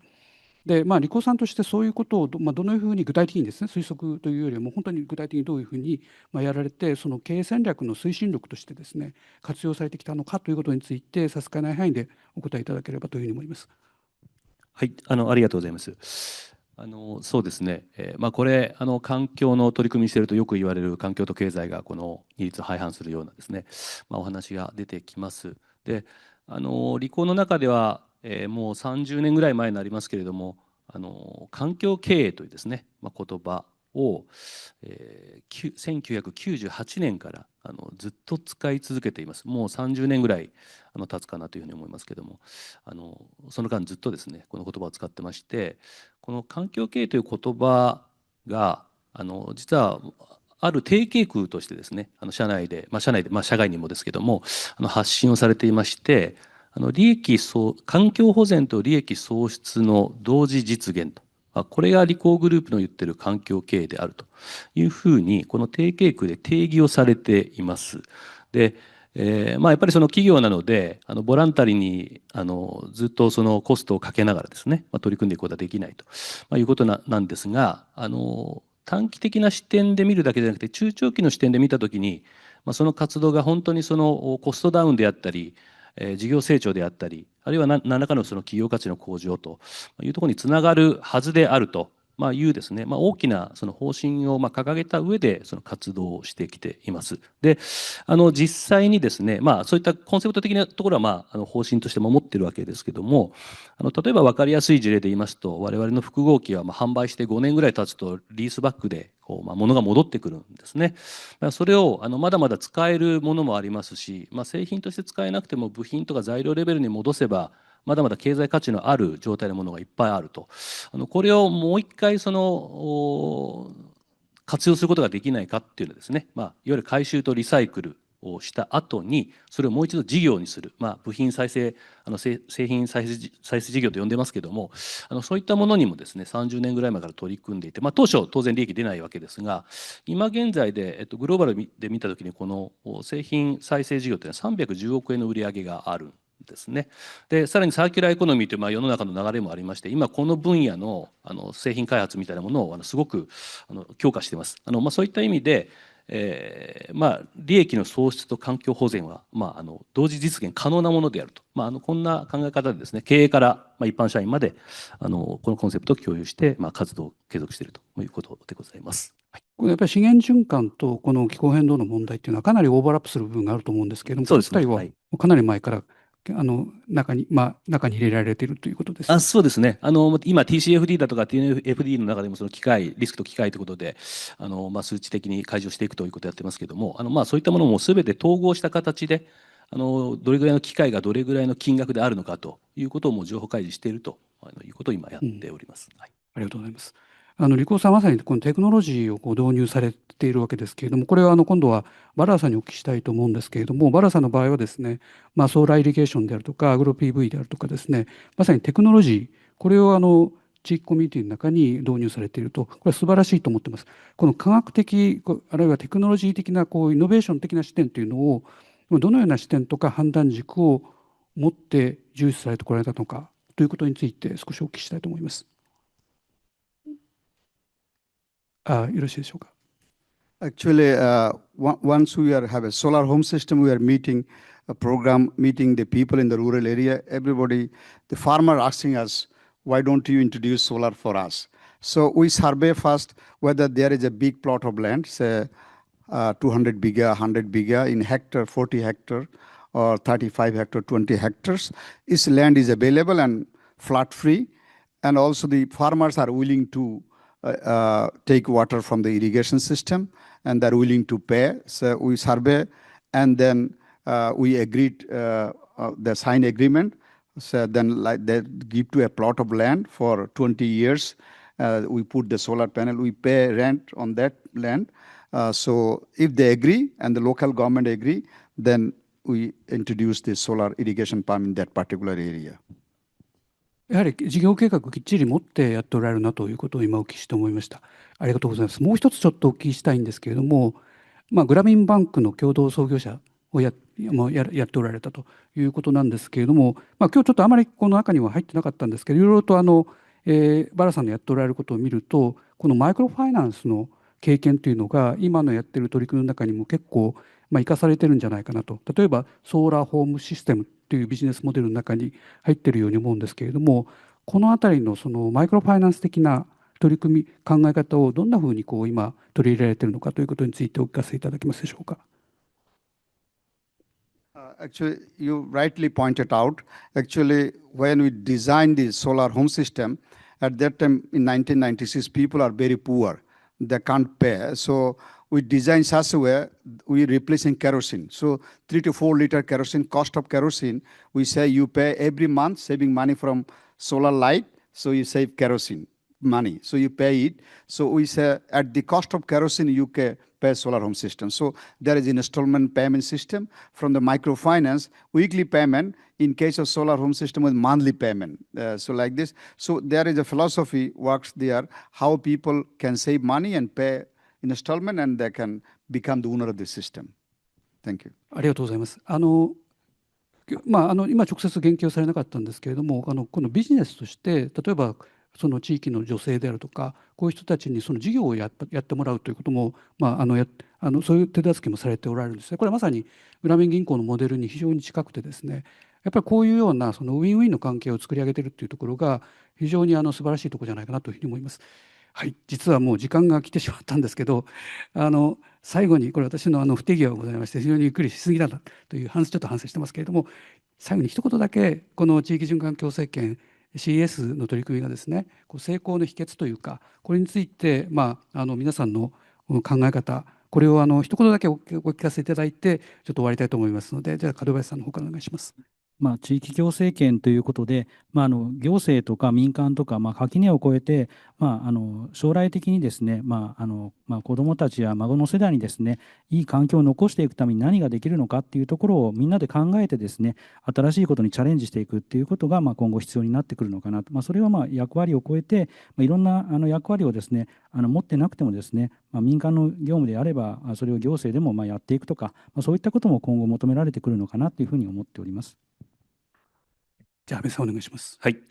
今日のお話の中でやっぱり共通のですね、テーマはやっぱり共同といいますか、単一の主体だけじゃやっぱりうまくいかない。自治体、金融機関、それから企業、このコラボレーションが非常に大事だなというふうに感じました。それは金融も含めてですね、コラボレーションが必要なんだなと。そういった枠組みはリコーとしても作っていけるようにですね、頑張っていきたいなと思ってます。ありがとうございました。ありがとうございます。じゃあ最後にパウルさんお願いします。I think first we need to build a confidence, an example and a demonstration. Then everybody can see, the policymakers see the convincing their mindset and also the convincing the implementing agency, entrepreneur. So I think first we need to build the projects and confidence that will help to the community, policymakers and the civil society. Everybody say, this is good, we need to multiply it. Thank you. ありがとうございます。やはり実践をされている方の言葉は非常に強いなと。やっぱりやらなければ次に進まないと。誰がやるのかということで、フラワさんまさにそれをやっておられる方なんですけれども、これはおそらく日本においてもですね、同様なことが言えて、なんか誰かがやってくれて、自治体がやってくれればいいやっていうことではなくてですね、やはり主体的に自分たちがその中に入り、そのビジネスを成功して、かつ例えば日本であればですね、日本全体にそれを見てもらって、自分たちを真似をしてくれと。こういうようなかなり強い思いを持ってやるということがすごく重要だなということを最後にやはり改めて感じた次第でございます。本当に今日はご参加方からですね、素晴らしいプレゼンテーションをいただきまして、ちょっと時間配分間違えてしまいまして、少しオーバーしましたけれども、本当に今日はパネルありがとうございました。じゃあ皆さん、大きな拍手をよろしくお願いします。ご登壇者の皆様、ありがとうございました。以上で全体会合4を終了いたします。ただいまより全体会合5、日本及びその他 G7 の都市における健全なネットゼロ移行のためのコベネフィットの活用を開始いたします。はじめに登壇者をご紹介いたします。ISAP サステナビリティ統合センター生物多様性と生態系サービスリサーチマネージャー赤星薫。八戸市市民環境部環境政策課環境政策推進グループ副参事中村英二様。中村様はオンラインでのご登壇となります。川崎市環境総合研究所担当係長近藤玲子様。新潟市環境部環境政策課主査上山隆様。テキサス大学オースティン校教授デイビッド・イートン様。イートン様はオンラインでのご登壇となります。イクレイ日本事務局長内田東吾様。内田様はオンラインでのご登壇となります。ウェルカム財団気候と健康チーム緩和リサーチマネージャーライアン・レオン様。レオン様はオンラインでのご登壇となります。そして、ISAP サステナビリティ統合センタープログラムディレクターセンター長エリック・ザスマンでございます。ここからの進行は ISAP ザスマンが務めさせていただきます。それではザスマンセンター長よろしくお願いいたします。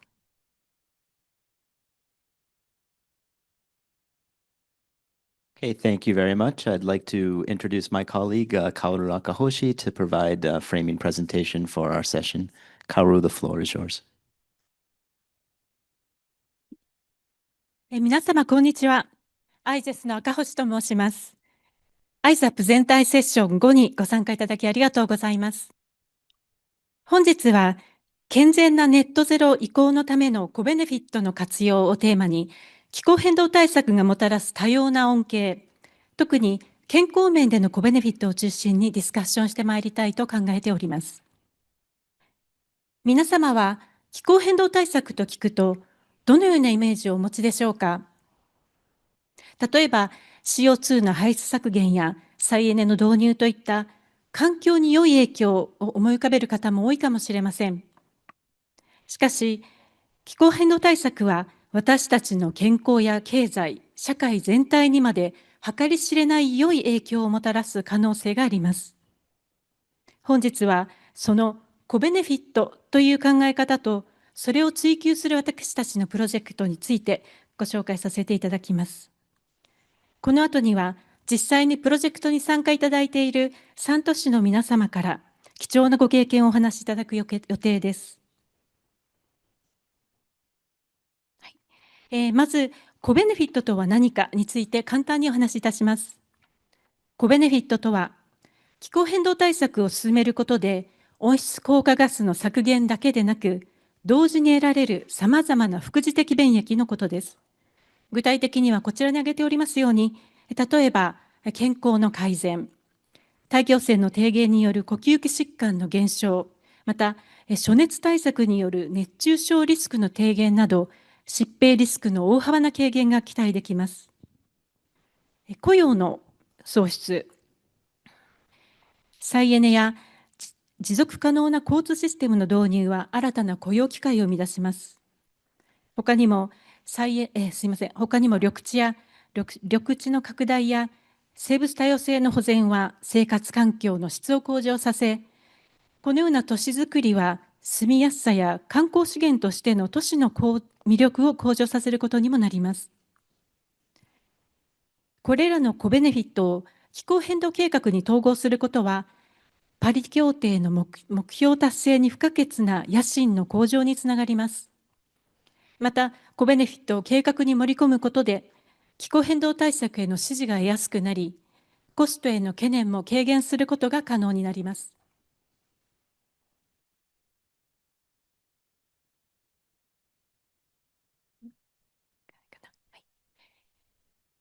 プロジェクトの背景です。2021年現在、2021年当時ですね、G7 諸国と EU は世界の累積排出量の最大 53% を占めていました。そのため、地球温暖化対策において主導的な役割を果たすことが求められています。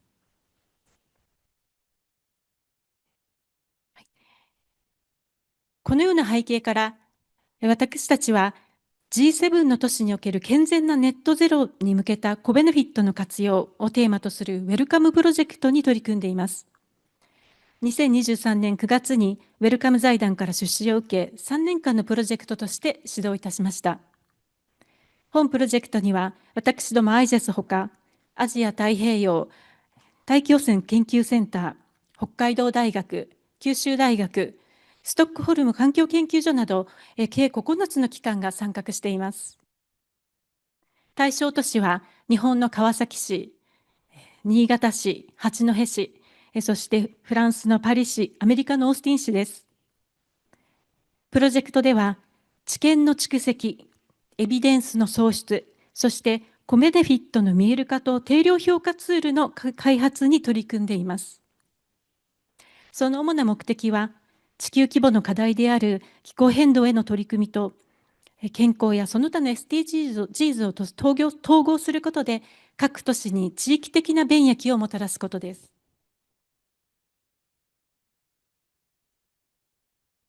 プロジェクトの実施状況です。まず、政策分析から始めました。各都市の既存の政策の中から自治体の皆様と協力し、コベネフィットを生み出す可能性のある政策を特定しました。次に、ベネフィットを分析しました。政策やプロジェクトがもたらす健康や環境、経済面でのコベネフィットを専門的な手法を持って分析しました。例えば、北海道大学による暑熱と大気汚染による健康影響評価ですとか、ISAP による交通やエネルギーセクターにおける CO2 や PM2.5 の排出経路の分析、IGES による未使用農地におけるソーラーシェアリングの土地適正分析などが行われました。昨年から今年にかけては、都市間の学び合いにも注力いたしました。米国とフランスへの視察旅行や、日本国内3都市合同ワークショップを通じて、各都市の知見を共有し、学びを深めています。具体的な内容については、この後3都市の皆様にお話しいただきます。そして、プロジェクトの締めくくりとして、来年6月までに、これまでの分析結果と活動結果に基づき、コベネフィットを最大化するための政策提言を作成する予定です。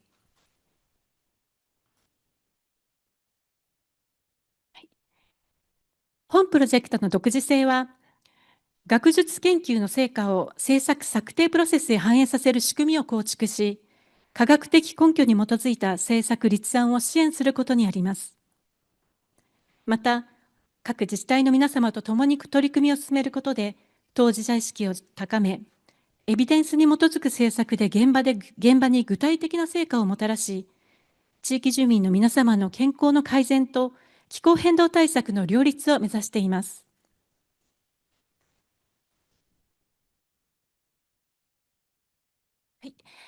この後、本プロジェクトに参画の日本の3都市の皆様とアメリカのオースティン市で気候変動政策に携わっている皆様から自治体での取り組みや課題、本プロジェクトの経験、そしてこれからについてお話しいただき、その後、国際的な自治体のネットワークであるイクレイ、そしてプロジェクトの出資者であるウェルカム財団の代表者様よりコメントをいただきます。私からは以上です。では、弊社のエリック・ザスマンにバトンタッチをいたします。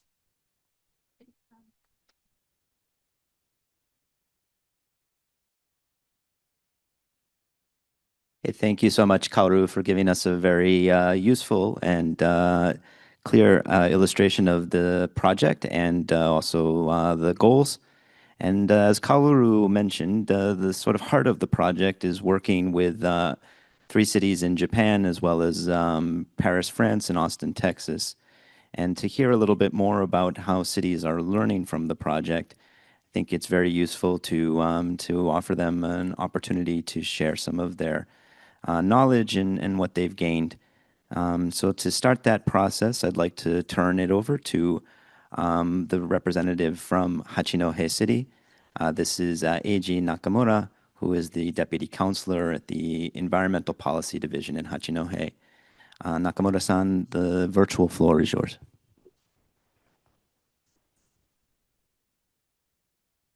はい。青森県にあります、八戸市、市民環境部環境政策課の私、中村と申します。よろしくお願いいたします。じゃあ次のスライドの方、お願いします。まずは、IGES の関係者の皆様、そしてウェルカム財団の皆様、研究の場として当初を選んでいただいたこと、また海外視察まで同行させていただいたことに深い感謝を申し上げます。IGES さんとの経緯ですけれども、IGES 研究員のミトラさんと八戸市内の慈善団体とのご縁から、IGES と八戸市で連携協定を締結させていただいたものであり、当初として視察の目的ですけれども、気候変動の緩和策にまだ当初は取り組み始めたばかりであり、とにかく様々な先進事例を学びたいという一心で視察の方も参加させていただきました。では次をお願いします。まずアメリカの視察についてですけれども、アメリカにおける視察では、連邦政府やワシントン DC、ボルチモア、オースティン等の自治体関係者の方々のほか、大学やメトロ、グリーンビルディング協会等の関係機関の方々ともミーティングの機会を設けていただき、それぞれの気候変動対策にかかる緩和と適用に関する取り組みの説明を受け、意見交換などを行いました。視察は8月で、特にオースティンでは大変暑く、43度を超える気温の日もありました。こういう40度以上を超える気温というのは、八戸市では想像すらできないものであり、これも大変貴重な経験となりました。次をお願いします。次がフランスの視察ですけれども、パリ市内及びパリ市郊外のサクレー市やムードン市を訪れ、現地を視察するとともに、自治体や気候変動対策について研究を行っている民間事業者及び研究機関等を訪れまして、関係者と面会、研究内容や取り組みについてお話を伺いました。パリ市では再生可能エネルギーの 100% 利用によるカーボンニュートラルの実現を目標に掲げ、EV の普及や自転車の利用促進策など、気候変動に対する緩和策を中心に様々な先進的取り組みを実施してきたそうですが、近年では2030年までに市の 50% を植樹地で覆う計画を立て、暑熱避難施設としての公園の整備や都市緑化など気候変動に対する適応策に力点を置いた政策を実施しておりました。次をお願いします。これら2カ国の視察を通して、まず根本的な部分で大変共通点があるなと感じました。まずは極端な暑さから市民を守るという目標です。八戸市は比較的冷涼な気候で、まだそこまでの脅威とは認識していなかったため、これは認識を改める必要があるなと感じました。そして施策の展開にあたって、市民の間における公平性というのを重視している点。アメリカやフランスの大都市で一人一人に丁寧にアプローチしていると伺い、大変驚くとともに非常に感心いたしました。また、ネイチャーベースドソリューションというアプローチ。勉強不足で大変恥ずかしいのですが、今回の視察旅行を通じて私たちは初めて知った言葉でした。そしてこれらの取り組みのベースにあるのが、取り組みの各担当部局がコベネフィットの意識を共有し、取り組みを体系化して分野横断的な連携体制が図られている点にあると感じました。今後、八戸市で様々な施策を展開するにあたり、こうした考え方を取り入れ、課題解決に向け社会経済面、さらには健康への便益も意識しながら、新たな視点から多様な主体が連携した取り組みを考えていきたいと思いました。次お願いします。最後になりますが、視察旅行から帰ってきて、改めて八戸市を眺めてみて気づいたことです。左上の写真ですが、三陸復興国立公園の一部である種差海岸の天然芝生地です。八戸市にはこのように変化に富んだ地形と多彩な植生を誇る大変美しい自然公園があります。また、右上の写真3枚ですけれども、植物園も含んだ広大なエリアに、芝生地や桜並木、遊園地も整備され、大人から子供まで大変多くの市民が集う八戸公園という場所です。さらに右下の桜並木ですけれども、こちらは実は私の家の近所にある新田公園という公園なんですが、こちらも大変美しく整備された川沿いの公園で、普段から私も利用しております。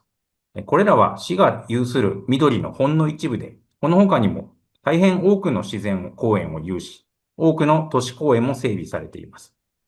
しかしこれらはあくまで緑化政策や守るべき自然として位置づけられているのみで、それ以上のベネフィットは意識されていませんでした。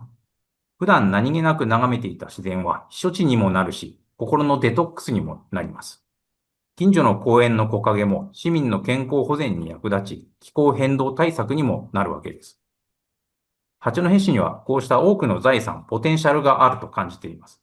こうした例のように、すでに実施している市の施策についても、コベネフィットの考え方から気候変動対策への位置づけを整理し直し、気候変動対策における緩和や適用のツールとして利用することを考えていきたいと思います。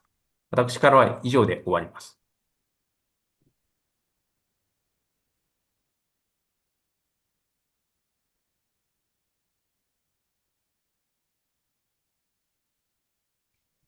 Okay, thank you so much, Nakamura-san. And I would just like to underline for all colleagues here that if you haven't had a chance to visit Hachinohe, I would strongly encourage you to do so. It's an absolutely beautiful city, and one of the things that's really struck me about this project is not just the natural beauty of the city, but also the people that work there. So we're very grateful for Nakamura-san for allowing us to learn with him, and also for taking on board some of the insights from the project. Having said that, now I'd like to move to another city that's also been an active participant in the project. And this is, of course, Kawasaki City. And we're delighted to have with us our colleague, Reiko Kondo, who is an assistant manager at the Kawasaki Environmental Research Institute, to share some of her insights and learnings from the project. Kondo-san, over to you. よろしくお願いします。川崎市環境総合研究所の近藤です。このプロジェクトに参加させていただきまして、そして今日も ISAP という場でこのような発表の機会をいただきまして、どうもありがとうございます。改めまして、感謝を申し上げます。ありがとうございます。スライド映っていますでしょうか。私からは、本プロジェクトの学びを経てという内容で、発表をさせていただきたいと思います。よろしくお願いします。プロジェクトの参加目的です。現地視察を通じて知見の共有や意見交換を実施し、1、熱中症の軽減、2、自然を基盤とした解決策、ネイチャーベースドソリューションに関する知見を獲得し、本市の気候変動適応策や緑地事業に活用することです。町内体制は、スライドに記載の通りで、環境と緑地部門の職員が参加をさせていただいています。まず、アメリカ視察の学びについてです。まず、気候変動、熱中症対策についてです。アメリカでは、ヒートマップを活用し、公平性の観点から暑熱と暑さに対する弱者の分布を重ねて、優先取り組み地区を明確化していました。また、避難施設として、クーリングセンターやレジリエンスハブを開設していました。啓発活動としては、ヒートプレイブックなどを、作成をしていました。下段の NBS の関連する取り組みについてになります。レインガーデンを整備することや、また、オースティン市では公平性の観点から、貧困層が多く住む東側に優先的に植樹を行うなどの取り組みを実施していました。次に、フランス視察の学びになります。まず、気候変動熱中症対策についてです。フランスでは社会的弱者への支援であるレフレックスシステムがあり、登録した高齢者に電話連絡や家庭訪問を実施していました。また、市民が涼める場所として、緑地、教会、水場などをクールアイランドとして開放していました。フランスではエアコンがない家庭が多く、夜間の熱中症対策が課題として挙げられていました。また、街中の給水スポットを整備しまして、誰でも無料で利用できるようになっていました。下段の NBS に関する取り組みについてですけども、スクールオアシスとして学校校庭をクールスポットとして開放していました。また、グリーンインフラとして良質な公園が多数ありました。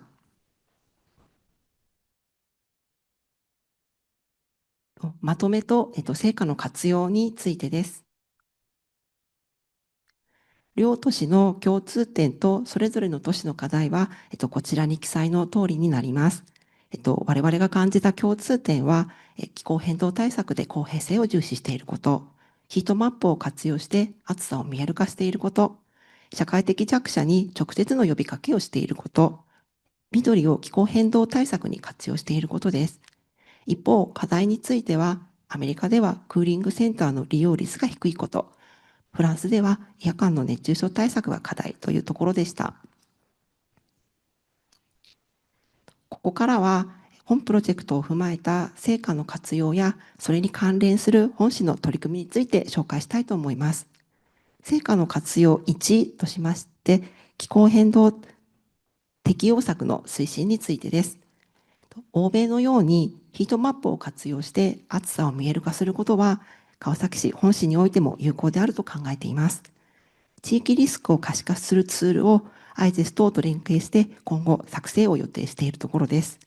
そして重点取り組み地区を抽出して効率的、効果的な熱中症対策の推進に生かしていきたいというふうに考えています。クーリングセンターと関連している取り組みですけども、本市ではチョコスズの名称で外出時の熱中症対策のために一時的に暑さをしのぐ場所となる施設を提供しています。また、熱中症救急搬送者の数に関する地域特性を踏まえた要因解析等も行っており、地域の実情に合わせた熱中症啓発に生かしています。次に市民向けワークショップの開催についてです。気候変動の影響をイメージすることができる啓発冊子を作成し、市民が気候変動の影響を自分ごとと捉えることを促すために、ツールを利用してワークショップを開催して市民の行動変容を促す取り組みを実施しています。この事業は環境再生保全機構のモデル事業にて実施をしています。また、行動変容を促す取り組みとして、具体的な取り組みを紹介する適用アクションを策定していました。また、高齢者の声かけツールとして、液晶温度計付きのチラシを作成し、熱中症リスクの高い高齢者に声かけをする際に活用しています。このチラシは、町内外で大変好評をいただいているものになります。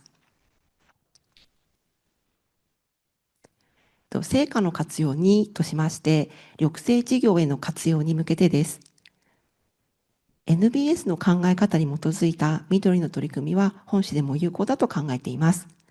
公園整備でグリーンインフラを意識した管理と両立した設計を官民問わず展開していきたいというふうに考えています。合わせて NBS に関する市民向けの講習会も必要なことというふうに考えています。次に公園緑地等の市民協働の取り組みについてですけども、今回の海外事例であったり、また昨年度実施した緑化フェアを契機としたプラスアルファの市民協働の取り組みも踏まえて、今後の持続的な市民協働の在り方に活用していきたいというふうに考えています。具体的には、フェアを契機に生まれた新たな取り組みや人材、コミュニティを生かして、緑を介した新たな共同の形成を促進していきたいというふうに考えています。また、身近な公園を使ったイベントやサポートブックの作成などにより、公園を活用する機会を作り、愛着を持ってもらうきっかけ作りを続けていきたいというふうに考えています。また、保全緑地については、手入れがされず荒れていく緑地が多数ありますけども、大学や市民団体などの多様な主体の共同して、保全活用を行っています。その一つに民間企業等に保全活動を行ってもらう川崎里山コラボという事業を進めています。その中で社員の部署間の交流の場として有益だったという声や、レクリエーションにつながったレギュレーションになっているというような様子が見られて、そういった面で民間企業にとっての緑の新たな利用価値を見出せるというふうに考えています。それを生かして参画企業を増やすことで、結果的に緑の防災機能やクールスポットの利用機会の創出などを目指していきたいというふうに思っています。この活動の詳細については、市の公式 YouTube に紹介しておりますので、よろしければ後ほどご覧いただければというふうに思います。私からの発表は以上になります。ご清聴どうもありがとうございました。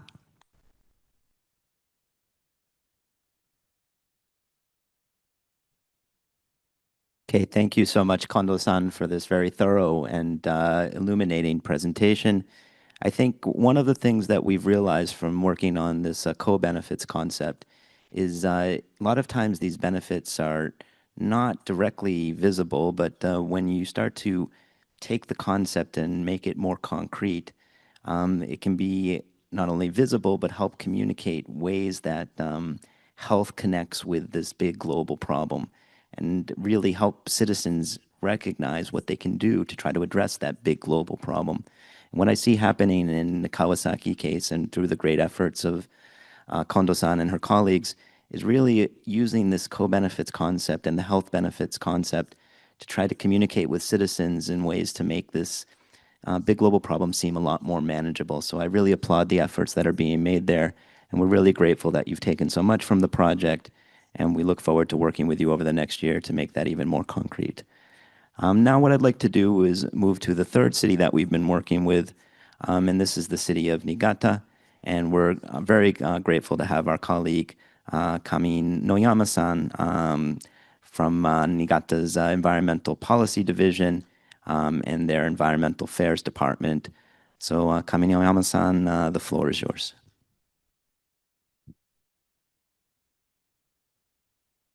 新潟市環境政策課の上野山です。本日はこのようなお話しする機会をいただきましてありがとうございます。私からは、新潟市の取り組みと、ここのプロジェクトの活用の、可能性についてお話しさせていただきたいと思います。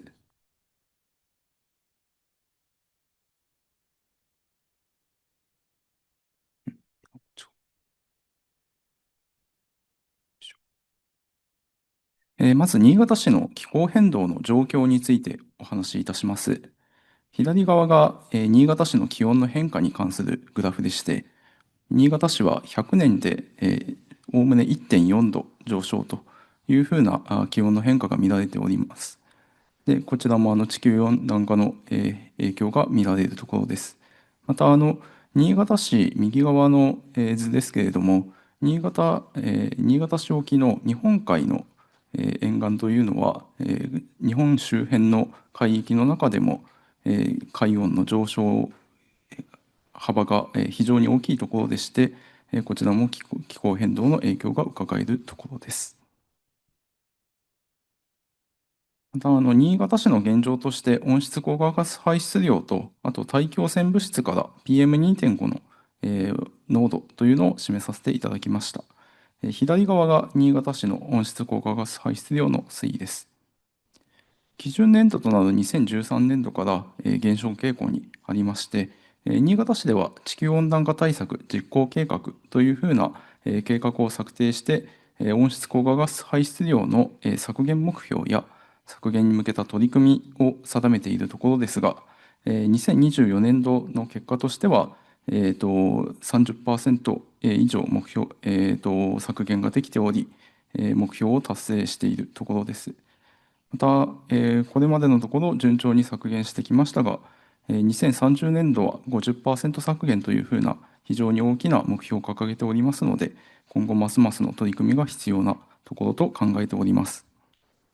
また、こちら、温室効果ガス排出量を部門別に見た場合、日本だとだいぶこういうふうな部門別に見るというふうな、見方をするんですけれども、そこの中で、産業家庭、業務運輸の4部門がおおむね同じような、同量の排出を示しておりまして、このためカーボンニュートラルの達成に向けて、すべての部門で削減の取り組みを進めていく必要があるというふうな特徴があります。また、右側のグラフが、新潟市の PM2.5 濃度を年平均値として示したものでして、年平均値としては低下傾向にありまして、環境省が定める環境基準とも達成しております。また、参考に2023年度は、光化学オキシダント以外のすべての物質で環境基準を達成しております。で、ここからは、新潟市の取り組みとベネフィットの部分ですね。まず、新潟市では再生可能エネルギー導入に向けて、こちらも導入量の目標というのを定めております。2050年に向けて、再生可能エネルギーの電気については6900テラジュール、再生可能エネルギーの熱については2500テラジュールの導入を目標としております。また、こういった再生可能エネルギーに転換が進むことによって、これまで化石燃料で賄われていた電気の排出源、燃料となるようなものが転換され、大気汚染物質も削減できるということで、健康とのベネフィットがあるというふうに考えております。また、交通における気候変動対策とのベネフィットについてです。新潟市は移動手段の約7割を自動車が占めている、非常に地方都市の平均よりも高く自動車に依存した都市となっております。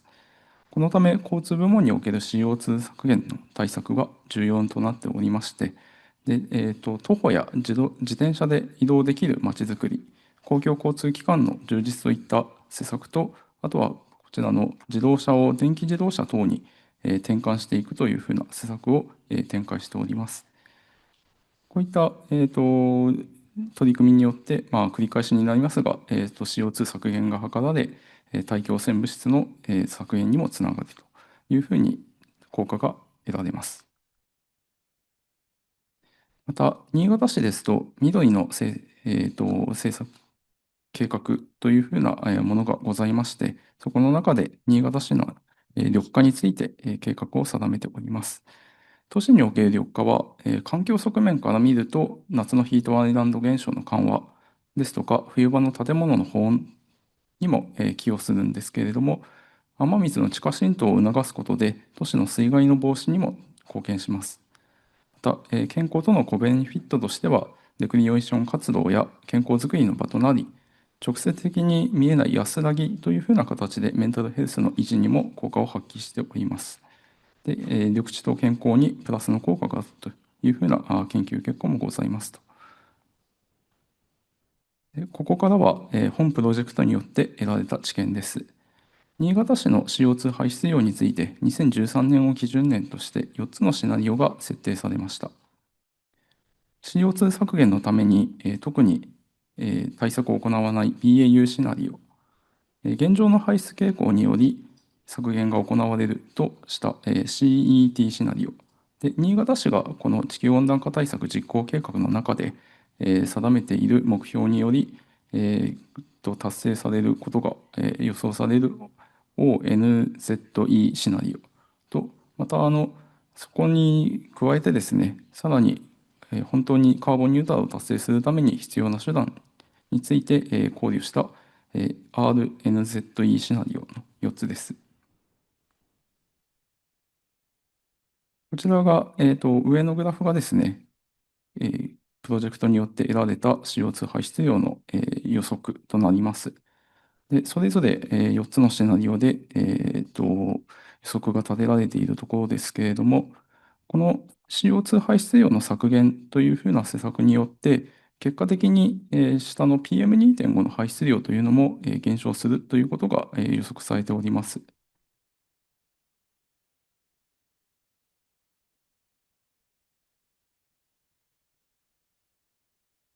また、こちらが BAU シナリオと RNZE シナリオを達成した場合に、PM2.5 に起因する早期死亡数の差というのを計算した表になります。新潟市の場合、2020年、2030年、40年、50年にそれぞれ75人、107人、115人、117人が死亡せずに済むことが予測されております。この2013年から2050年までの結果的にRNZE シナリオを達成することによって死亡せずに済む人数の合計としては753人というふうな予測がされました。また、BAU シナリオと比較して RNZE シナリオですと死亡率の変化の平均は1.2% が削減されております。最後に本プロジェクトでの成果の活用の可能性と課題についてお話しさせていただきます。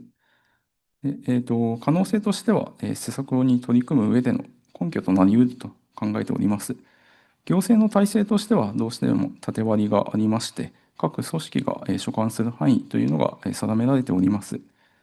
ただ、気候変動に対しての取り組みを進める上で、気候変動自体が影響する範囲というのは非常に広大なものとなっておりますので、これまでこの発表でコベネフィットについては主に健康影響について触れてきましたけれども、その他にも例えば自動車利用率を減らすためのまちづくりなど、数多くの組織が連携して取り組みを進めていく必要があります。その際に各組織がですね、この自らの業務に直接的に影響してくるというふうな認識を持つために、この研究成果を説明として使えるというふうに考えております。また、2点目として見える化の部分で非常に期待しております。気候変動に対する啓発というものについて、実際やっていて感じるものとしては、非常に遠い将来の話がよく出てくる。で、2050年という非常に何かつかみがたいものについて実感が湧かないというところが非常に難しいところであるというふうに考えておりますので、このそこを健康影響ですとか費用とかそういったものについて少し身近な話に置き換えることによってですね、自分事として感じやすくなるのではないか、あるいは重大性が伝わりやすくなるのではないかというふうに期待しております。また、課題としては、プロジェクト終了後に、この、プロジェクトでですね、作成されたツール等について、なかなか自治体側で、整備していくというのが難しいので、また最新の知見等を、用いながら更新するための体制というのがなかなか、難しい部分があるのかなというふうに考えておりまして、専門家の方の関与は必須だというふうに考えております。私からの発表は以上です。ご清聴ありがとうございました。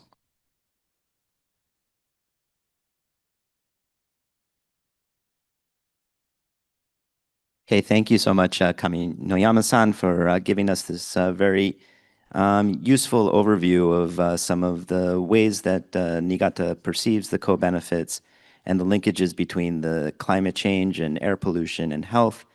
I think what we can see from these three different presentations is there's different entry points for co-benefits in the different cities, and the co-benefits themselves are sort of context dependent. And I think it's really interesting to see, you know, in the case of Niigata, how they're thinking about moving ahead with this project and potentially integrating this into some of their planning decisions and efforts to visualize co-benefits for some of the citizens. The next presentation will come to us from a professor from the LBJ School of Public Affairs at the University of Texas at Austin. So I don't know how many of you are familiar with time zones in the US, but it's approximately 2 o'clock in the morning in Austin. So Professor David Eaton actually has taped a presentation for us, and I'm happy to share also that David was my former advisor about 25 years ago in my master's degree program. So it's really nice to sort of close the loop and bring him into this project. I'd like to share the presentation from David Eaton, please. Thank you very much for allowing me to present the results of a study, of a 9-month study by 18 students at the University of Texas at Austin, 7 undergraduates and 11 graduates, who did this research under supervision of staff from the Institute of Global Environmental Strategies, the Stockholm Environmental Institute, City of Austin staff, as well as the faculty and staff at the University of Texas at Austin. It was an unusual opportunity for students to be able to work with stakeholders who understood what they were doing and could follow and implement any results. Austin is the capital of Texas, and it's now the 10th or 11th largest city in the United States, with a population of about 1 million. The city council and the mayor have a firm commitment to climate action.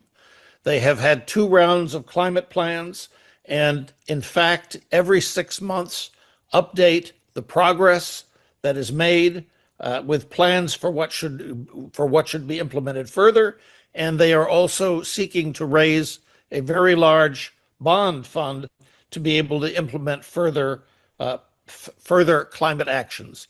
The focus of the climate action plan is on equity. It's called the Climate Equity Plan because Austin is concerned that all of its citizens, including those who are less well off and who don't have the opportunities of some others who are better off, that they receive the co-benefits and benefits of the climate plan as implemented.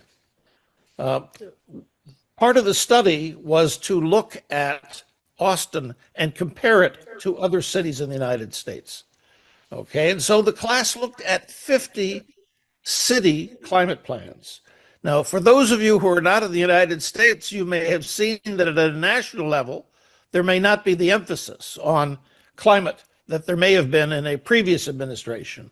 But if you look at the cities, basically all American cities have an interest in responding to climate and doing something. And here are 50 of the largest cities. If you look at Austin, it's in the top 20% of looking at co-benefits of health. And the way that these were measured is to look at the details of the climate plans themselves and see the connections of the climate actions that have consequences to health, and be able to compare what the implementation of how it would affect health of the citizens. The class examined each climate plan, and let's take a look at how Austin assessed internally, how it assessed the impact of the climate equity plan on health. Note that health is the top of the equity icons.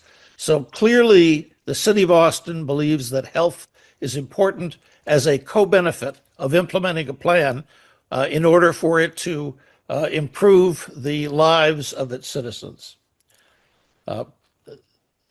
The City of Austin worked with the class to develop more. Note here that there are qualitative measures. Let's go back just to the slide. There are qualitative measures of health. That is, does the climate action harm or benefit health? So it's really just a negative or positive.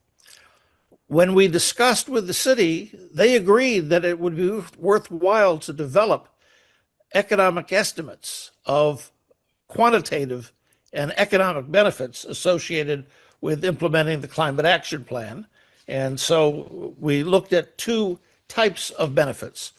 One, looking at how transportation sector investments could be reflected in improved health. And second, looking at the impacts of heat on the citizens' health.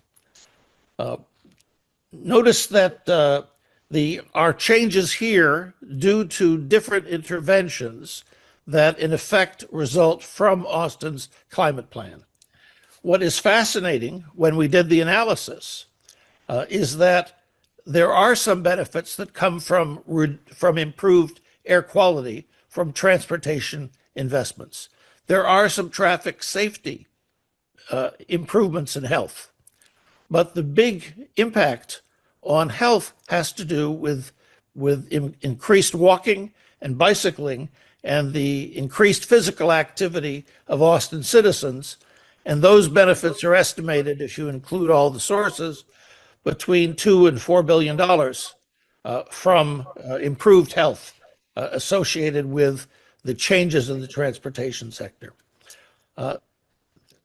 Now, the other sector that we looked at was the impact of the economic impact of high heat and illness and death associated with heat impacts.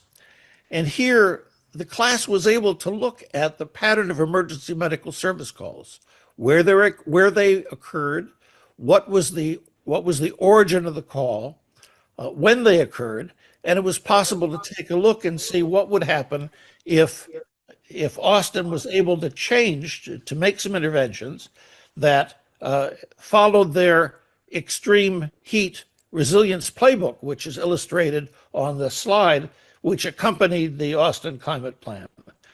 The estimate was roughly that the savings from reduced emergency medical service calls would be on the origin of $9,000 per day during the summer period of extreme heat. And this was from interventions in the city that resulted from enhanced green space, enhanced parks, and for basically city responses that took care of extreme heat. So how can we summarize the impact of this study? There are a few key messages. Next slide. Like many cities, Austin has illustrated health co-benefits of its climate plans, and the class was able to quantitatively enhance those economic benefits of those interventions.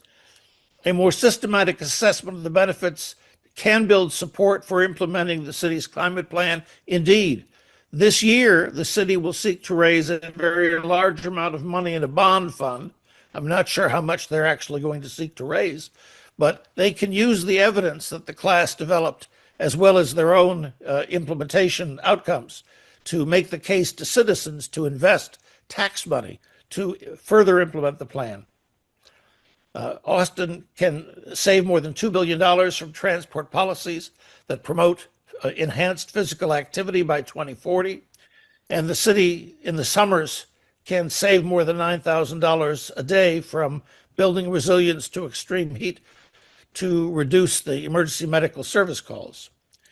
There is significant potential for Japanese and U.S. cities to learn from each other in integrating the benefits of climate and health. And I hope that we will be able to work both with the cities who are attending this conference and other cities on trying to find ways in which each of the cities in both Japan and the United States can improve the health outcomes from their citizens associated with implementing their climate plans. Thank you.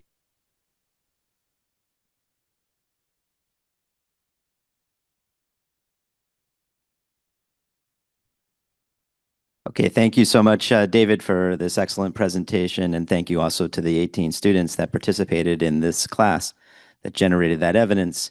And once again, not only go to Hachinohe when you're in Japan, but please go to Austin, Texas when you go to the United States. Both beautiful places to visit. Now what I'd like to do is turn it over for some comments from our colleagues that have been watching this project as it's evolved over time. And one of the colleagues who's been absolutely instrumental in facilitating discussions with the city is Togo Ochida. Ochida-san is the executive director of the ICLEI Japan office, and he is joining us actually from the airport in Singapore, I believe. Ochida-san, a few comments from your side, and thank you. Hi, can you hear me? We can hear you fine, thanks. Okay. よろしくお願いします。今ご紹介いただきましたイクレイの内田です。紹介いただいたようにですね、今実は私、ジンバブエで開催されているラムサール湿地条約の COP に出席していてですね、それの帰国途中の今、シンガポールのトランジットで接続してます。ちょっと全体像について、ちょっとだけコメントさせていただくとですね、ラムサール湿地条約でもですね、実は今、シナジーというものがすごく注目されて議論されておりました。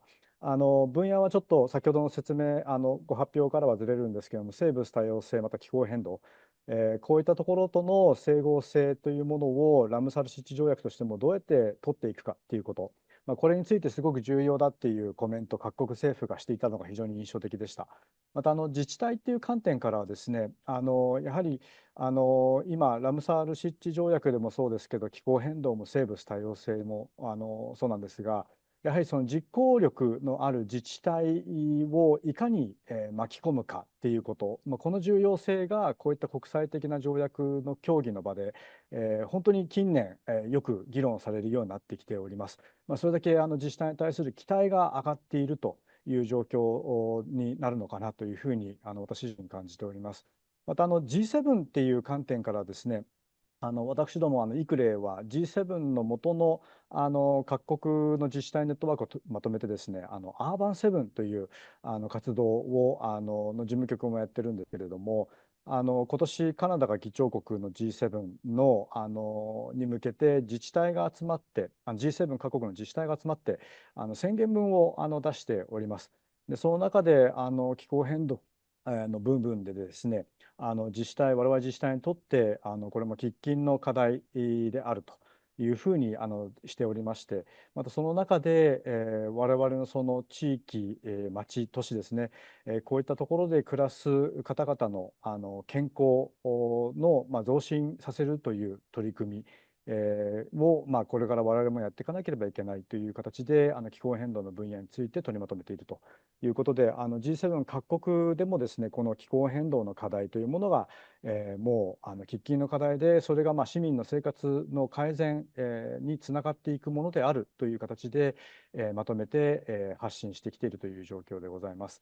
でこのプロジェクトに関わっていく中でですね、私の方から簡単に期待と課題について触れさせていただきますと、まず期待としてはですね、まずこのツールによる見える化というもののインパクト、重要性だと思います。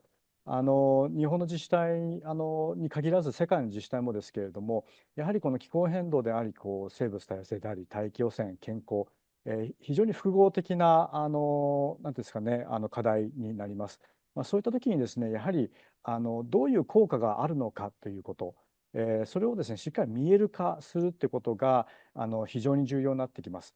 これは首長のみならずですね、行政の職員の皆さん、また住民、議会ですね、議会議員、すべての方々にやはり分かりやすく、何が課題で、どういうふうに取り組むと市民の生活にとって良いことが起きるのかということを、示していく、これが科学者のデータとして示していくということが、この取り組みを促進する上で非常に重要だと、そういった意味でこのプロジェクトが取り組んでいることということ、これから非常に期待していきたいというふうに思っております。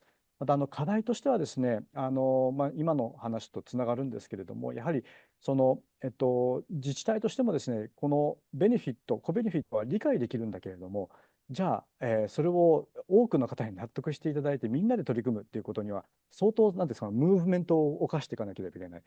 そうするとですね、非常に多くの関係者を巻き込まなければいけないということなので、そこをいかにクリアできるかっていうことがこれからの課題としてあるのかなと、そういった意味では期待にもつながるんですけれども、このツール化ということに非常に重要であって、これが世界的にも期待されているという状況ではないかというふうに感じております。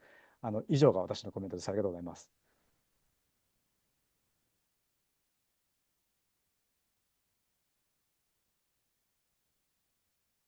Hey, thank you so much, Uchida-san, for taking the time out of your schedule to join us, especially on your way back to Japan. And thanks for highlighting, the importance of lifting up or elevating some of the results of this work so that they have some impacts on international policy processes. I think that's how we can spread some of these things. And also the importance, of course, of visualization as a way to promote a more synergistic approach and break down some of the silos that divide different agencies, whether it's environment, social welfare, health, and what have you. I think this is really a crucial point. And I think it also brings us in a nice transition over to our colleague Ryan Lung, who is one of the people who's been overseeing this project as a research manager on the Mitigation, Climate, and Health team at the Wellcome Trust based in the UK. And so, Ryan, I'd like to hear from you some observations about what you heard today from the different cities, and also if you want to connect anything that you've heard to sort of the bigger project or some of the activities that Wellcome is doing to promote health and climate change. Over to you, Ryan. Thank you very much, Eric, and also thank you for having me. So really appreciate the opportunity to be here, and it's great to hear all the insights from each city participating in the project and see where our funding has achieved. I was lucky enough to join the Paris study tour with the IJS team and also the 3 cities representatives. And I think from today, the main takeaways that I have is how important we're focusing on co-benefits and transdisciplinary projects are, so which I think these projects could really help with research uptake and also producing practical solutions. And then one point, I think Kamino Yama-san from Niigata City and also Uchida-san's comments have shared through the health narrative, we can really make climate change issues more humanized, and also we can tackle the challenges that citizens are experiencing day to day. So I think this is a really reassuring insights that we've got, that we're doing the right thing, that we're focusing on climate and health. And then on the wider things that Wellcome are doing, so we see the climate crisis is also a major health crisis. So that is why Wellcome Trust, we as one of the largest health research funder in the world, have decided to lean in, make this one of the 4 major areas to focus on for our 10-year strategy. And we're committed to more than 80 to 100 million pounds funding every year to fund research in this area. And then one more insights that I found throughout those presentations that I've seen today is we see the importance of integrated climate actions, combining both mitigation and adaptation actions. So it's great to see both type of interventions being realized in those cities, and as we all know, that those are like urgently needed because we couldn't adapt to a continuously warming world, and we need to mitigate as much as we can. And there's one more point that I want to mention is we see the value and the impact of knowledge sharing, which also reaffirms what Wellcome we're trying to do, which we're actively facilitating connections between our grantees. Say, for example, we funded 10 projects under this G7 mitigation call, and we're actively trying to connect one project to another so that they can mutually benefit and learn from each other, making the sum of making the whole is greater than the sum of the project. So thank you very much for the opportunity again.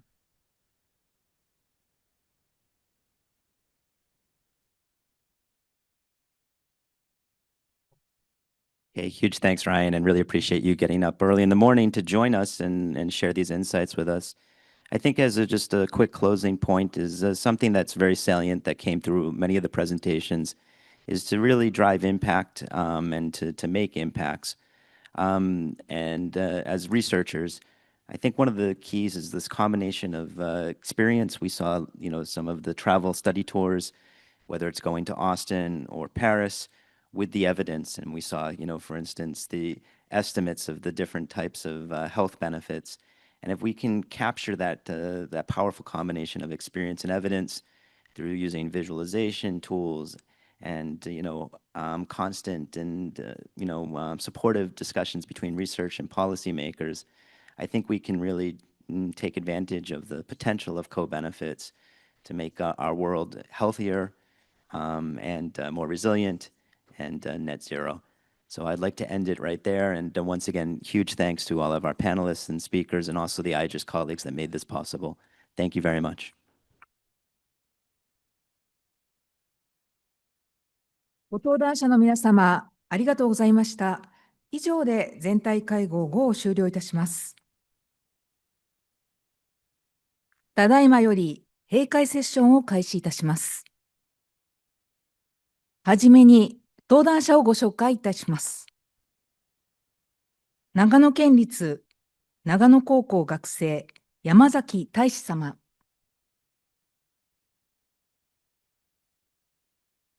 京都大学大学院エネルギー科学研究科学生、北川桜子様。そして、IJIS所長、小野博でございます。このセッションでは、これまでの全体会合を振り返り、主要なメッセージをまとめ、総括します。その上で、並行して開催されていたインタラクティブ会合に参加していたそれぞれの登壇者から、会合の重要な論点となった部分についてご報告していただきます。そして、本日の全会合で浮かび上がってくるメインメッセージを皆様にお届けします。それでは、小野所長、よろしくお願いいたします。はい、どうも川北さんありがとうございます。それから今日一日ご参加いただきました聴衆の皆様方、本当にどうもありがとうございます。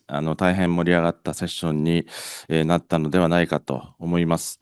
IJIS におきましては、インクルーシブネス、いわゆる包摂性という観点を今日のセッションでもしばしば出てきましたけれども、そういった観点を重要視しておりまして、特に未来の世代を担う若者の意見をしっかりと取り入れたいということで、本日もの ISAP にもたくさんの若者たちを招待しております。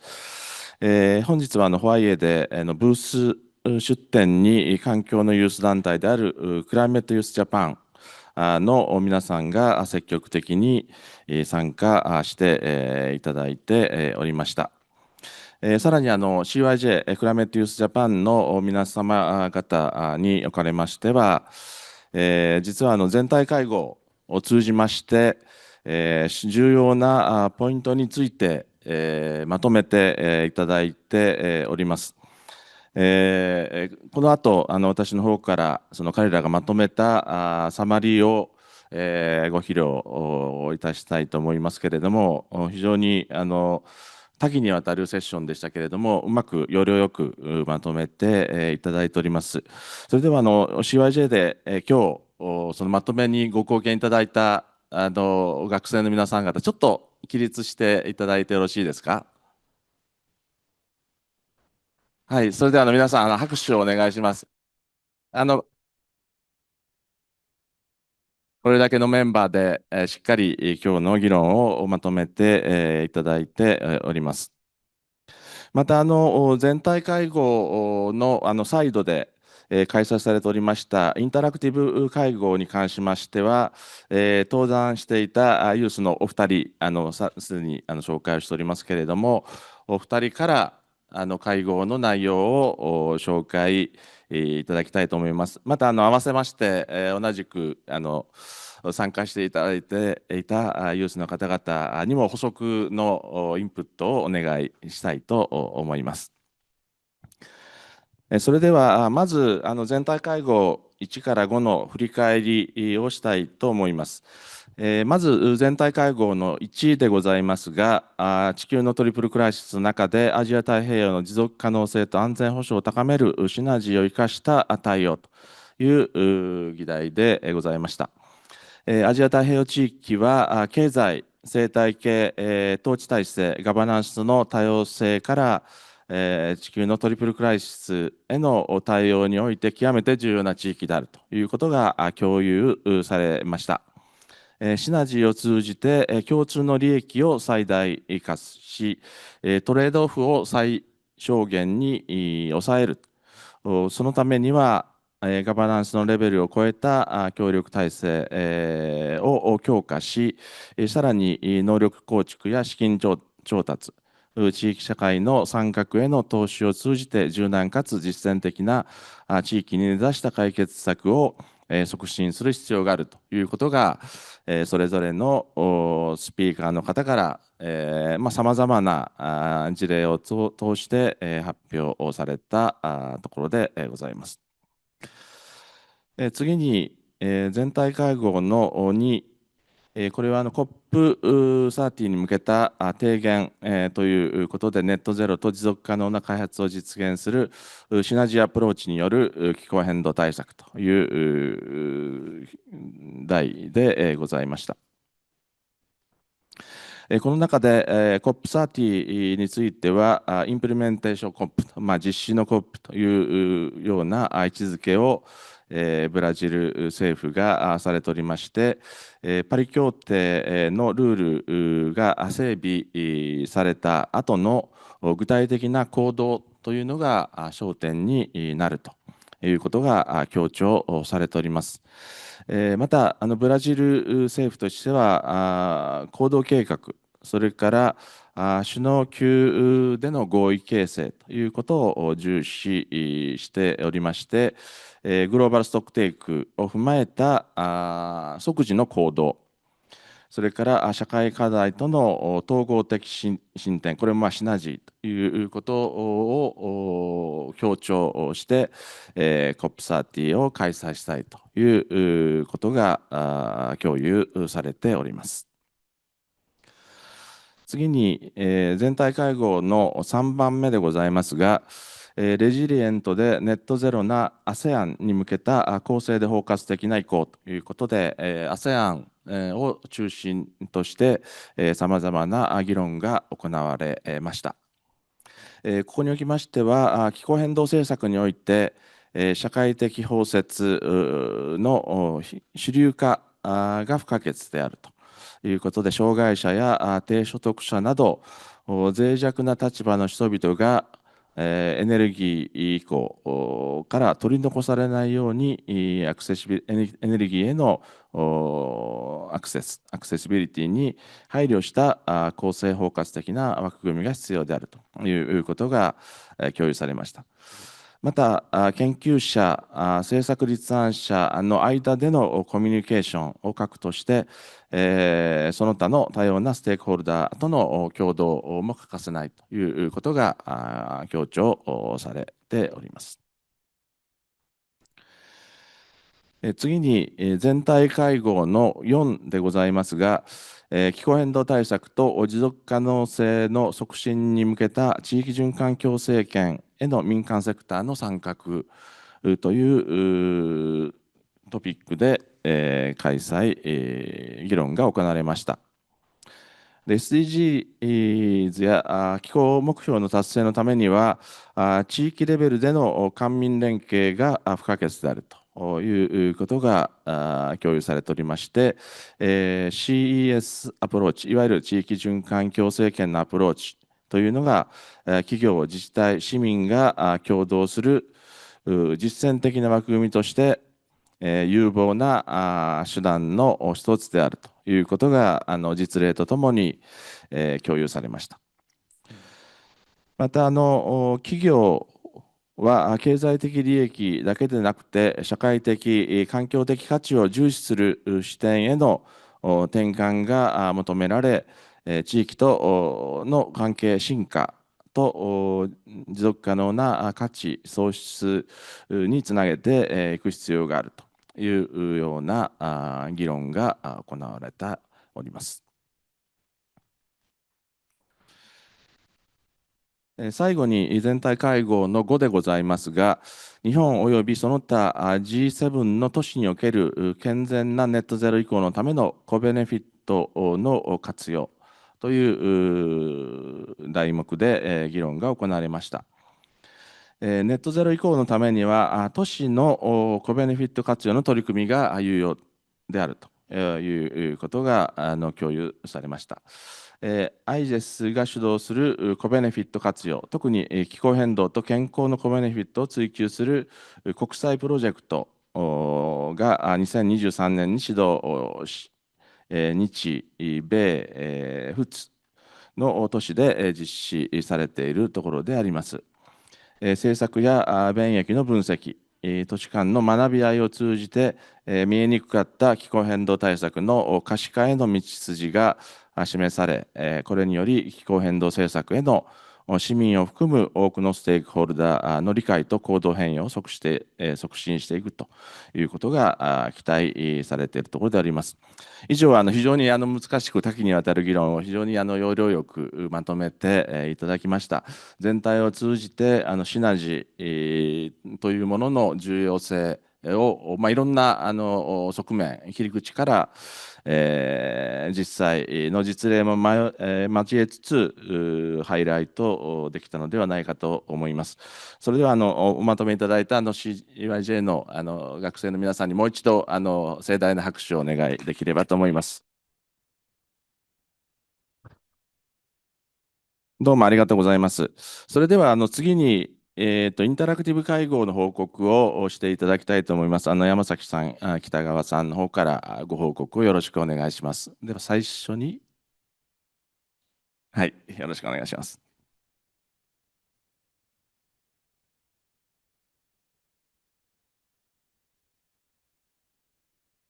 皆さん、こんにちは。県立長野高校から参りました、高校2年生の山崎大志と申します。私からは、インタラクティブセッション1、環境・サステナビリティ分野における若者の意味ある参画に向けた共同の道筋での議論について報告させていただきます。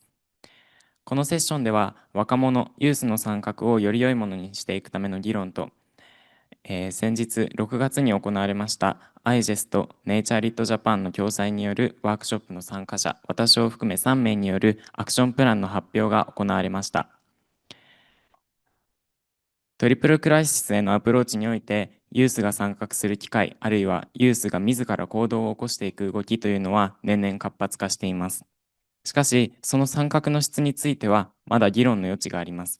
具体的には、どのような目的を持ってユースをそういった場に招くのか、ユースはどのような役割、権限を持って参加するのか、ユースに対してどのような支援をする必要性があるのかなど、より有意義な参画のためのテーマが多く存在しています。そのような問いに対して、長年ユースの参画に携わっている専門家の方、実際に行動を引っ張ってきた方から考えをお話しいただきました。その後の質疑応答では、フロアの参加者から大学生は活動に取り組む時間がある人も多いが、高校生や社会人はなかなか時間が確保できないというところがネックになっているのではないかという指摘があり、ユースの参画を単なるボランティアにしてはいけない。企業などユースと共同する側がユースにとっての需要を満たし、ウィンウィンの関係を作る必要性を一度改めて認識いたしました。セッションの後半のユースによるアクションプランの発表では、発表者によるプレゼンの後、発表者とセッション参加者がインタラクティブに対話する時間を設けました。その中で私自身もさまざまなステークホルダーの方とつながりを作ることができ、また普段活動を行っている中での悩みや共通の課題などについて議論するなど有意義な時間となりました。今回の ISAP のテーマの一つであるシナジーの強化においては、複数分野、複数組織間での協働が不可欠です。スピード感を持って取り組みを強化していくためには、横のつながりを持って新たな価値を生み出す必要があります。それは問題の根本的解決に向けた指針でもあり、それと同時に単に協働していく、さまざまな人とアクションを起こしていく中でも極めて重要なことです。皆様、本日の素晴らしい出会いを今後に生かし、共同に向けた良い機会としていきましょう。また、ISAP の目的の一つに、環境問題について関心のある一般の人に、研究動向や議論に触れていただくというものがございます。ISAP における有意義な議論をより多くの人にも知ってほしいと思っているのは私だけではないと思います。そこで、その年のテーマについて、背景情報や事前に知っておいた方がいい基礎知識などを一般の参加者に向けて講義する事前のウェビナーなどがあると良いかと、今回私は初めて ISAP に参加したんですが、そういうふうに思いました。最後になりますが、スライドをお願いできますでしょうか。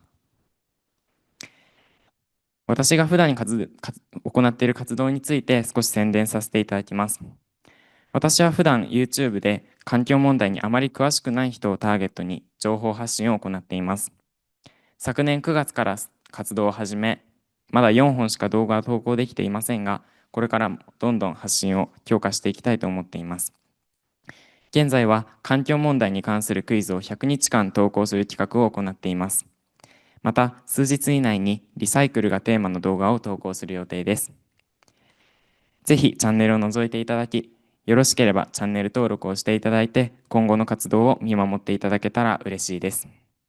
以上でインタラクティブセッション1の報告を終わります。本日は大変貴重な機会をいただきありがとうございました。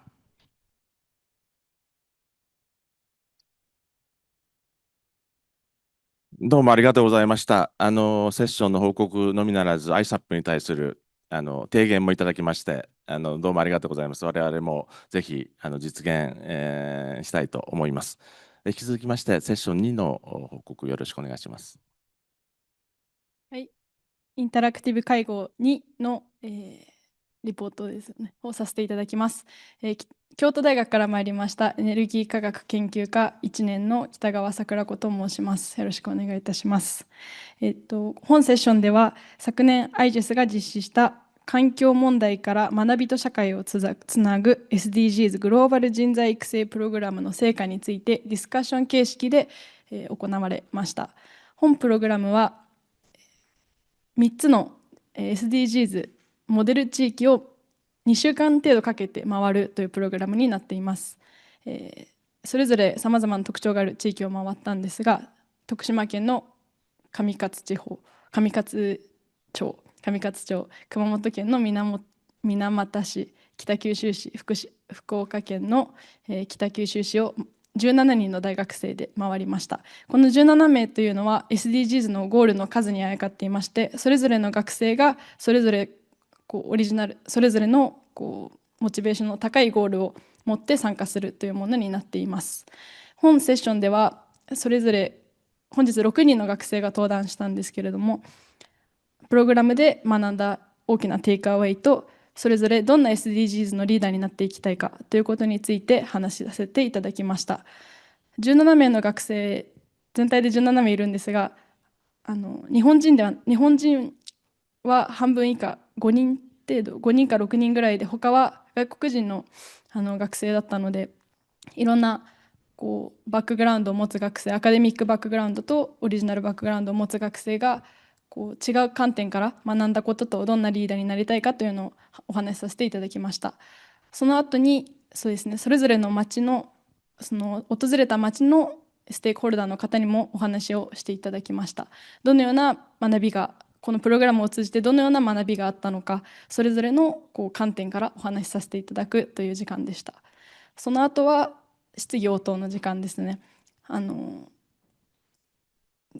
それぞれの特に大学生に対してどのような学びが必要かっていうのをそれぞれの質問者の方々が私たちに聞いていただくという形で、大人の視点では見えない大学生に必要なもの、教育などについてディスカッションをするという時間になりました。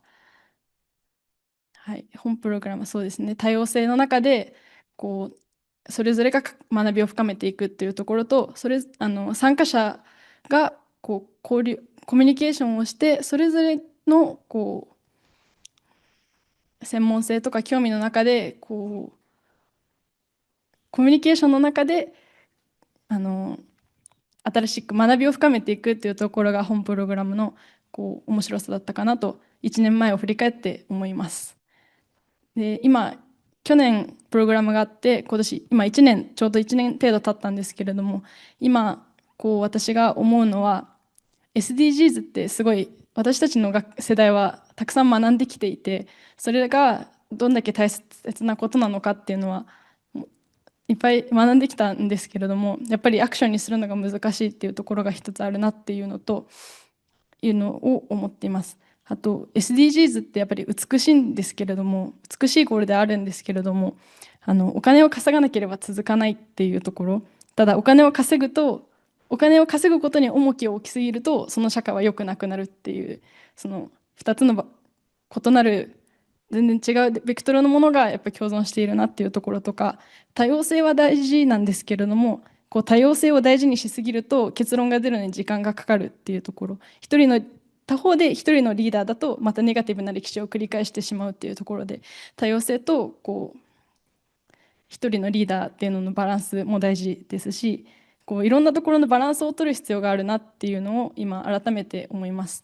SDGs を学べば学ぶほどそれだけじゃ世界は変わらなくて、その SDGs は素晴らしいんですけれども、それだけじゃ変わらないっていうところを今強く思っています。そうですね、大人と子どもの狭間にいる大学生だからこそ、その私たちだからこそ見える世界っていうのがあって、それを大切にしつつ時代とともに変わっていくもの、変わってしまうものと、変えないといけないものと変えてはいけないものっていう、それぞれのうまくバランスをとって各人が社会に対してアプローチしていく必要があるかなと、このセッションプログラムと1年間とこのセッションを経て思いました。はい、以上です。ありがとうございます。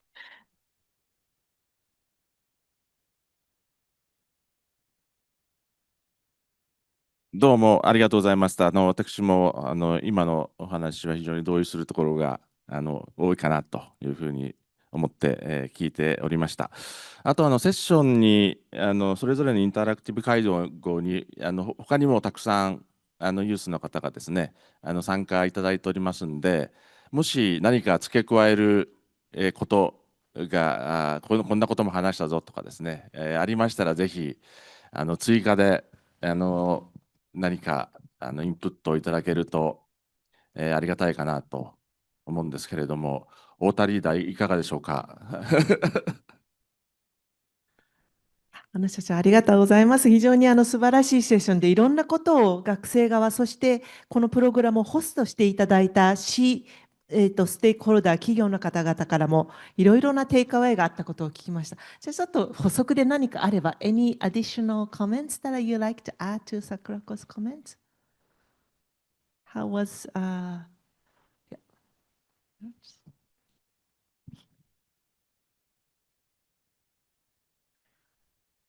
Okay. Yes, thank you very much for the opportunity. Yes, my name is Hangga Prihatmaja. So basically, if you are hungry, you can remember my name, Hangga Hungry. Yes, now I am a PhD student at the Kyoto University. I studied about global environmental studies, GSGS, Graduate School of Global Environmental Studies. So during our training last year, so we learned so much related to collaboration, kindness of the people, and also about the business concept that has been emerged during our intensive discussion with the SDG stakeholders, I guess JICA, Kitakyushu office, and also renewable energy company situated in Kitakyushu. This is a great opportunity and great experiences among the international students throughout Japan. So basically, we are 17 international students from all over Japan, and then we gathered together last year during the SDGs training, and then we learned a lot. We learned a lot from Kitakyushu stakeholders and also from Minamata stakeholders, and then especially during our visits to Kamikatsu Town, we never thought before that small village can have massive mindset of recycling, how they can create such a clean environment by their own willingness, without any outside force. And then for the Minamata area, and we know from the history that Minamata has been suffered from the Minamata disease from the mercury produced from the local companies. But now, less than century, only needs 75 years to resurrect Minamata from being suffered back in the days, now becomes very lively. We can dive into blue ocean of Minamata, and we can found a lot of beautiful things. So that's probably as an additional point from what my colleagues said before, Sakurako, and then yes, and then we are hoping that most of youngers in this room can join the next SDG training held in Kitakyushu, and as Ota-san mentioned previously, that the deadline will be done tomorrow. So the youngers come join to the SDGs communities. Thank you. Ota-san, we can take one more comment from the participants. So, hello everyone, my name is Mariam Nakbi. I am originally from the United Arab Emirates. Joining this program was a really good experience for me, because learning from cities in Japan that suffered before and now it's very successful and good example for SDG transformation. So yes, as what my colleague Hanga mentioned, I recommend a lot of young people to join this program, because I think you don't know much still about Japan. So going to these towns, you will experience a lot and you will learn a lot, and it's tanoshi desu. Thank you. そうですね。このプログラムは通常大学のレクチャーでいろいろ学ぶわけですけど、夏休みの期間を利用して大学を飛び出して本当の現場に行って、いい事例も悪い事例も課題も、いろんなことを学んで、そんなに簡単じゃないよっていうことも分かったし、さまざまなタイプのステークホルダーが混じり合っていろいろ作り出そうとしてるんだなっていう現場を感じていただいたというプログラムになってます。ありがとうございます。どうもありがとうございました。ちなみに今紹介していただきました太田さんは、次の IPCC のアセスメントでファイナンスのセクションのリードオーサーを務められますので、皆さん顔と名前を覚えておいていただければと思います。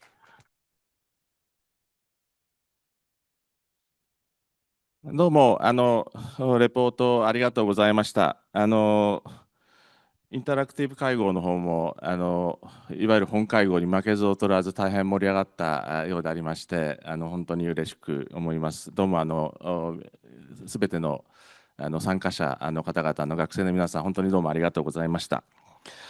最後になりますけれども、IGES といたしましては、今日の会合でさまざまな場面で強調されましたシナジーでありますとか、公正な移行、それから地球規模の課題を地域に落とし込んでいくスケールダウン、それから逆にその地域の課題をグローバルにスケールアップしていくと、こういったコンセプトがSDGs、今必ずしもその SDGs の達成状況が思ったようにいってないわけでありますけれども、その実施を加速していく上で、そういったコンセプトを SDGs の中に盛り込んでいくということが非常に重要なのではないかと考えておりまして、これから国際舞台でも国内でもいろんな機会を通じてしっかりとそういうアピールをしていきたいと思っております。またIGES は研究機関ではありますけれども、いわゆるその研究室にこもって研究するというよりも、ステークホルダーの方々と一緒になって、議論をして提案して実施していくというのをモットーとしておりますので、こういった ISAP の機会をはじめといたしましてさまざまな機会を利用してさまざまなステークホルダーの方々、若者、それからもちろん年配の方ももちろんになりますけれどもさまざまな方々と一緒になって、良い政策提言を作っていきたいというふうに考えております。今後ともぜひ頑張ってまいりますので、ISAP が皆様方のそれぞれの現場での活動に少しでも役立てるということを切に希望しているところでございます。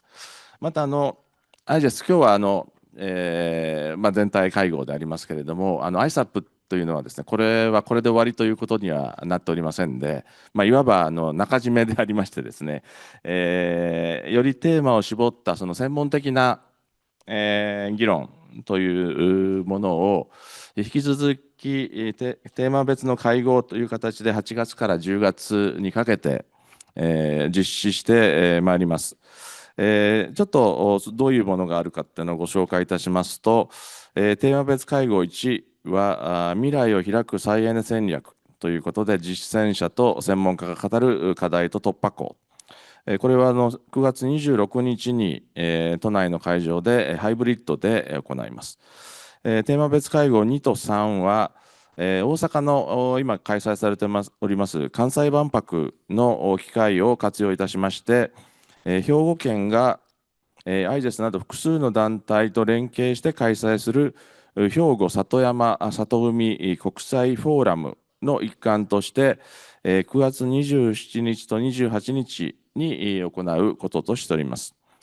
また10月10日には環境再生保全機構と一緒に気候変動の問題解決に向けた自然に基づく解決策ネイチャーベースソリューションの各国の実相と現状についてというテーマでオンラインでテーマ別会合を開催いたします。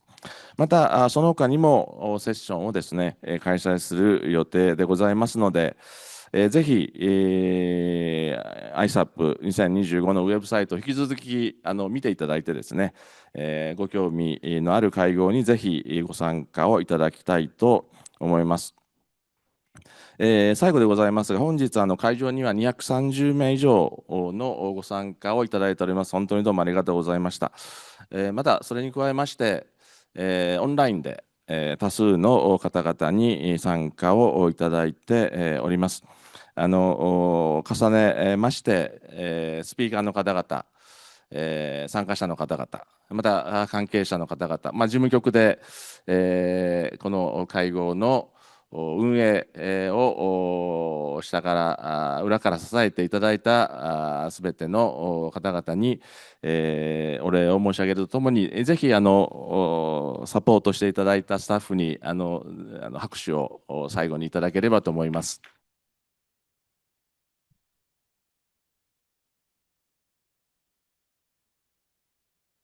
はい、ということで私の方の発言はこれで最後ということでございまして川北さんの方にお戻しいたします。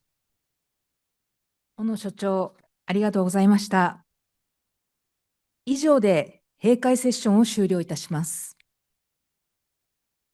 以上をもちまして第17回持続可能なアジア太平洋に関する国際フォーラムISAP2025 全体会合およびインタラクティブ会合のプログラムはすべて終了いたしました。皆様、改めまして本日はご来場、ご視聴誠にありがとうございました。